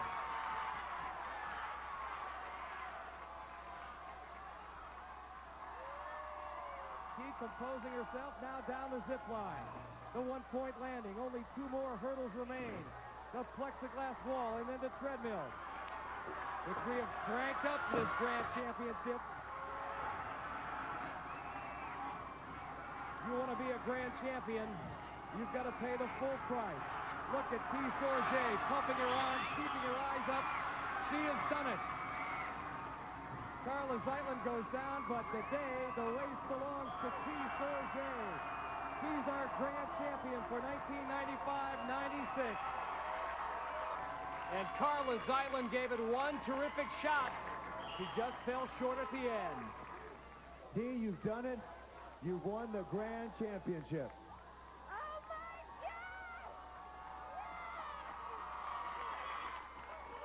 You said to me if you couldn't win, you wanted her to win. Absolutely. There's nowhere in this world I want to go to the finals if I couldn't go but Carla. Well, now the best news is you're on your way to Europe to do the World Championship, a chance to see the rest of your family. Absolutely. Here I come! Congratulations. T. Sorge, Grand Champion for 1995, and she'll wear the crown well. It's the Mountain Man versus the Marine. Captain Richard McCormick has a 3-point lead on Pat Shizmazia. But that is good for only a 1.5-second head start. Shizmazia also owns the fastest Eliminator time this season, and the Marine knows it. He's with Nitro at the base of the Versa climber. Captain, he's got you where he wants you. You're a little ahead, but he's got a 7-second faster Eliminator. Yeah, Pat's a furious competitor in this event. All I can do is give it 100%, and hey, I leave the rest to God. He'll work it out. Good luck. 2 men in the run for it all, and we have cranked up this Eliminator course. Winner to take home $10,000. $25,000 overall in cash and prizes, plus a berth in the World Gladiator Championships later this year. Shizmazia, Captain McCormick side by side. The Chiz has cut into the lead and has taken the lead. He's the first up. Flying down the slide. Powerful upper body, a great rock climber. Flying into that ball pit.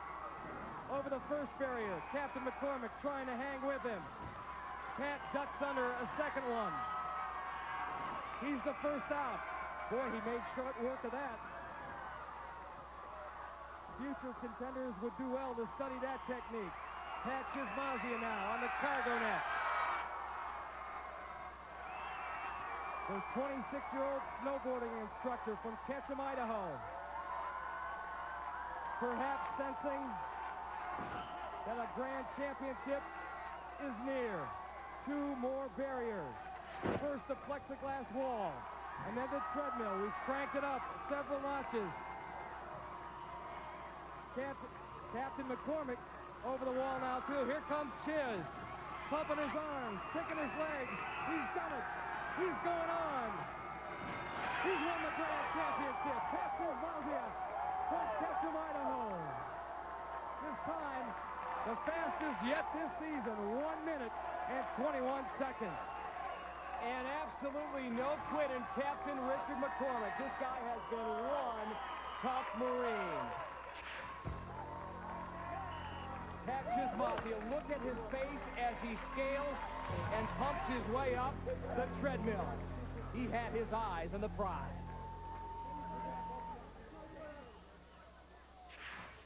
Pat, once again, you had him where you wanted. You came from behind to win this thing. Absolutely. I had him right where I wanted, second half back. I can't believe I beat him up the first climber. I love the balls.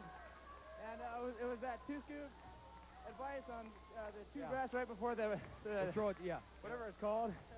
And there it was. Let me tell you, in your own Forrest Gump kind of way, you have won the hearts of all the gladiators and all the fans. Congratulations. Special innocence about Pat Chismazia, his girlfriend Sue, giving him congratulations. We'll be back with the medal ceremony from Gladiator Arena after this. Later this year in American Gladiators, the Battle of the Best. A trip down memory lane. Remember Wesley Berry, 2 scoops, and Peggy Ojeda? They were our 1994 champions. They'll take on champions from 1995, Adrian Sullivan and Kyler Storm. Don't miss our Battle of the Best. And coming soon. America's toughest has to get through one man, me, George Foreman, the heavyweight champion of the world. Gladiator Arena, you know, they came to Los Angeles with a dream. Today, that dream was fulfilled. Introducing our grand champion for 1995-96. Our women's champion from Los Angeles, California, photojournalist Steve Sorge. And our men's champion from Ketchum, Idaho, snowboarding instructor Pat Chismazia. T, you've worked your whole life for a moment like this. How does it feel? It's a dream. It's a dream come true. It hasn't sank in yet, but I know later on tonight it'll hit me like a rock. Well, here's your trophy. Congratulations.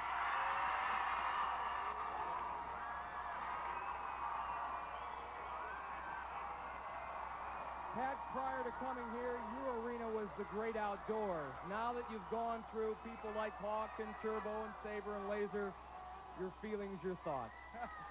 Well, Mike, I got to start a sprinting, explosive schedule right now, getting ready for the next event in England. Hopefully, I'm going, and those are my thoughts right now. To totally reverse my training for just that. Why don't you enjoy this moment for now instead of approaching the next competition?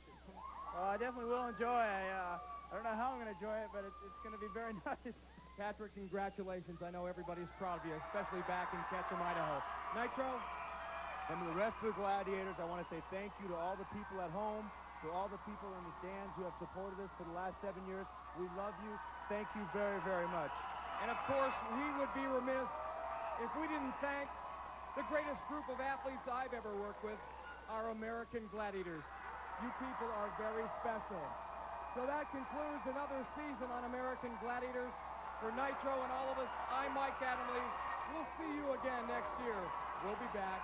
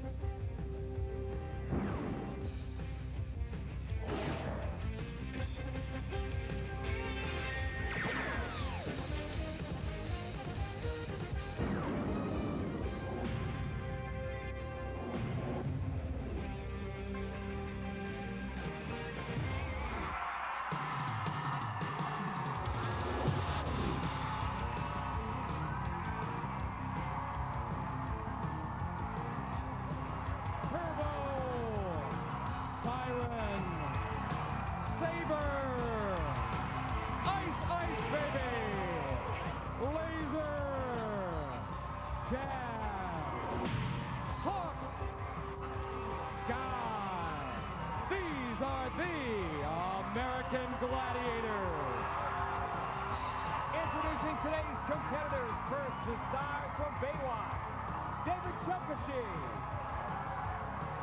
And Gina Lee Nolan. And they'll go up against our lifeguards, Remy Smith and Jenny Susser.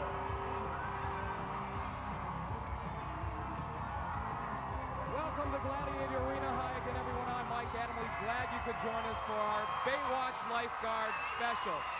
Perhaps the most watched television show on the planet with a worldwide audience. Today, Baywatch will get some extra close scrutiny as they send their best against the real deal. People who make their living saving lives. It should be very fun and very interesting. A lot of pride on the line, and right now, Nitro's with our 4 contenders. All right, Mike, I'm here with the 2 lifeguards, and I'm here with the 2 newest stars of Baywatch. You guys went from being the newest stars to Baywatch to being on American Gladiators. It's pretty exciting, you know. We're looking to really put these 2 in their place because, you know, if we weren't on the show, we'd be doing their job. That's true. That's true. Well, that seems to be the controversy brewing here. They say you're just TV. They say you're fake, you're plastic. They say they're coming after you today, and you don't stand a chance. Well, you know, that's a lot coming from them. I think they're going to go down early. I don't know. We're going to try our best. Well, mighty tall words for some actors, huh? Yeah, I don't think you could get my job, David. I don't think you can get around the pier in quick enough time. There, Jenny. You heard it. Big day ahead. All right, back to you, Mike. All right, Nitro, and at stake for today's winners, and I mean winners because this is a team effort, $5,000. And we are set to find out who the best of the beach is right now in our first event here on our Baywatch Lifeguard Challenge. It is our 32-foot wall. The women will be up first. Jenny Susser, the lifeguard, doing a little jawing with Sky. Sky giving her a few pointers. 28 years old. She works in Venice Beach, California. Her opponent, 23-year-old Gina Lee Nolan, plays the role of Neely Capshaw on Baywatch. A bright future, very good actress. She'll have to deal with Jazz. Get along here. I think Jenny's got a lot more to worry about here than Gina. She's the real deal. It's up to her to prove who she is and that she's the real McCoy. No stunt doubles here. And each contender will get a 10-second head start here in our Baywatch Challenge. And take my word, they'll need it. Contenders ready! Gladiators ready! And I think it's important to emphasize, Nitro, that you just don't climb the wall overnight. This is one of our technical events. It takes a lot of skill and requires a lot of practice time. So that's why we've given them the 10-second head start. Gina got off to a good start and then fell off. Hey, but give her a hand for trying again.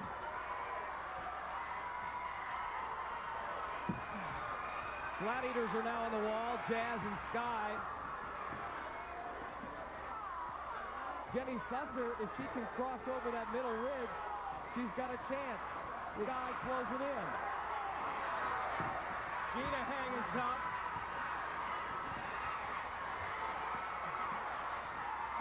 Meanwhile, Jenny Susser hanging out for dear life. Look out. Sky getting mighty close. She's got an ankle. Come on, baby. Come on, baby. Come to mama, baby. Here we go. Down she goes. Time expires. Sky able to pull Jenny off the wall, but she did so after time expired. So Jenny Susser higher up the wall than Gina Lee Nolan. She gets 5 points for Team Lifeguard. Sorry, you guys. I mean, it's one thing to be pulled down, but to be talked to while you're being pulled down, quite humiliating. Come on, baby. Come to mama, baby. Here we go. The men now get their shot at the wall. And then Jaws came out. We never went back to the beach. Well, never to go in the water. You ever been in the water and sharks been around? Yeah. Is that right?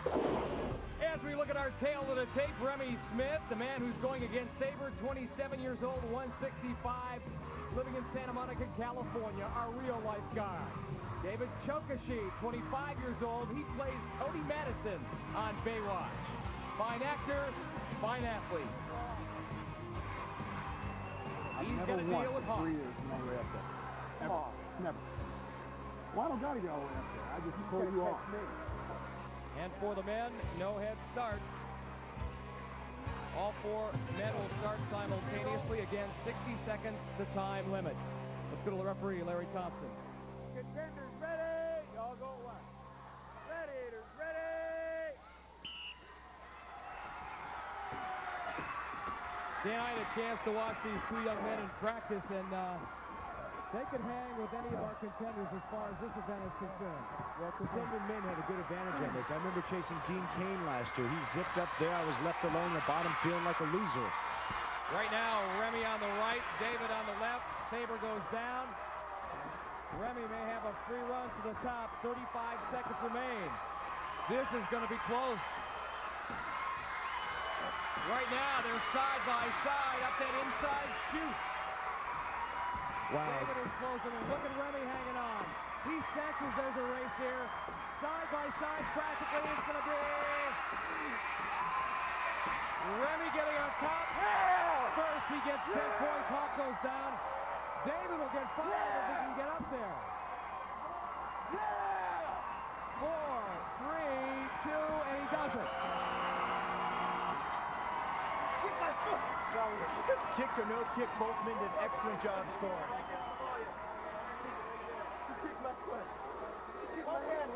Whatever it takes, baby. Sorry. Remy, David, congratulations. You know, we talked at the top of the show about this being a day more of fun and not so much competition. But it is clear after that event, and it's going to be this way all day long, that you two won each other very bad. Definitely. Definitely. Yeah, I mean, I don't know if you and the whole audience saw, but at the top here, I had a good strong hold, and all of a sudden I saw these things come flying out my hand, knocked me right off. So, if that's any indication of how events are going to go, look out for some more trouble. Well, let me ask you guys this. I know once that whistle starts, it's no more I'm the actor, I'm the real lifeguard. You're just 2 men competing. Now, did the best man win? Most definitely. Most definitely. Come on. LA County, Venice Beach Lifeguards are #1. You know, if you saw the foot kick, you'd understand it all. But it was a good race. I was already off the wall by that time. Look for Baywatch to prevail. Okay, come on down. Congratulations. And a lot more kicks to come here on American Gladiators as our Baywatch Challenge continues.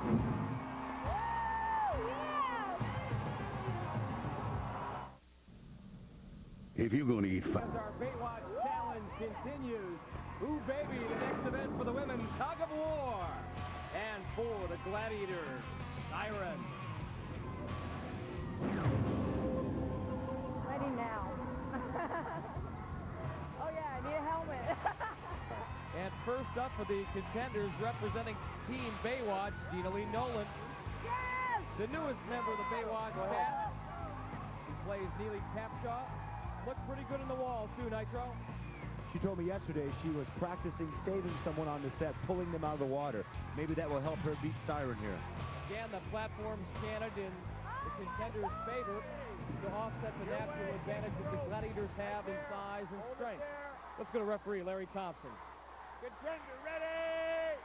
Gladiators ready. Gina Lee in trouble in a hurry. Stepped on a rope and then lost it completely. Siren able to win and win with ease. And whether it's a regular contender or a celebrity, victory always sweet. And Gina Lee Nolan will give her credit for having the intestinal fortitude just to get up there. Now watching the replay of the nitrostrator here, if you watch the back right foot of Jenny, it slips. But let's be honest here, the truth, she was just plain overpowered. Next up for Siren, let's see what she can do with Jenny Susser, the 28-year-old lifeguard from Venice Beach, California. Competitive swimmer at UCLA, but also a 2-time All-American. Confident of her ability. Contender ready. She has pulled people from the water. Let's see if she can pull Siren off the platform. Well, Siren's off to a quick jump, but this is a very even match in weight and size. And unless Siren can get that platform to tilt back, she's done. Also, if Jenny can get that ribbon to her side of the center line after the 30 seconds has expired, if she doesn't pull out of the Siren's hands, she'll get 5 points here. But Jenny more than holding her own, hoping to give her Team Lifeguard squad an even bigger lead, and that is it. Jenny Susser getting 5 points. That's how we do it down on the beach. The girl Gladiators better wake up because this girl's here to play. Surprise me! I did not expect that. Surprised you, Siren. Surprised us. Jenny Susser with some surprising strength, and she picks up 5 points. She has a total of 10. A lot of rope here, a lot of game, but this comes down to a game of inches. Both girls fighting with everything they've got, equally in size, equally in weight, but it comes down to this in the very end, a game of inches. Jenny Susser, we have had a lot of contenders come and go here at Gladiator Arena, but I don't think I've ever seen one who has had as much fun as you've had. Well, hey, you're here. Figure I may as well make the best of it. Competitive swimmer at UCLA, and also you earn a living saving people's lives on the beach. The upper body strength that you need, it had to help you there. Yeah, definitely. I think it was more my legs, though. I came from all those years of swimming and weightlifting. Well, we're going to give you an instant replay of your victory, or your 5 points anyway. Siren, she surprised you a little bit with her strength. Surprised, yes. After the last girl, I mean, you had a lot more power. Tell me what happened here, Siren. You know what? I think I'm jerking back too much here, and it's giving her time to pull in the rope. I got to keep myself lower, definitely. That's pretty much even. Yeah, it's a good tug. It was a great tug, and you have put your Lifeguard team in the lead, 20-5. Really? Congratulations to both of you. Nice going. Boy, Jenny Susser pumped up her team lead 20-5, and why not? She came to Gladiator Arena with a reputation to uphold. I'm totally proud to be a lifeguard. It's a great job. I guess it just means that, you know, people can trust me. You know, come be at the beach, and we're going to take care of them. Well, the can is what we use to rescue people, and we carry it everywhere we go. It's part of our visibility, and maybe a little self-defense here and there. And, it floats, so that's what the people hang on to when we save them. I'm in okay shape. Yeah, I'm going to kick some butt. Confidence personified. I think I got David Chokashi's got that. He's competing for his Baywatch team against Laser. Don't need all the luck in the world. Luck and a whole lot more. Cody Madison, a.k.a. David Chokashi. He picked up 5 points for his Baywatch team in the wall. But David, a four-sport athlete in high school, said he's got something to prove here today. Actually went to college on an athletic scholarship. An outstanding windsurfer. Get ready! Gladiator ready! David trying to pull his team back in the lead. Not giving ground easy to Laser. Well, David's got to get his legs under him and drop his butt down if he wants to stand any type of chance here at all. Got Laser's platform tilted forward. Now Laser's righted it. When a contender can get that platform tilted forward, that's when the Gladiators in trouble. 4 seconds left on the clock. Laser able to pull the rope away. No points for David Chokashi. But a whole lot of respect. David Chokashi, I think, surprised Laser a little bit with his strength. Pretty strong, brother. Good job, man. Now, as far as facial expressions are concerned, this one was worth 10 points. But that doesn't get it done against Laser. Laser, forget the Baywatch, forget everything. How was he as a competitor? Hey, he's a good athlete. He wouldn't be here if he weren't good. You know what? He was a lot stronger than I thought he was going to be. I thought I was going to pull him right on. He's a good athlete. We got some more events ahead, buddy. I'll get you somewhere down the line. Let me ask you, would your boss, David Hasselhoff, be proud of you now?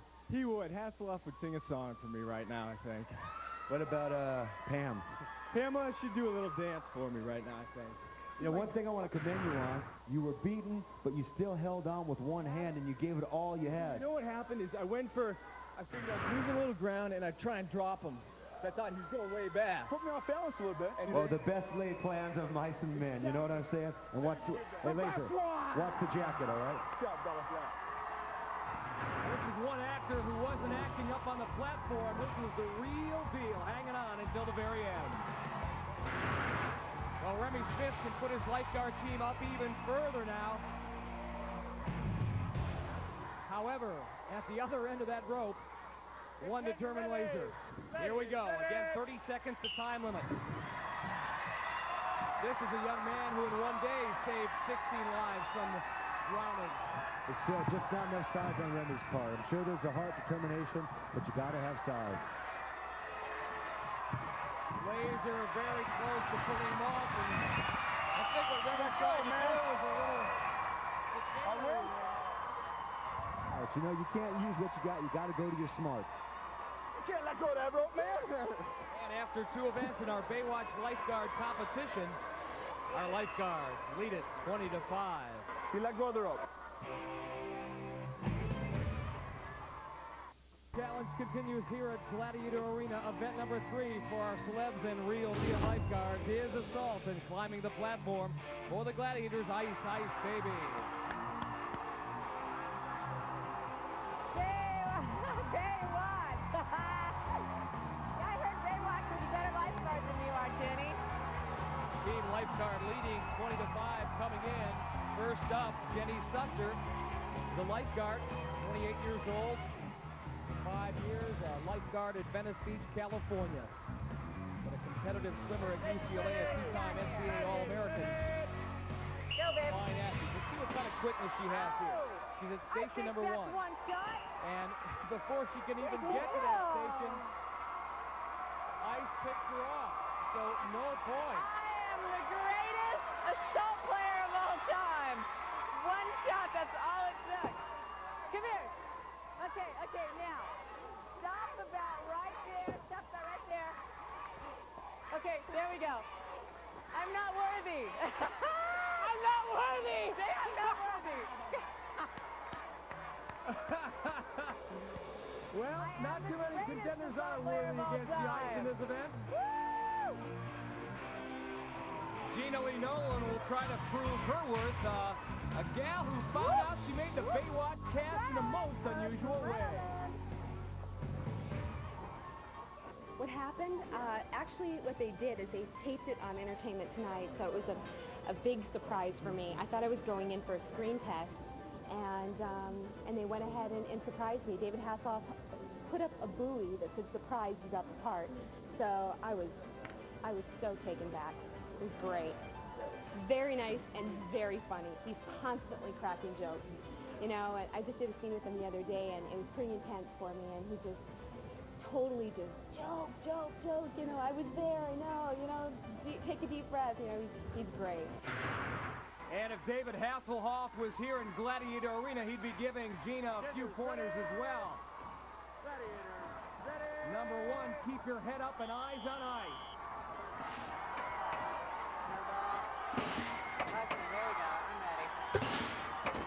Not bad with the crossbow, high. Hit that target located above the Gladiators with 10 points. Now it's station number 2. Letting it rip. That one hit the rafters here in Gladiator Arena. There. 5 seconds remain. Did that knock it out? You may have to take a look at this one again. No, Larry Thompson right on top of it. You know what? Hit her right in the head. Bang. Give me Pam Anderson. I want her. I want Pam. Let's go. Gina Lee Nolan knew it. Here's the shot. Right between the eyes, top of the forehead. Turbo and his X-ray aim coming up next on Assault. Take game here in our Baywatch Challenge in Gladiator Arena, the event Assault. For the Gladiators, there he is, Come on, Turbo. baby. See what you got. Straight shooting as always, and up for the contenders is David Chokashi. Now, David is an environmental preservationist, meaning he would never hunt, shoot, or kill anything except in this arena. And he said to him, Turbo's going to be a sitting duck. Me and you, Dave. Come on, buddy. David's the duck right now, and he better duck. Fine all-around athlete in high school and looking pretty quick here in Assault. He's at station number 1, the crossbow. Trying to get his team back in it. That one's whiz is just underneath the target. 45 seconds remain in the 60-second contest. Come on. Come on. That flip ain't going to work out here. Trying to find the triggering mechanism as Come on. the weapon is station number 2. Oh. Come on. That one nearly picked off Turbo. Get your head out there. He's got to pick up the pace a little bit here. He's not going to be able to finish the course. 20 seconds remain. Now it's station number 3. Yeah, he's down. Got him. Did he get the shot off?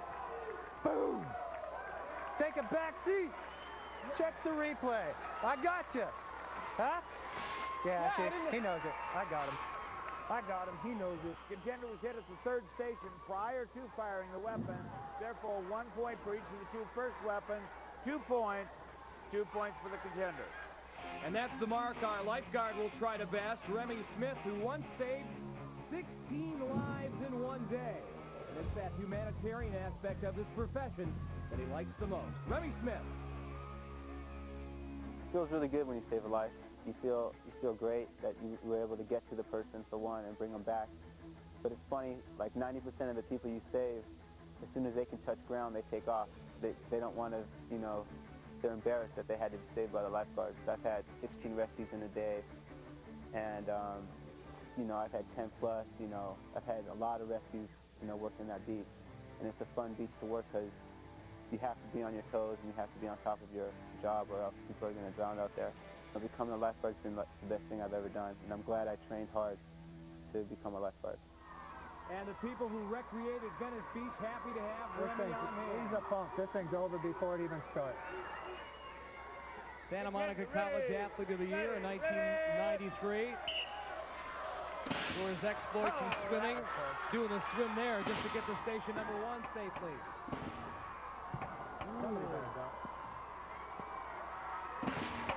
Smith at 1. Come on, get your head up here. Yeah, grab your little weapon, put your head up. Way high. Way high. Bring it down. Okay. Sliding into station number 3. That one low. Now 30 seconds. Doing a great job, though, of keeping his eye on Turbo. Come on, buddy. Let's go. Trying to let it rip. Oh, man, just underneath the target. We're under 20 seconds. Come on, bud. One final chance coming up at station number 5. Yeah, that was hit. He was hit. He's hit.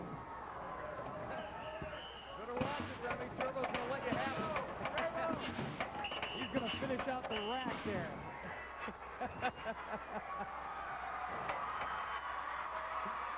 Don't throw a ball at me after you're dead. It didn't hit me. Remy playing dumb. I will kill you 100 times. Well, it looks like once was good enough, Turbo. You hit him right there on the right knee.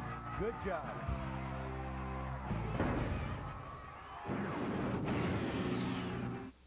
A lifeguard competition continues. Event number 4, swing shot for the contenders. A look at Jenny Susser, 28 years old, the lifeguard from Venice Beach, California. She'll have to swing against Scott. On the other platform, Gina Lee Nolan. Woo! Ready to fly against Ice Ice Baby in this 60-second game, where the object is to grab the scoring markers attached to that center cylinder. Gladiators, ready! Everybody attached to bungee cords. There they go. I guess so. Hey, look at this. Gina Lee, how did she get that? Who knows, but she came up with it. Jenny Susser now flying high. She's got a yellow. The girls are stuck. The girls are stuck. Jenny puts that one away. Come on, step up, Jenny baby. Susser being kept away from the cylinder by Sky. Ice jumping off and meeting Gina Lee in midair. 24 seconds remain. Let's go, let's go. Yeah, baby. Again. Gina going high, but Ice right there. No. Come on, baby, let's go. Gina with another jump off her tower. Looks she got that big smile on her face. She's got a blue. She is feeling really confident. But she can't put it away in the scoring bin, so Jenny Susser and Gina Lee Nolan tie at 1. Jenny has an 11-3 lead. Jenny getting extra low to the ground to get that extra spring to get up because she's going to need it to get past Sky. And watch Gina's flare in midair. Going high, thinks she's got a blue on the way back down. She grabs the yellow. That was her point. Nicely done.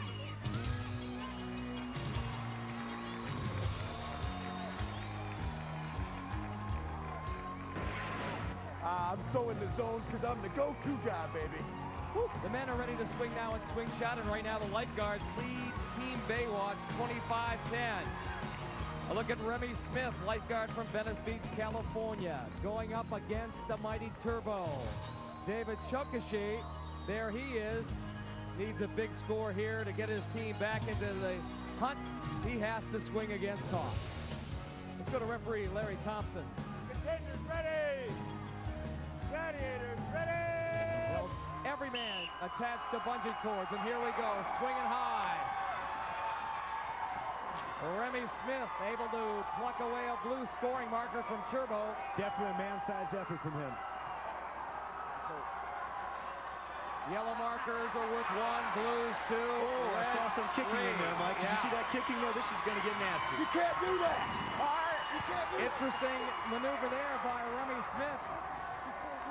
Actually hung on to the cylinder long enough to grab a yellow. Here comes David. Hey! He's got a blue. Huck got there just a little late. Remy trying to... Turbo kicking away again, and that's going to cost him. That's going to cost him. Referee Larry Thompson has given him a warning. But what comes around goes around, Mike. And they are going to... It's more than a warning, as a matter of fact. Remy's going to be given credit for at least 1 score, maybe more. It wasn't kicking as much as it was leading with the feet. Nevertheless, Larry Thompson will adjudicate accordingly. A little controversy brewing here. You know, that's the way it should be, Mike. You kick me, I can kick you back. If those are the rules for him, they should be the rules for Turbo as well. Well, here's what referee Larry Thompson didn't see, and usually it's the guy that gets caught that gets penalized. Watch Remy Smith on the left. He comes in high with his feet and catches Turbo in the face. We had an illegal kicking motion by the Gladiator against the blue contender. I am therefore awarding 1 point to the blue contender. And I'm assuming the reason you're upset is because it was more of a retaliatory move than it was an infraction. You know, Mike, it's like this. I'll play the game fair and within the rules if that's what I'm getting. If they want to go outside the rules, start using some feet, I'm going to adapt to the situation, and no matter how it comes out, I'm going to come out on top, whether it's his way or my way. I mean, myself, Mike, I wouldn't want to mess with a guy who's that big, who's got scratches on his nose, on his face, on his cheeks. I just wouldn't want to mess with him. One of those things where I think the referee was correct in making the call, but at the same time, the contender was at fault for coming in their feet first. It's a dangerous enough game as it is. I guess it's like in any sport. The one who throws last is the one who's penalized. But Turbo got caught. Going over and over, stopping and starting. Wake. Back to Gladiator Arena. Whiplash, the event as our Baywatch challenge continues. Team Lifeguard leading Baywatch 29-12, and I would not want to be in Remy Smith's shoes. Turbo is up first here, and this is what happened in swing shot.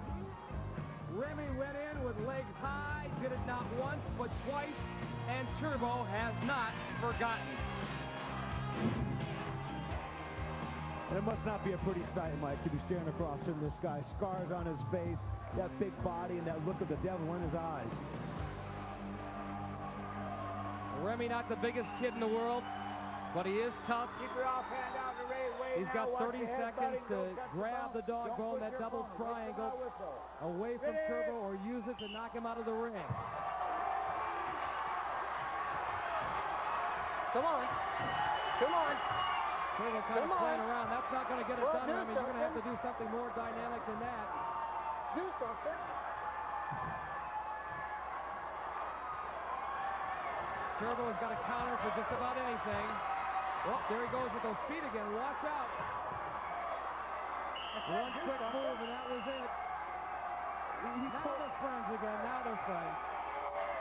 Well, now Turbo got his respect back. You can be friends, but not until you get that respect. I'll tell you what, Remy almost lit Turbo's fire again, because watch here towards the end of this whiplash contest, the leg goes high one more time, that left foot. Yeah, but then Turbo finishes it off in style with his behind-the-neck move. Remy lucky to come away with both arms intact, and now David Chokashi's turn. Take the mouth whistle now. Watch your head. And Turbo's still in a testy mood.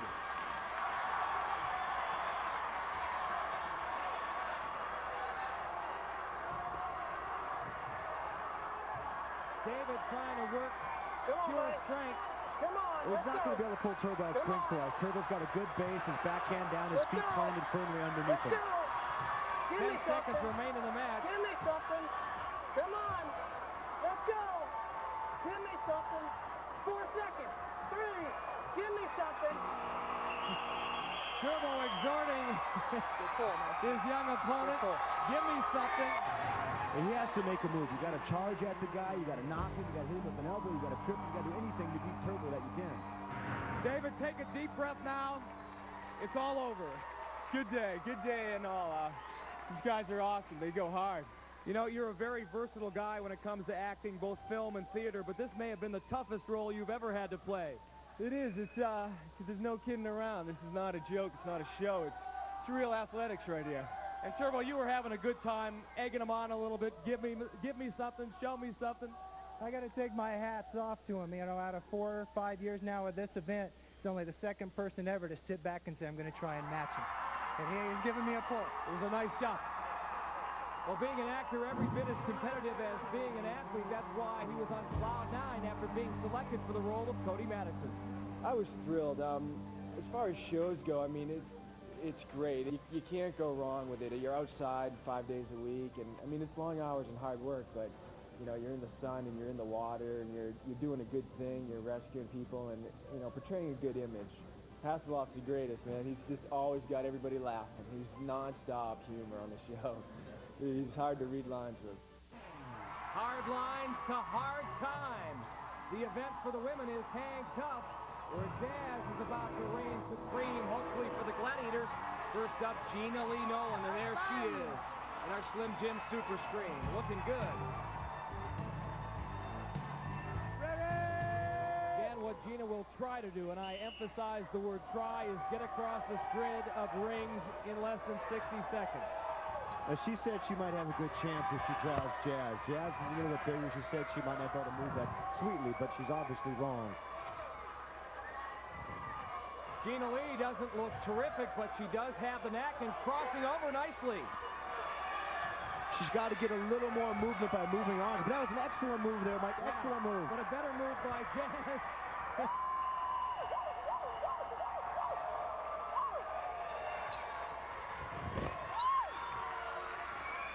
I don't know who's more excited, Jazz for having pulled Gina down or Gina for having just the courage to get up there against Jazz. No points for Gina, but she does get plenty of admiration. You've heard of the jaws of life? Those are the jaws of figurative death here in Hang Tough. Jazz's powerful legs. Down goes Gina. Jenny Susser in a position to give her team even a bigger lead going into the Eliminator final if she can score points here in Hang Tough. She also draws Jazz. 60 seconds to time limit. One eye on the Gladiator, one eye on the rings. Seems just a little bit stiff up there, Mike. Stiff maybe, but strong definitely. Jazz, however, that has got to be a positively frightening sight. Seeing those powerful legs of Jazz coming at you.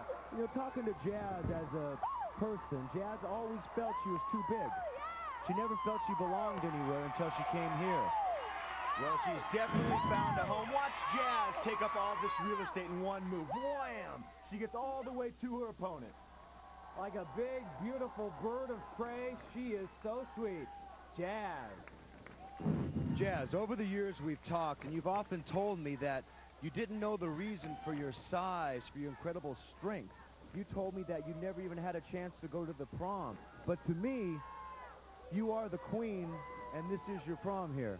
Well, Dan, you're very sweet. It is a problem that I've always had when I was a kid.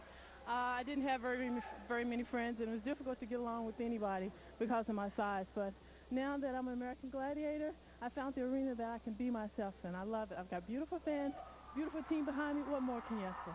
This is heaven. Well, keep up the good work. And as our Gladiator queen, Jazz wears her crown well. We love her too. Tomorrow on ESPN Classic. The arena has our Baywatch Lifeguard challenges ready for closure. And the Venice Beach duo of Jenny Susser and Remy Smith in a position to rescue the title away from Baywatch actors David Chokosy and Gina Nolan. Now, Team Lifeguard gets a 6-second head start and will run this race relay style.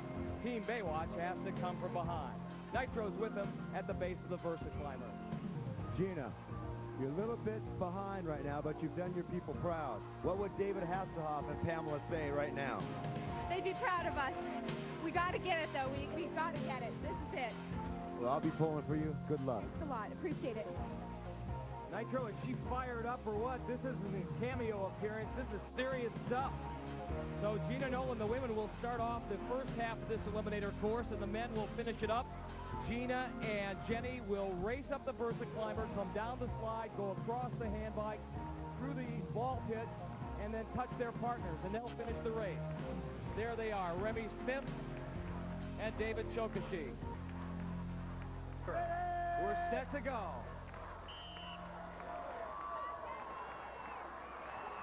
Once again, our lifeguard team getting a 6-second head start. Gina Nolan waiting, and here she goes.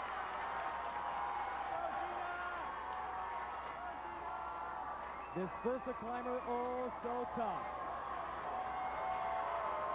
And seeing as how Jenny Susser makes her living rescuing people as a lifeguard, she should be the fitter of the two, but Gina Nolan doing quite well, thank you. She has reached the top. She hasn't been able to cut into the lead, but she hasn't lost any either. And Jenny having problems on the handbike. Down she goes. Both women go down. They'll be detained for 7 seconds, so we'll start practically dead even. Waiting in the wings, their key partners. For the lifeguards, Remy Smith. For Baywatch, David Chokosy. And who gets out of the ball pit first is Gina Nolan, the newest member of the Baywatch staff. 23 years old, now living here in California, originally a native of Duluth, Minnesota. But she is having problems now in the second half of that ball pit. Jenny Susser flat on her stomach after that effort. She has tapped off to her teammate Remy Smith. Gina has done the same to David. Who will be the best of the beach? Our everyday real-life lifeguard or the actors from Baywatch? Remy looking great. Up the treadmill he comes. No problem. And hats off to our pair of lifeguards from Venice Beach, California. Their time, 1 minute and 52 seconds. David Chokosy, however, made it close at the end. Jenny and Gina jumping down to meet their teammates. I think it's been a day of mutual admiration. The lifeguards realize the actors are a little tougher than they thought they were, and I think our actors have greater respect for the roles they portray, the lifeguards. And Remy Smith, well, he had this thing about putting his feet up in the air all day. Ultimately, though, it broke the barrier and got his team the victory. Nicely done. It's over. You finally finished. You both did an excellent job. How you feeling about your performance? I'm feeling good. I gave it 100%. I'm feeling jazzed. We had a great day. A lot of great events. The Gladiators were awesome, and the contestants were awesome. A lot of fun. Anything to say to your 55 million Baywatch fans across the world? Check us out! Woo! Come in September! Bye! Thank you very much. Now, you guys... Stud, man. You two told me at the beginning you were going to prove that you are the real deal, the real thing, the real McCoy, and you came through and you did what you said you were going to do. That's right. Yeah, we took charge. We did a good job, and it just goes to show lifeguards are more than just swimmers. We're real athletes, and we did a really good job. And you little animal, what do you got to say? These were great 2 days, working out all day yesterday and competing. It was way more fun than I ever expected. There's a great group of people, almost as cool as lifeguards. Well, they're definitely going crazy at Venice Beach over this one. Remy Smith and Jenny Susser, they lived to save lives. Now they've lived to tell the tale. We survived the Eliminator course. There are winners in our Baywatch Lifeguard Challenge. And special congratulations and future success to our two actors, Gina Nolan and David Chokashi. We'll check you out. You check us out next week on the American Gladiators. Goodbye, everyone.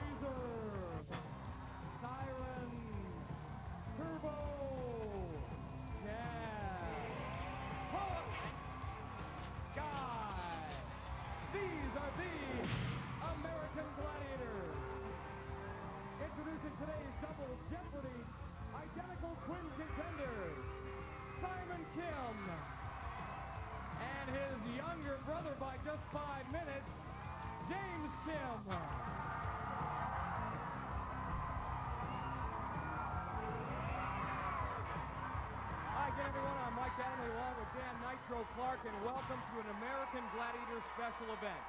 Today, it's double the fun as a pair of identical twins, martial arts masters, Simon and James Kim, go at it head-to-head. And Nitro, I know you know them well. They are an exceptional pair of athletes. Oh, I know these boys well, and the whole martial arts world knows these boys well. And the funny thing about these guys, they prepare for an event different way. Watch this.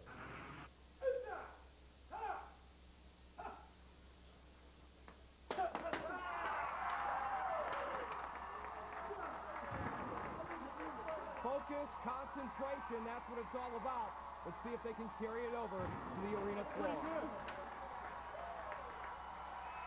Mike, it's a chance for the Kim brothers to prove how good of athletes martial artists are, because that is a big question. But I think they're going to put the foot to the board and prove something to everybody. But like Saber says, boards don't hit back. Okay, our other matchup.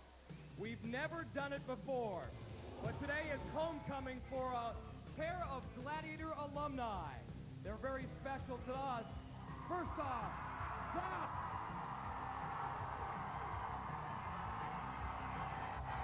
And remember when? Dallas.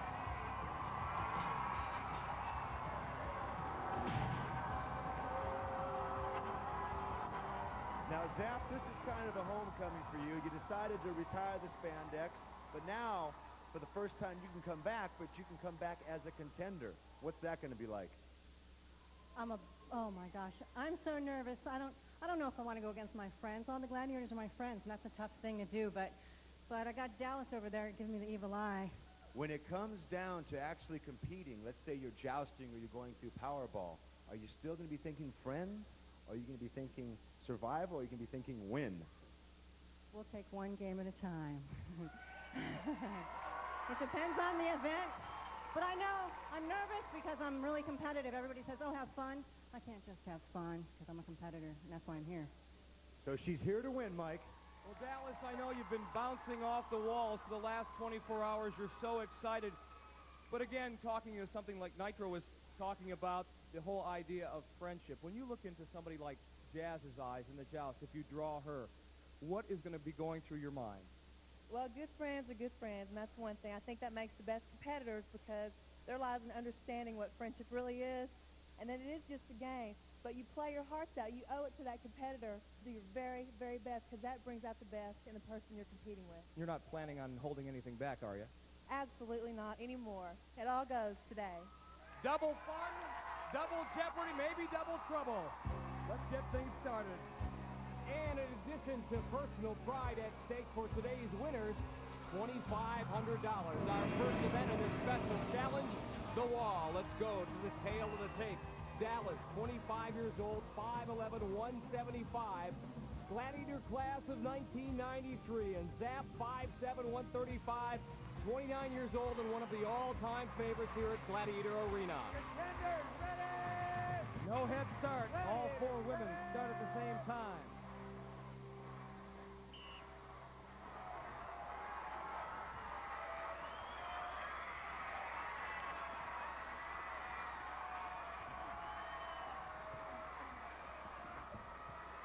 The thing that makes Zap so tough is her grip strength. She's got tremendous strength in her hands. All four women side by side. Dallas crossing over first. Jazz closing in on Zap. Zap hanging on for dear life now. She may go straight up. Dallas looking strong. Zap's got a free run because Jazz fell. You know, everybody at home has been wanting to see this. They wanted to see Gladiators challenge each other.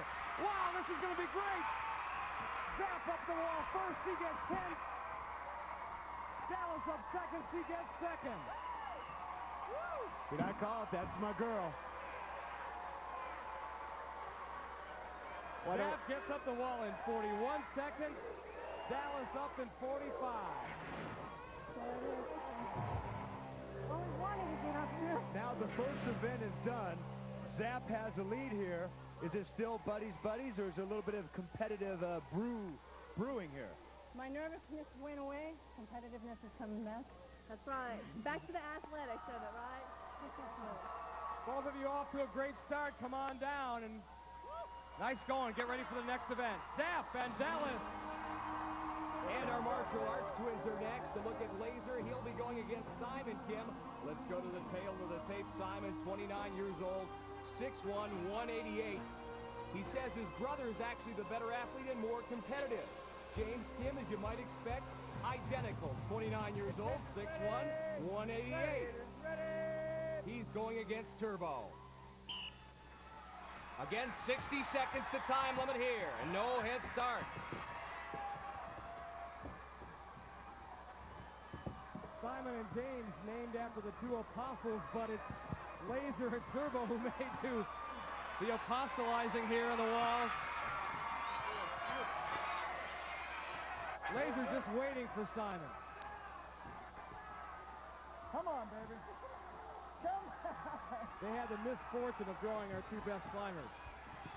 Well, Laser's sitting pretty as long as the guy doesn't come with a spinning heel kick or a roundhouse to the jaw. Believe me, I know Laser's watching for those feet. Now he's got the rope. Now he's got Simon off. This is an interesting. I'm not sure we've seen this before. The contender trying to pull the Gladiator off the wall. He may not get any points, but he's going to have the status. Is he biting his heel? Yeah.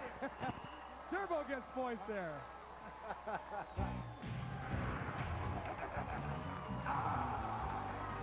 Coming up next, assault. This ESPN Classic program is brought to you by the inventive minds of Honda. Honda, the power of dreams.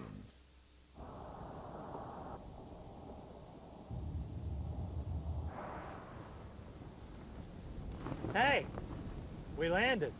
In the middle of the road. Hop in this room. There's one thing. We're nudish. Wow.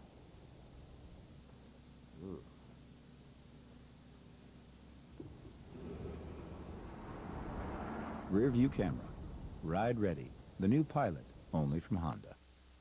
I first saw this one when I was traveling through Prague.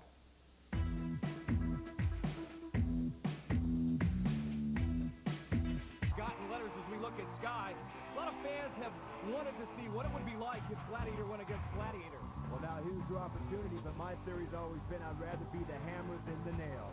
Well, Dallas is the nail in this case, hoping not to be. Dallas has patiently waited for her Gladiator moment in the sun. Now she's getting to compete as a contender here. And this is her chance to show how good she is. A little confused there, completely missed station number 2, forgot it existed. Now she's righted herself, and that one just missed. Do you think there was confusion, Mike, or do you think she was hot dogging? Oh, I think it was confusion. She was so psyched up last night, bouncing off the walls, so ready to do this. She has great respect for Sky and Boy, it's about time we got an honest contender. She gets hit and she stops and says, yeah, she hit me. She got me. There's more games, so don't even let me go. Don't let me down there. And here's Sky's accurate shot. Yeah. Boom. But if that's me, I'm saying, Larry Thompson, that did not hit me. Look, it didn't hit me. But she is honest. That's okay. Yeah, right there you got me. I got to aim low. This was short. Sky talking it up now with Zap. He's set to go. Former teammates, now good friends. But not for the next 60 seconds. Formerly the hunter, now the prey here in Assault. Lets the shot fly at station number 1. Stumbles out of the starting block and gets nailed. Sky goes 2 for 2. Sometimes that's all it is, Mike. One little misstep, like right here. Bada bing, bada bang. Boom, you're done. Well, the signs say it best. Zap, we love you, gone but not forgotten. This has got to be touching. Yeah, I'm going to cry right now, but not from that, because it hurts. She got me good. I can't believe it.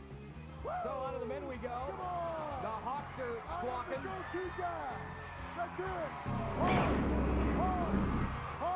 Oh, man, he is really wound up with this Alumni Twins challenge. And first up for the Twins, James Kim. Come on, you little worm. Contender ready. Your brother Toast. Ready. Maybe Taekwondo toast. We'll see what happens here. Oh, hit him in the head. Yeah, got him. Back. Here he is at station number 1, taking his time. That one a little high. That looked good. That looked good. Oh! Hey, Larry! Oh! Broke the glass. Lets it fly. Oh, that one just missed. James Kim, yeah, close still enough alive. to go, little fella. Come on! Yeah, whatever. Get out there. 25 seconds. Oh, almost got him in the nose. James searching for that steering mechanism. That one just a bit wide. He's had 3 great shots. Come on, come on. Ah! Who built this thing? Hawks Still Hogan alive. is misfiring. 10 seconds remain. James at station number 4. That one just missed. Hawk, you got to flip the balls over, partner. Maybe one last shot if he can get it off here, and that is it. Time expires. Boom! Come on! James Kim on the scoreboard. He gets 4 points for firing 4 weapons. Woo! You know, the man better be careful. He's going to throw his back out, and we've still got 5 events to go. Oh, no. That's an ugly sight any day. Right. Not the Hawk butt dance. Watch this, Nitro, huh? I think I can hit him from here. I mean, Hawk. Yes, Dan. You have to be careful with that butt dance. There's women and children in this crowd. You included. All right. Wait a minute. Didn't I just shoot at this guy? I just shot this guy. It's the same guy. Well, Hawk, no, it's not. It's not. No, it's not. This is his brother, Simon. That's the same guy. This is Simon. Okay. Simon says, hit me, Hawk. Simon says, hit me, Hawk. Simon says, Larry Thompson, start the... Simon says, blow the whistle, Larry. Yeah, get out there, you twerp. Oh! Boy, Hawk is out of his mind today. Oh, my God. I'm in the zone, Mike Annalee. Can you hear me? Oh, Watch I can hear you. I love it. Get your cameras ready. Look at that one. Oh! Simon's shot is station number 1 low. Boy! Well, Simon can learn anything from his brother. He needs to know he has to move a little bit quicker here so time doesn't expire. 40 seconds remain. That one high. Get out there, you little... Kim, Simon says, hit me, Hawk. 30 seconds now. Simon behind station number 3. And that one's got it. Hawk, you got to eat your words, buddy. That's all right. Whoa. Simon says, flip my face in Powerball. Boom. Simon says 10 points. Excellent job. Well, it's very easy. You just got to maintain your composure and just focus and just go for it. Haka, when he says to me it's easy, I think he's trying to say that you were kind of soft. Well, see, what happened was, if he went twice, he's the same guy. I have not yet today seen him and this so-called brother in the same spot at the same time. I ain't buying it. He was nice and warmed up. I think you're the same person. Simon says Hawk's going to beat the pants off me in Powerball. That's what I say. Even if there is 2 of you. Come on. He's pretty good at certain things, and I'm good at certain things. So we kind of, some things that he has strength in and some things that I have. But overall, I think I'm much, much better. Right? Yeah, that's definitely not true. And he always does that to me.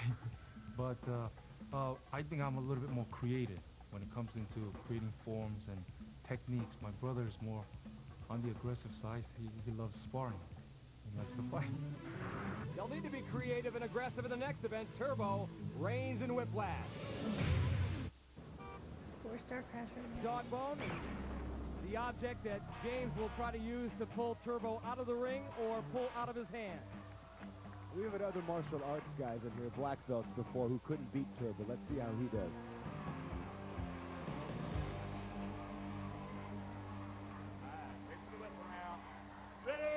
Here we go. 30 seconds the time limit.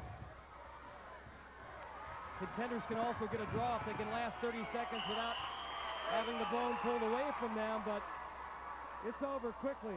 Turbo wins another match. The great thing about Turbo, he always has his eyes focused on his opponent. Even when he goes overhead, he flips with him, holds on tighter for the win. Good job, Turbo. So now Simon Kim steps into the ring. Watch your head now. See if he learned anything from his brother's performance.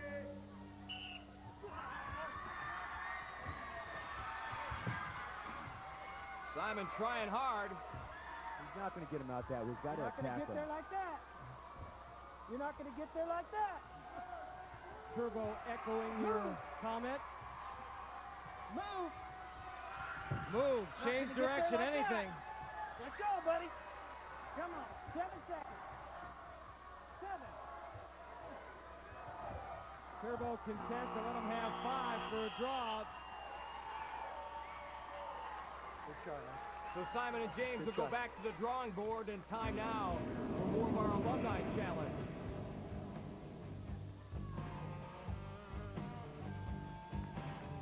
The call for Sky, Whiplash, the event in our Gladiator Challenge, Alumni Challenge. And she's got to do it again. She's just shaking her head. She really doesn't like this confrontation. You always have to watch Zap because she's clever, she's sly, and I think she's going to find a way to pull this out. But Sky with that 9-inch height advantage. Referee Larry Thompson's got him wrapped in. Right, keep your off hand out the way now. Don't push your opponent. Don't grab the bone with it. Watch your head. Wait for my whistle now. Ready? Zap came in with an 11-8 lead.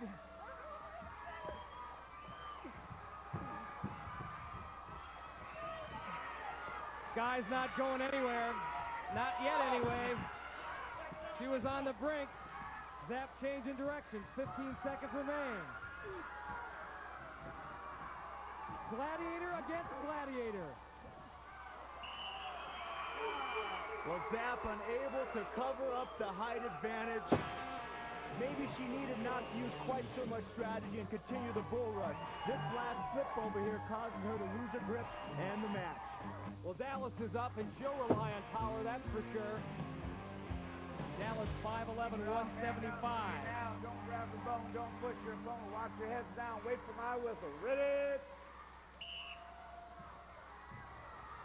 Oh, she's a rip snorter, too, and she's got Sky out. That wasn't a question of if, it was a question of when. Sure was. How about 4 seconds? 10 points, and now she has taken the lead, 18-11. Oh, victory, what a feeling. Great effort on Dallas's part. Look at the eyes here. Complete focus. Pulls using the strong lat muscle, drives with the leg, had the left hand swinging in the air to get that little bit of extra pull to get Sky out of the ring. Dallas, you've got a serious problem. You have no personality, and you never get excited. You're loving this, aren't you? Oh, my gosh. My whole life I've watched them. I grew up with them on TV. I was like, man, if I could just get in there, I know I could be one of the best of them. So that's what I'm working on right now. Well, here you are, and here's your first chance to describe what happened in the ring against Sky. Take a look. Well, first of all, she's taught me a lot of everything I know about being Gladiator. So she said, be tough, focus, focus. So I said, pull, pull, pull, pull, pull, go, go. And here she comes out right there. Nice going. Dallas, the winner in Whiplash. And from pull, pull, pull, we're going to hang, hang, hang. Hang tough next. Rid of 55 rings. Time for Hang Tough. Our Twins Alumni Challenge continues. Simon Kim with a 15-4 lead over his brother James. However, at the other end, there is Laser.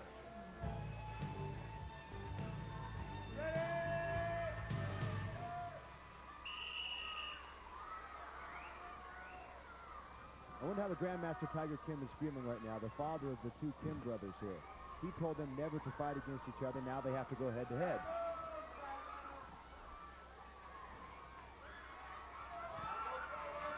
Well, this isn't a karate tournament. You don't want to attack the guy. You want to try to evade him there. Both men having some problems on the rings as they start flying every direction.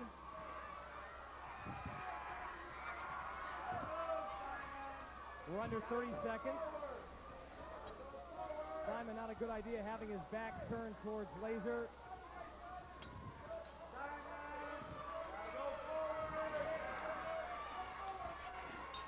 During the course of this game, you have to be able to advance, and Simon doesn't do that. And in backtracking, he lost his grip, and down he went. So not much of a match there. In fact, no match.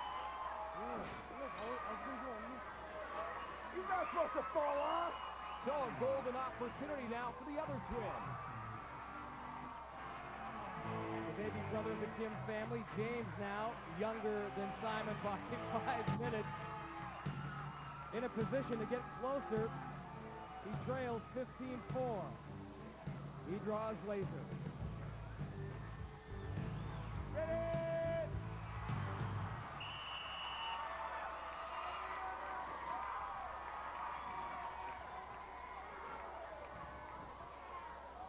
Laser with some giant arm swings out there.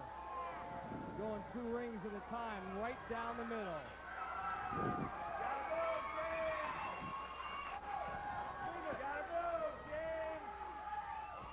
I want to move, ref. I want to move. Yeah, baby. Laser's going to make short work of the second brother.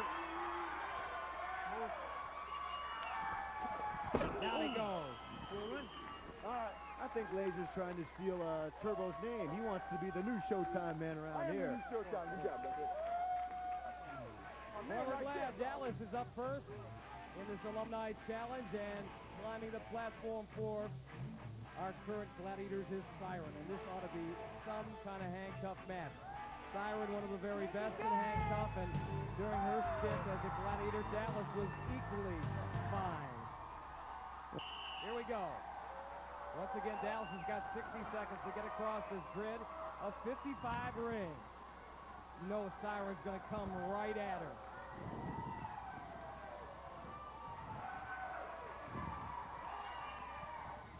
Wow, beautiful by Siren, beautiful. When this game is played well, it's fun to watch. Siren gobbling up real estate here.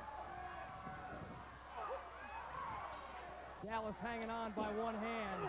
Siren's got a leg lock. Dallas is strong, but not that strong. Down she goes, and that may be Siren's biggest victory ever. Oh, yeah, definitely friends, but there's still no respecter in there. Strong! Man! Had to get your hand! Had to get your hand and rip them off! Equal in size and strength, it comes down to strategy here. And yes, Siren used it to rip the hand off and seal the victory. Well, Siren about to get another stiff test here in handcuffs. At the other end of the grid of rings, there she is, the Zapster. This was her best event when she competed as the Gladiator. And Siren has accepted the challenge.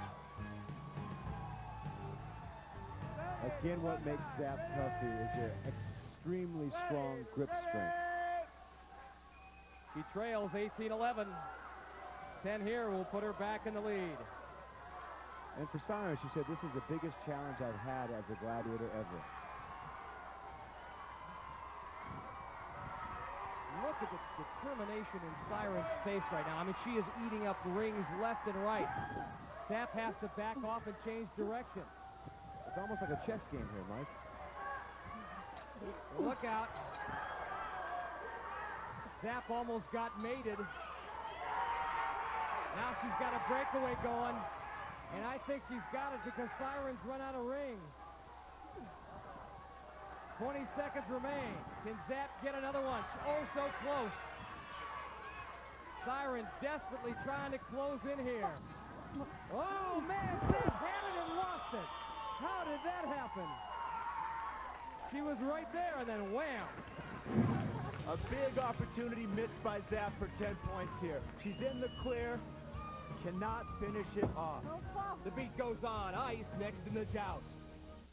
Are you one of the millions of people who think you just can't learn? In our Alumni Challenge and Ice getting a little inspiration. You know what? Don't worry about everything that she's going to do. Just like you said. play Just your stick there, slam it through her. You know, do the full punch combination. That's all you need. Ice versus Zap. This should be a huge match. They're talking about that 4-punch combination, but Zap had that 2-fisted backhand. Here we go. Ice has never wanted it more. She's got the backing of her Gladiator teammates. And for the Gladiator alums, the Zapster. And in contrast to the intensity we see now, earlier today, the aura of good feeling. Oh, my God. What are you doing here? I have to joust my butt. I have to joust my body! Hey, Zap, undefeated right here. 6-0. This year? Yeah, Zap. Zap hoping to change that record in a hurry. No friends, no fear. The joust underway. And a lot riding here. These are two of the most popular girl Gladiators. Zap with that patented 2-fisted backhand. She made famous here at Gladiator Arena. 12 seconds remain. Ice doesn't want to give her a draw. Now that smile coming across her face.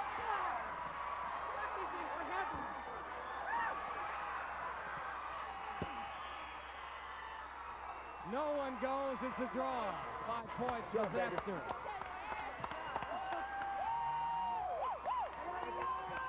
Good job, baby. Zap patented 2-fisted backhand. Right there, we can see it in a reverse angle as it rocks Ice's world. Ice, so much determination in your eyes before the joust. Are you glad it's over? Oh, you don't even understand how glad I'm now this is over. I can't even talk. I'm so glad this thing is over. All I remember saying is she got a good whack in my head, and I was like laughing after that. I was like, good hit! Zap, that 2-fisted backhand of yours still fairly sharp. The only problem, Mike, it's a little bit different when the Glads are rooting for her. The Glads now they're telling her how to duck my hits because they all know how I hit. So that was tough. I'm like, I'll stand here all like, thanks, guys. I gotta say, no matter who's rooting for who, it's very hard to go against a team Gladiator. It's hard. It's hard. You don't want to hurt. I want to hurt. You don't want to hit him in the head. Woo! But for 30 seconds, it was very, very intense. Ice and Zap still great friends. But Ice has got to do it again because up next, and she could be overmatched here, it is Dallas. 5'11", 175. And an incredible competitor. But Ice has hundreds of matches under her belt. You're right, Nitro, that experience showing. Dallas kept her balance, however, and is fighting back.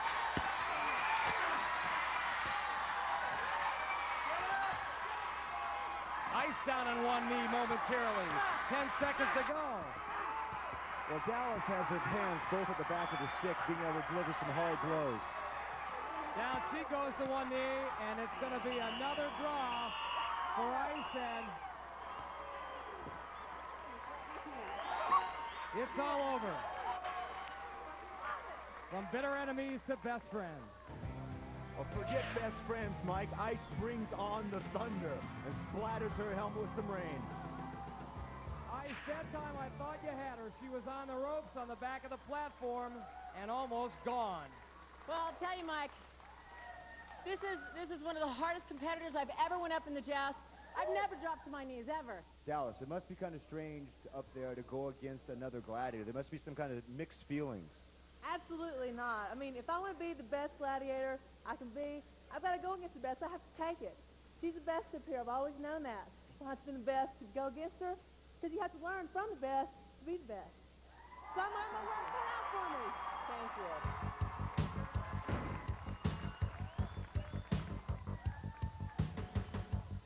Up next, Powerball. Tomorrow on ESPN Classic. Ultimate nightmare for contenders and announcers. Men are set to play Powerball, Saber, Laser, and the go-to Huckster are ready. Now our nightmare Nitro. Which Kim is which? Simon. James, Simon. James. It's going to be tough on the twin brothers here, Mike. They've never had any contact sports besides the martial arts. No football, no rugby. So this hit is going to be like being flipped in judo onto a concrete floor. Well, Simon Kim in the blue singlet, James in the purple one. Let's see what happens here. Okay, James scored in the outer cylinder past Saber. Getting bumped away from the cylinder by Hawk. He flattened Laser.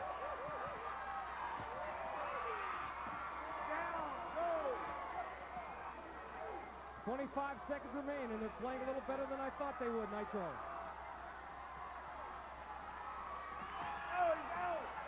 Now they're starting to telegraph their moves a bit. 15 seconds remain. Let it go.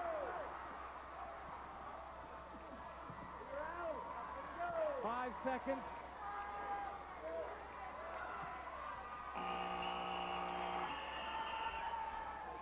Well, I think after the exhibition that they put on in the locker room prior to the competition, the Gladiators walked away with their mouths hanging open. Unbelievable. I think James and Simon Kim will walk away from this competition with greater respect for what we do here at Gladiator Arena. And just to make sure that the Gladiators don't forget them, James puts his shoulder down and trusts Laser. Our twins Gladiator Alumni Special continues, and our signature event, Powerball, and this should be good because our alumni Glads are up first against the real deal, Jazz, Ice, and Siren. Dallas leads Zap 23-16. It's power versus quickness. Get out of my face! Zap's got the quicks. This is going to be great, Mike. This is one event as a Gladiator always wanted to do as a contender. Gladiators, ready! And you can't pull any punches in this game. If you do, you'll get hurt. And Zap, some amazing quickness. 2 in the outer cylinder right away. Oh.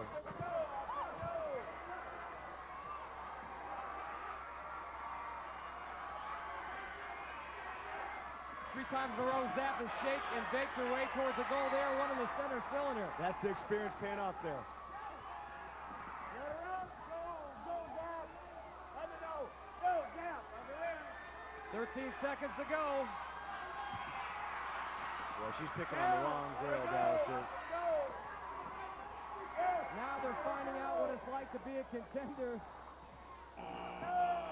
Well, that's the first time I think I've ever seen Jazz on her back in that game. Total it up. And those 12 points couldn't have come at a better time. Zap now leads by 1. Zap's so smart here, out of her peripheral vision. I'm sure she sees Dallas taking the other two Gladiators, forming a shield here. She gets the open lane, stumbles, so excited about it, then scores. You know, Jazz, out of necessity, you and Siren and Ice had to develop, and Sky had to develop sort of an adversarial mentality. You had to, even though she's a good friend. You had to. Are you glad it's all over?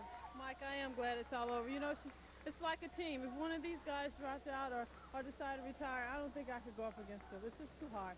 It's too difficult. It hurts too much, really. So I like to just kind of leave it like it is. We're still sisters. We're still a good team. That's the way I like to see it. Being a former football player, I know what it's like to be with ex-teammates. There's a special sisterhood here. Congratulations on a great day of competition between all four of you. Nice going. Tomorrow on ESPN Classic at 9. James and Simon Kim will lock horns. It's twin against twin. May the best man win. Full contact? No. Full effort? Definitely. Nitro's with them at the start line. Whoa, whoa, whoa, whoa. Easy, don't have to hurt nobody here. Now, James, you were born 5 minutes after your brother. You're about 5 seconds behind. It seems like you've been chasing him all your life. Well, that's, I gave him respect for the whole time, for this whole game, but now I'm going to take the lead. This is where I'm going to take over. You heard that. He says it's time for business and you're going down. Yeah, but how can he do that? I've been always ahead. So if I'm going to be ahead in this, I'm going to win it all the way. Well, good luck, you guys. Give me these before you hurt someone going around here. Ready? Here we go.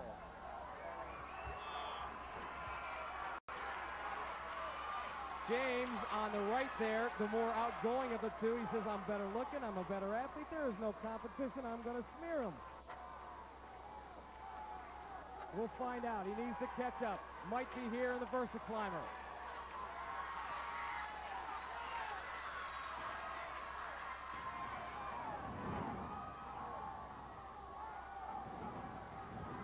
Simon now on the hand bike, working hard. Keep those legs moving. Here comes James. I think the ball pit could well tell the tale here. They're side by side. Simon looking for the rope to help him out, but there isn't one. Almost grabbed the side of the container. These balls are in, which would have been illegal. And James is taking the lead. Watch out, guys.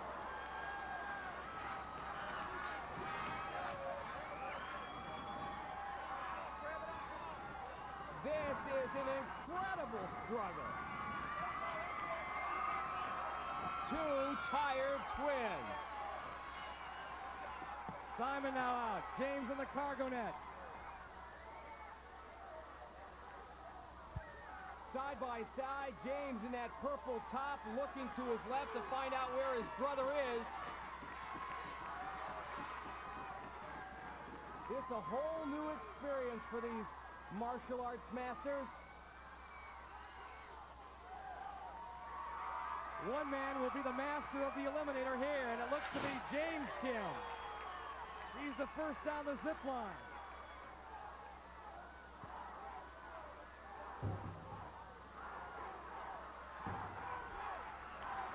Let's see what happens here on the treadmill. Struggling hard, he makes it. Barely.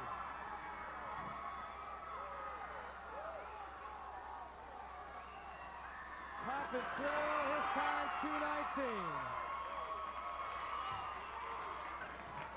Bragging rights to the Kim family are going to belong to brother James, the baby brother, by 5 minutes.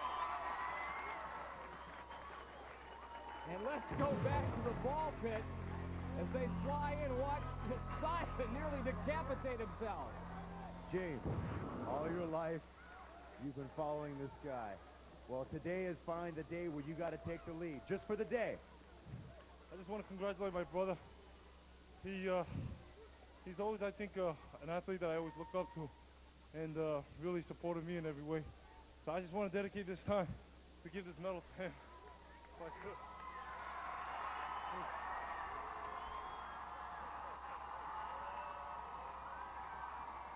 Tiger Kim, you raised them well. Only a 1.5 seconds separate our former Glad.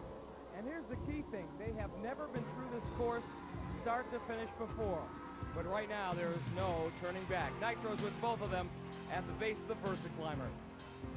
Well, both of the former Gladiator women here, good friends of mine, and I know that neither of you have ever done the final true test of a contestant, the Eliminator. Well, this is going to decide it for sure. Anything that we've done today, it all goes into this event. Yeah, I just want to say this is the end for me.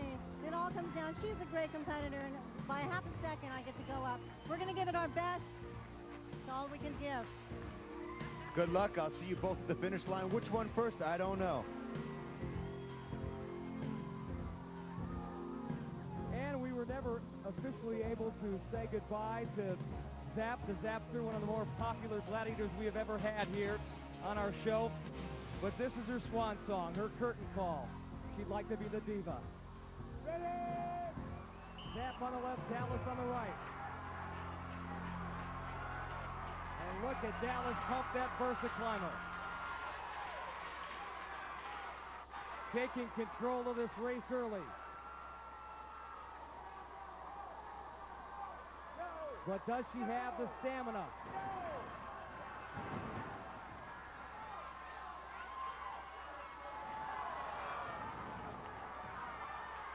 Both jumped the gun a little bit on the Versa Climber. Dallas went down on the hand bike. Was detained for 7 seconds. Now back up. Zap, pump those legs. Pump those legs, Zap. Down she goes.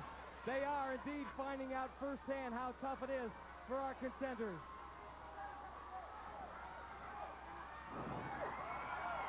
What was that? She dove head first to get back in this race. May not have been pretty, but it was effective. However, she is stuck again.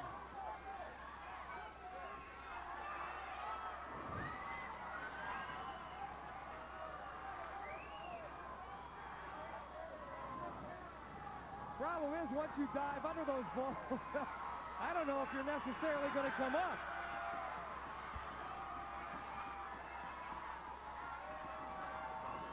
Dallas on the cargo net. Zap trying to get out of the ball pit.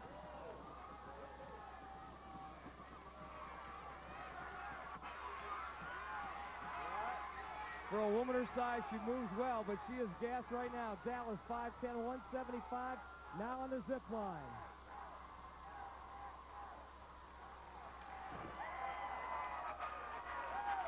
Only the plexiglass wall and treadmill remain. Zap still struggling way behind on the cargo net. Come on now, Dallas. One final push. I should have worked out for this thing. Here she goes. Nice form. No problem. All the way through. Her time, 2:18. And here comes the Zapster. You can bet nobody will let her quit.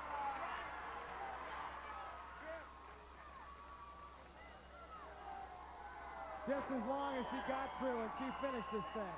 Zap may not have won, but we give her 10 points for style. Dallas, a rite of passage. You gotta believe in yourself, 100%. No matter what else you might think, you gotta believe in yourself. And anything's possible, man. Look, no more second place. Come on over here, Mike. Us three are the last of the people who started this thing 7 years ago. Oh my gosh. And it's just our Mike and mine's way to say goodbye to you and thank you for coming back. We loved having you. Bye, guys. I love y'all. Love you guys. Sap, Dallas, Siren, Jazz, thanks for making it fun. Congratulations.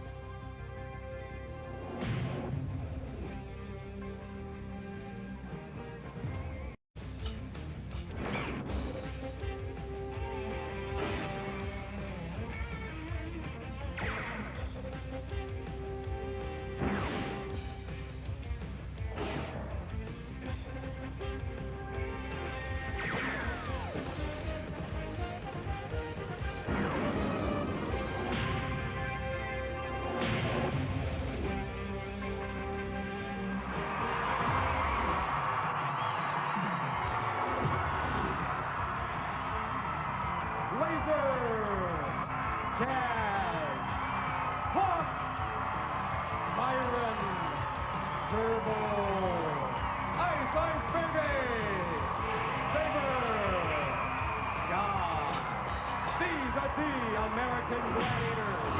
Introducing today's Battle of the Best contenders, former U.S. and current World Gladiator champion, Wesley Two Scoops Berry. 1995 Grand Champion, the Wild Thing, Kyler Storm. For the women, 1994 Grand Champion, track and field star, Peggy Gina. And last year's champ, police officer Adrian Sullivan.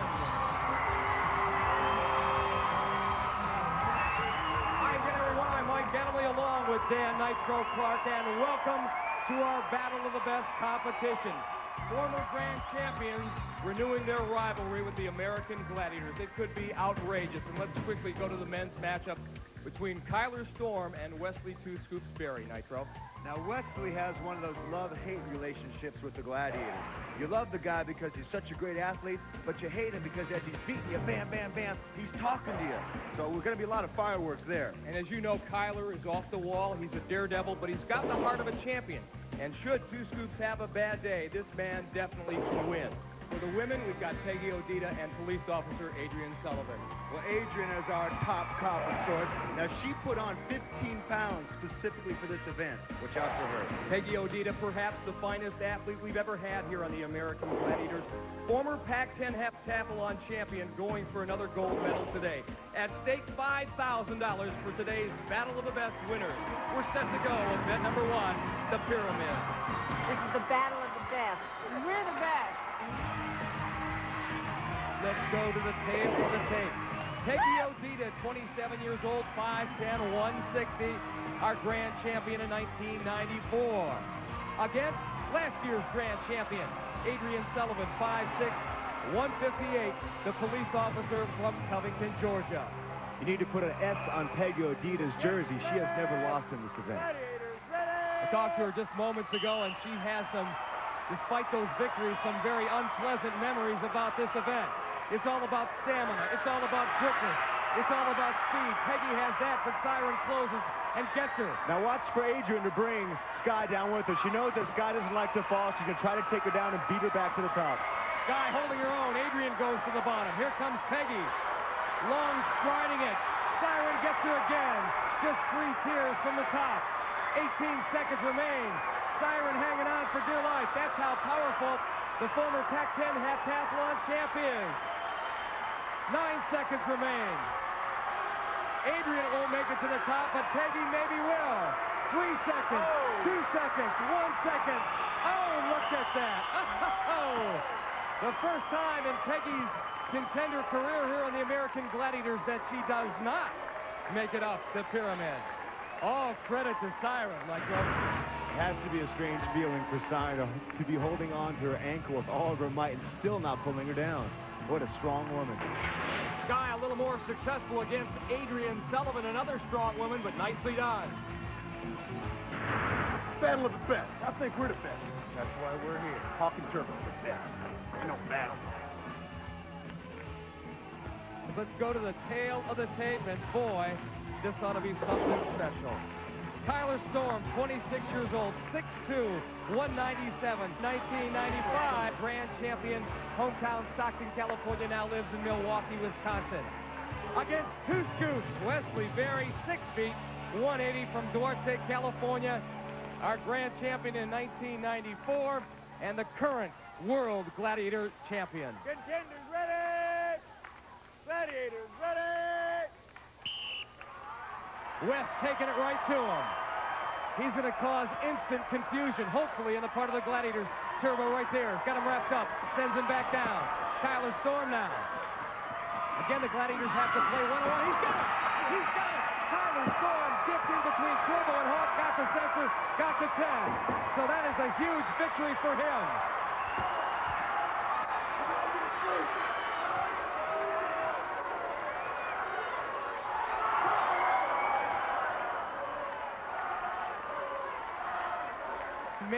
Maybe two scoops can do it. If he shakes this off. Oh, there's no shaking Showtime. Showtime does it, but Kyler Storm gets by the go-to Gladiator, the Hawkster. So 10 points for our 1995 grand champion, Kyler Storm. And he didn't make it by much. Hawk may have miscalculated Kyler's speed. Well, Hawk, I'm at a place I'm not supposed to be at the top of the pyramid. The go-to guy got beat. Well, Nitro, I hadn't lost that all year, and I had a plan. And usually what I do is I go down to him slowly, let him come to me, take him down. What Kyler did, which I wasn't ready for, was he came around this way, and before I knew it, he lulled me to sleep, and I'm 1 block away from the top, and he jumped up and he hit the bell before I even had a chance to tackle him. He did a good job. I've got no excuse. How long? Out next, Saber and Breakthrough and Conquer. And I got both of them back-to-back in conquer. Well, as Gladiators, Mike, this is how we measure ourselves up against the rest of the world. Gladiators! Here we go. The stuntman, Kyler Storm, Wild Thing. Oh, look at that! Unbelievable! We have never, ever seen anything like that in our entire lives. Turbo is stunned and now smiling. He's loving it. That is the most amazing thing I have ever seen here in Gladiator Arena. Kyler was great last year when he did that double reverse backward shoulder displacement on the handcuff event, but that, my friends, is incredible. I mean, beyond incredible. What can you do but take your hat off to the guy and salute him? Awesome. Question is, what does he have up his sleeve for the Conquer ring? Well, we told you he was a stuntman. You know why now. I'll tell you what, and he's got Saber. He's got Saber. I don't know what this kid did in the offseason. He competed over in England in the World Gladiator Championships. Was good, but not great. He has been great today. I don't think I've ever seen a more fired-up Kyler Storm. 6'2", 197, and he is a sensational contender. Whoa, man! He's doing the smart thing. He's got to get in close to Saber, so Saber can't use his strength. He does it here. They're using his body, hips, and everything. Everybody here in Gladiator Arena absolutely at a loss of words. It's like Ralph Cramden, humna, humna, humna.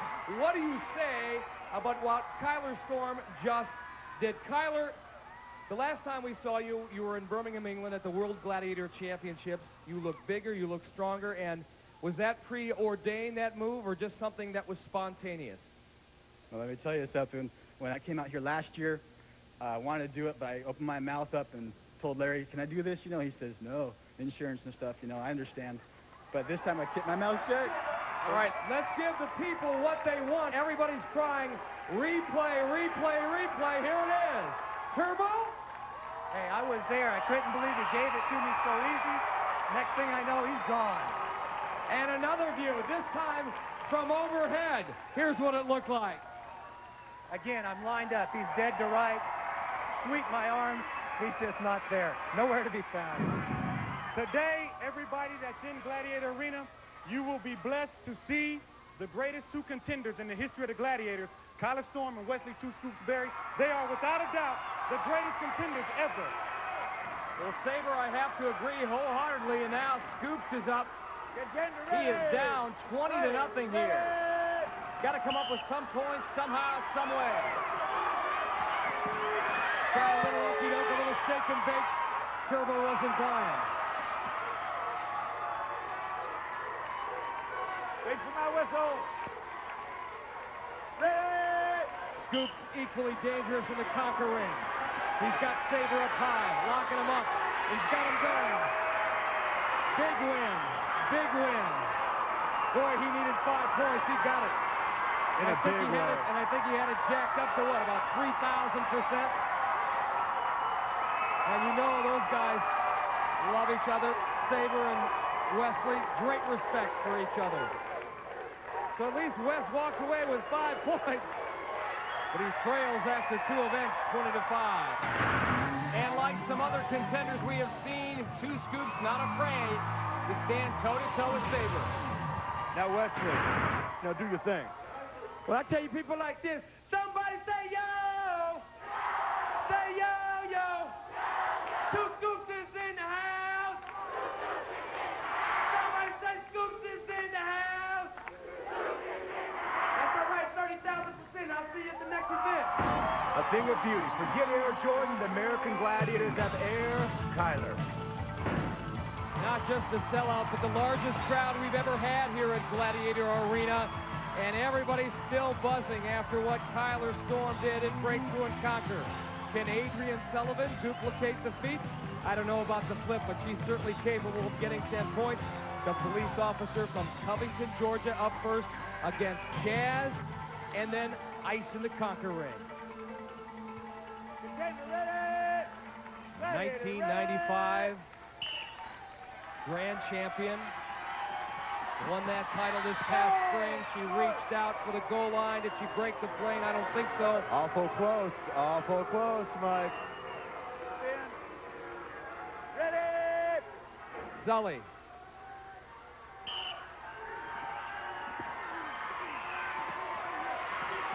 She got 5 seconds. Ice fighting like crazy to stay in that ring. She's got 2 seconds, and she did it. She did it. She did it, but with precious milliseconds left on the clock. Adrian Sullivan draws first blood in this battle of the best. Adrian locks on with both hands and uses those strong legs to drive Ice out. Peggy Odita, our 1994 grand champion. The former Pac-10 heptathlon champion from Stanford. Ready!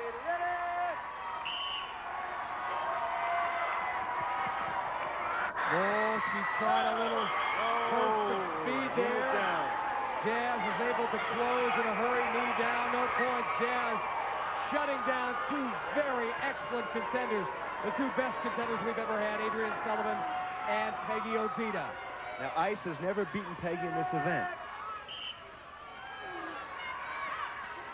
Ice making sure, oh man, Peggy tried to pull her one way.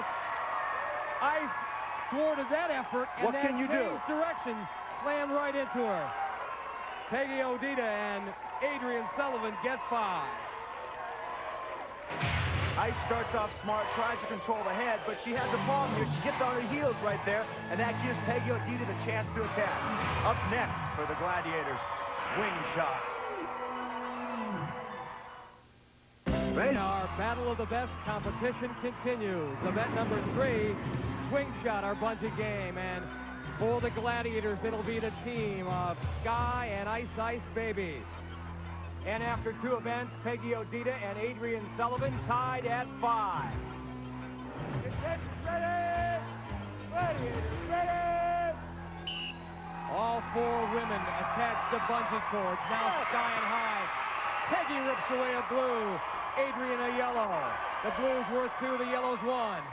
Here comes Peggy O again. She's got another blue. Adrian Sully's got 2 blues. That's the way. Both hands, you score big here. Watch out, baby. And did you see Sky rip that blue away from Adrian? Peggy's got a yellow. She's got 5, and we still have 30 seconds to go. Ice trying to get, the big reach. Peggy pulls it away. Sully picking up and trying to get one, can't do it. He's got to go high. Peggy does. Peggy now with 7 points. 10 seconds to go here. Adrian's got a yellow. Nice. Boy, has this been good, huh? Chinyere, the gift from God. That's what her name in Nigerian means, Chinyere. Got no gifts from the Gladiators. Every point she earned. And that's the way it should be here. You fight for every point. You meet up there. You clash in the middle. You're fighting to keep that ball from the Gladiator. Peggy using that heptathlon jump. Goes up there cold, but not without a struggle from Ice. Speaking of struggles, here come the men. A look at Laser, his partner Turbo. They're on their bungee towers to go against our two former champions, Wesley Berry and Kyler Storm. Kyler with a 20-5 lead going in. This ought to be good. Here we go. Kyler hesitates off the tower, turns backwards and grabs 2 reds. Wes has got a red. You ain't seen nothing yet. Wesley's got 2 blues. Look at him. Wesley's doing a smart thing. He's getting a quick jump off here while Laser's down. He's got a free run to a red. Upside down. Down it goes. Wes Berry. When his back is against the wall, that's usually when he's at his best. Look at Kyler. He's got 2 reds. These guys have picked this cylinder clean. You got to let him go, Laser. What's left up there? A couple of yellows? Oh, man. What was that? Don't do that. No one's going to show up showtime at his game. That's not the man. That's Larry Thompson really angry at Turbo. Laser keeping Wesley away from the cylinder. Kyler going up again. Nothing's there.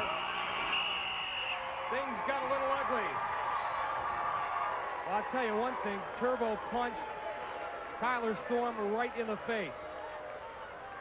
I'm not sure what set Turbo off. Watch again.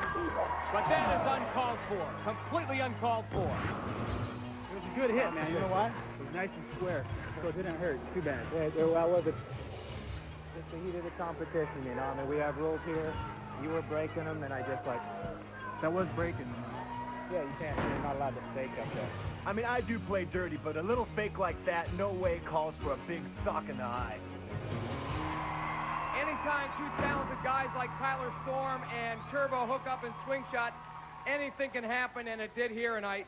Turbo, having seen the replays myself with Larry Thompson, I understand why you were upset.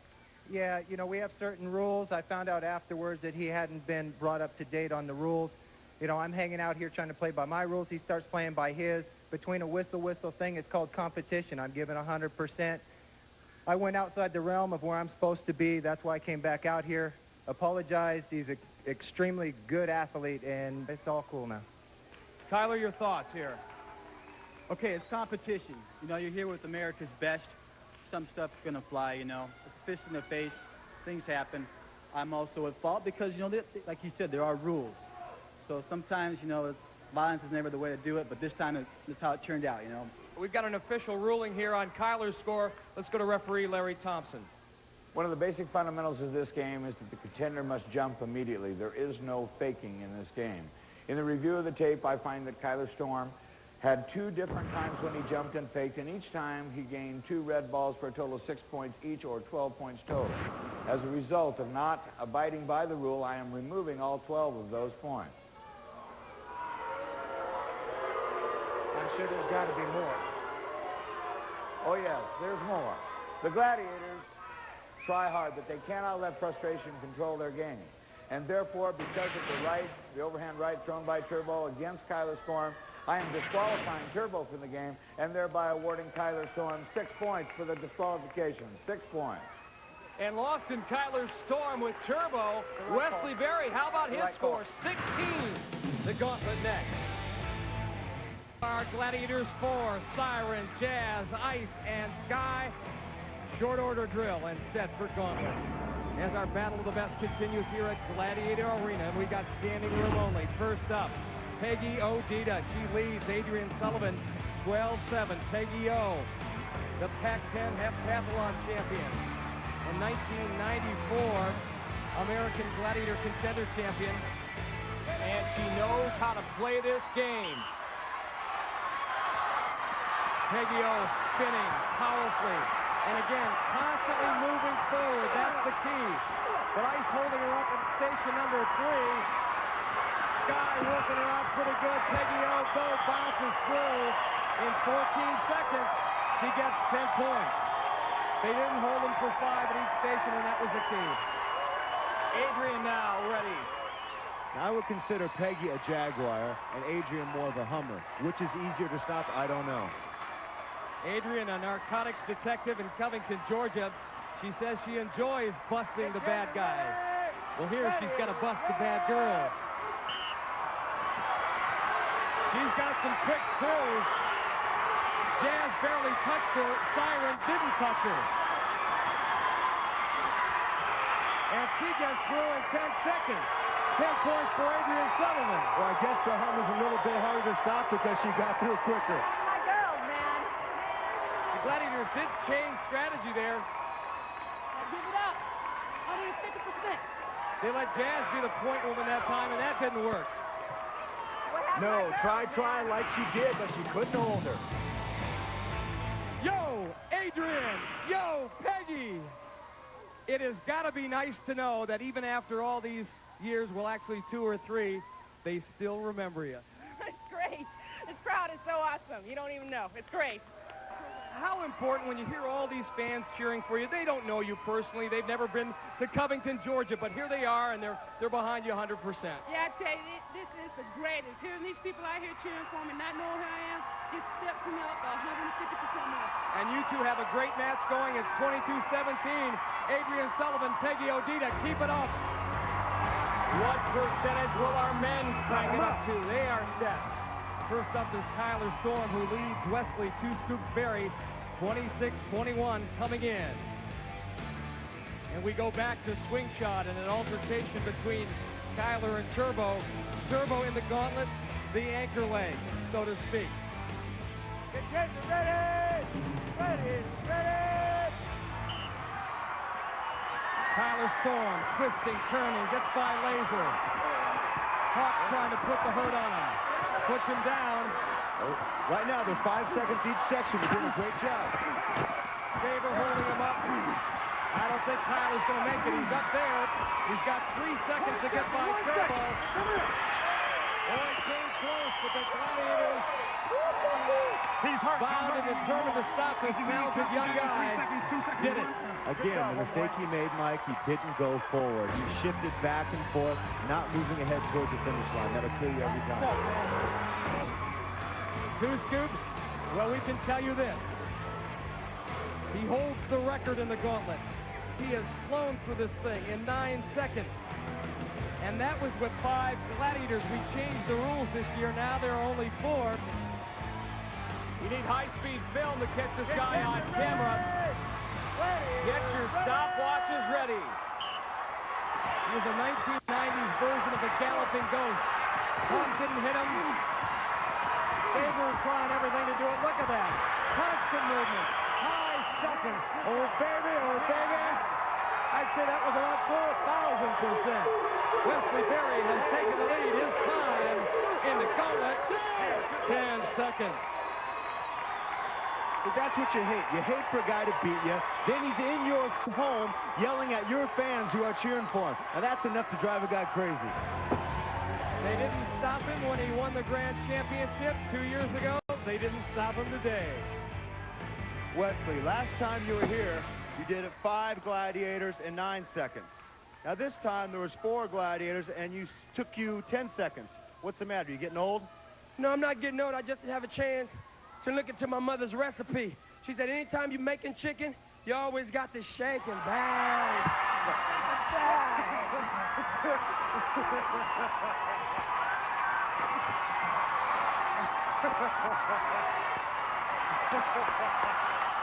Wesley, with a tremendous personality and athletic talent, used to motivating other people. Who motivated him? There she is, his mom, Valerie. Scoops is probably the greatest contender ever. It's an honor to know him and an honor to compete against him. And I can't wait to the eliminator to see who wins between him and Kyler. Well, before that, don't forget, we got Powerball, guys. Powerball. At least we got a chance to get him back in Powerball. Let's get it going, baby.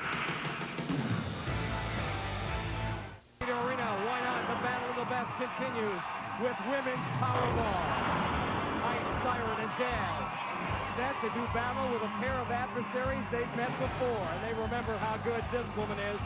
Police officer Adrian Sullivan from Covington, Georgia. Nitro calls her the Hummer versus the Ferrari.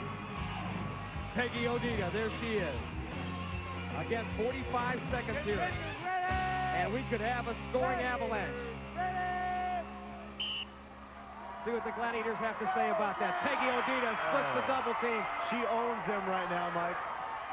4 points for a goal in that center cylinder. Peggy's got another one. In addition to the quick, she's got those long arms too. Look at that. That's the first time I've seen Ice not want to take a hit. Siren trying to hold her up. Peggy O squirts away. Adrian got one finally. 20 seconds still remaining. There you go, Jazz. Here she'll take on Adrian Sullivan now. Oh, how did Adrian get that? 10 seconds now. Peggy O tries to slip one by Siren.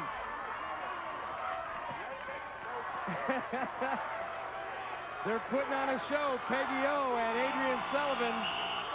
And I think under the circumstances, the Gladiators did a very good job. Because every once in a while you get an athlete, one athlete who's as good as Peggy Odita. But in Adrian Sullivan, now they've got 2 exceptional athletes. You just don't know who to cover. Tough game, and Peggy getting assistance from our trainers, Terry and Chris. Let's see what happened here. I think on the final bucket, final attempt for a goal, watch Siren's got Peggy's arms wrapped up, and Peggy can't break her fall. Slight concussion, we'll check on her later. We hope she's okay. Well, we know Saber, Laser, and Hawk are okay. Wesley has a 31-26 lead on Kyler Storm going into Powerball. This is the time as a Gladiator I go to complete focus. I don't hear the crowd. I don't see the light. All I see is the contender in front of me, nothing else. This is as it should be. The best of the best. Wesley Berry and Kyler Storm. Wesley Berry right past Hawk off the bat. Kyler wants the big points in the middle. Laser takes him down. Wesley hemmed in by all 3 guys. Laser going after Kyler Storm. Nice Down he steal goes. in there by Saber. And we're going to stop the match with 27 seconds. Kyler Storm goes down.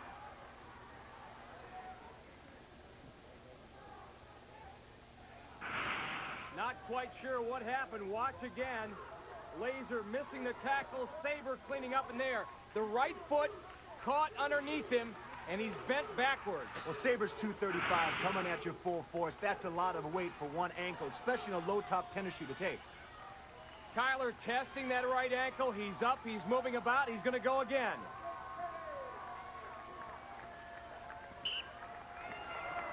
West again, one-on-one with Hawk, and he scores, but so did Kyler. Look out, here comes the middle cylinder. That one won't count. Kyler getting wrapped up again. Wesley Berry, oh, he missed the shot, but gets it back in. It's all over, and this is one of the few times where the Gladiators are glad that it is. That last goal by Wesley Berry in the middle cylinder will not count. His knee touched the ground after they ripped his shirt off.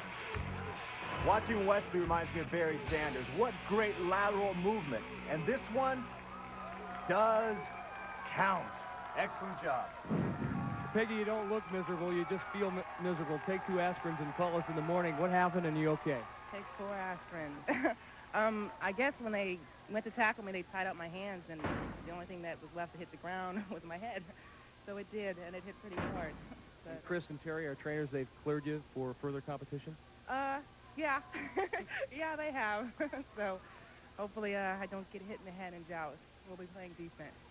Okay, good luck. Thanks. Play ball! event. Event number 6, first up for the contenders. Peggy Odita, who is focused. For the event, it is hand-to-hand combat with military pugil sticks in the joust. And remember, Peggy dusting off the effects of a slight concussion that she sustained in Powerball. Looks to be okay here. There's the whistle. And immediately Jazz going on the offensive. Couple of wicked overhands by Jazz, but that throws her off balance. And now Peggy off balance, and now Peggy gone.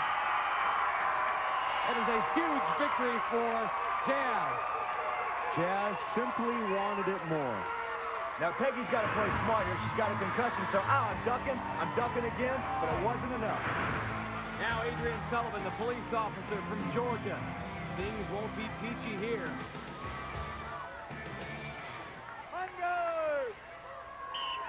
Nobody better than Jazz in the joust. Sully giving it to her. Jazz fighting back. That's pretty good. I tell you what, give Adrian Sullivan credit up there. She could have taken the easy way out and gotten the draw. At least she went down fighting. Yeah, baby. And there's nothing easy about taking these shots. Bam, bam, boom. The men set to do battle here in crunch time. They'll also joust hand-to-hand style. Kyler Storm up first. Tough draw for him, however. Sabre. And when you factor in that Kyler's got that bad right ankle, this could be trouble for him. Desperately needs the points if he's to keep pace with Wesley Two Scoops Berry. What was that? You know, that's the thing that happens with Kyler Storm. We saw it over in Europe. We saw it on occasions here.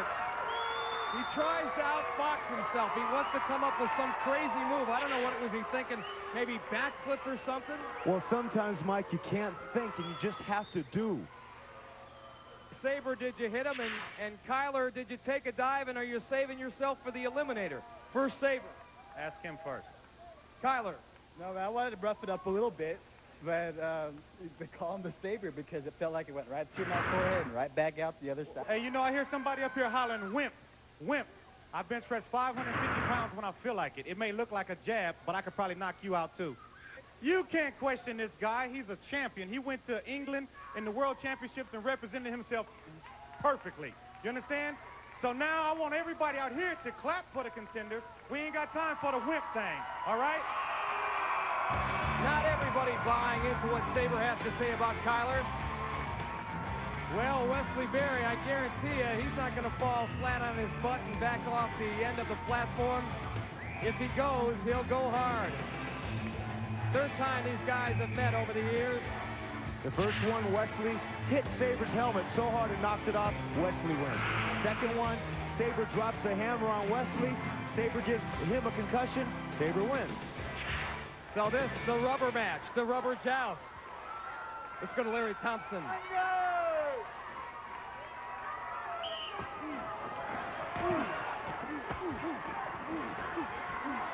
Sabre laying the leather. Two Scoops jabbing back. Oh, man.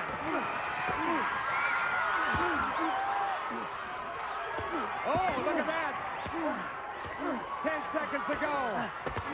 This is a battle. Wesley Berry has Sabre in trouble. Both men off balance. It's going to be a draw. One of the best jousts I've ever seen.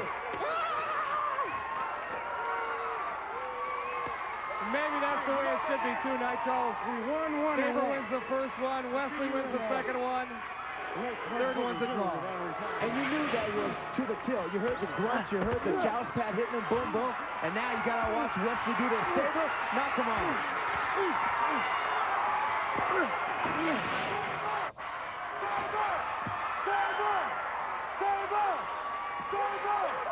What's up, Bo?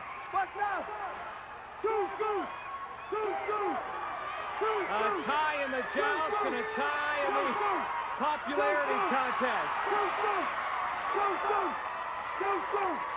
The Saber couldn't stop him, but maybe the ball pit will.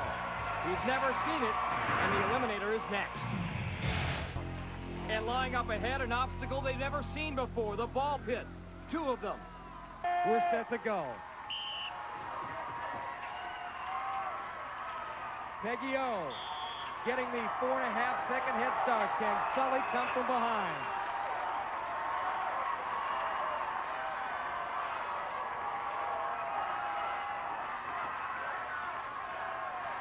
Odita, the graduate of Stanford University, down the slide first. A great track and field athlete in Palo Alto. Gunning for a spot on the 1996 Olympic team in Atlanta, Georgia. She's the first in the ball pit. Sully has made up some ground, both women struggling. Who is going to get out first? Who's got the most power? It's Sullivan, Adrian Sullivan, over the first barrier. But now they've got to do it again.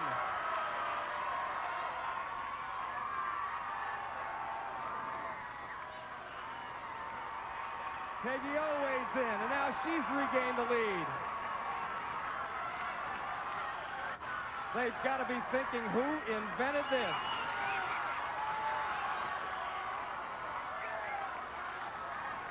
Peggy O reaching up. She is out. Adrian Sullivan is out onto the cargo net.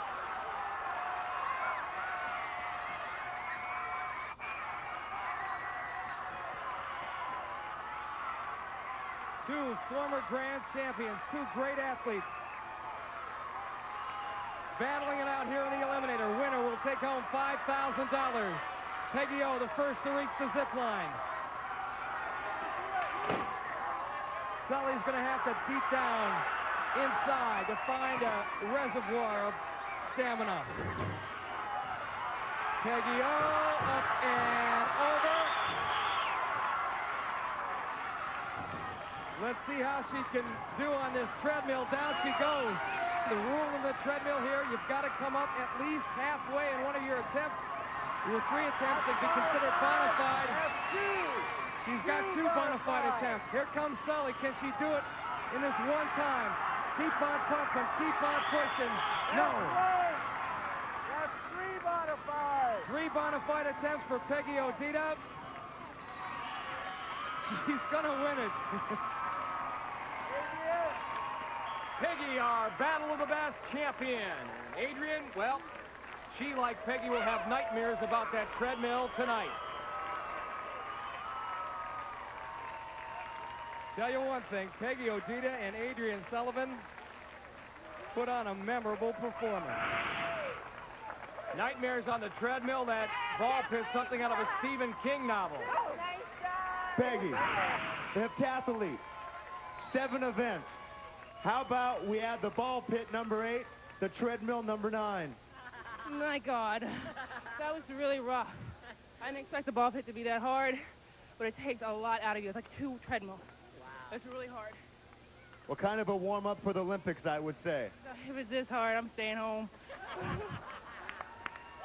Well, you're a heck of an athlete. Congratulations. Peggy Odita, her name in Nigerian, Chinyere, meaning God's gift. Peggy Odita has been our gift here at Gladiator Arena. She's our Battle of the Best champion. In the men's race, Kyler Storm unbelievably blew a 20-5 lead and now finds himself in the unenviable position of having to make up an 8-second head start deficit to Wesley Berry. And we all know 2 scoops. The Eliminator is his specialty, so Kyler Storm will have to become a full-blown hurricane to win. Again, 2 scoops getting a 8-second head start.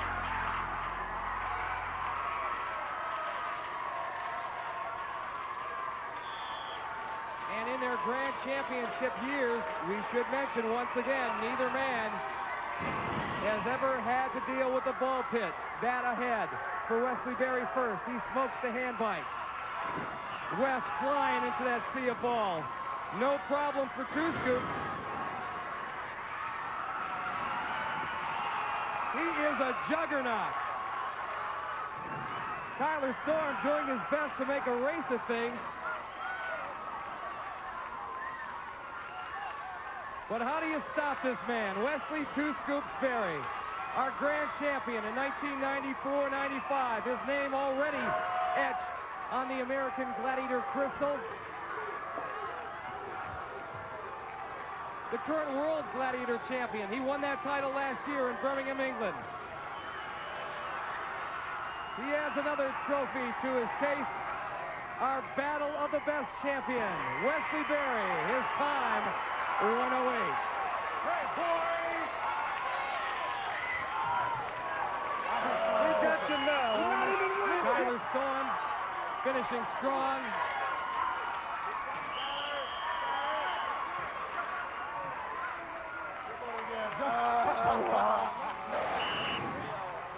This may be the Gladiators' house, but Wesley Berry just put down another down payment. Two Scoops. Athletics is such a beautiful, simple thing. What you put in and work effort is what you get out of it. First, I want to say I would like to thank the Creator. And the race is never given to the swift nor to the strong, but unto the one that endures until the end. If it wasn't for God, American Gladiators, this day would never be possible. Kyler, he's a good contender, and I love him, and I will love him always. We'll be friends through this competition and after this competition. I want to say I respect you, man, and I knew you'd be standing here next to me. Congratulations.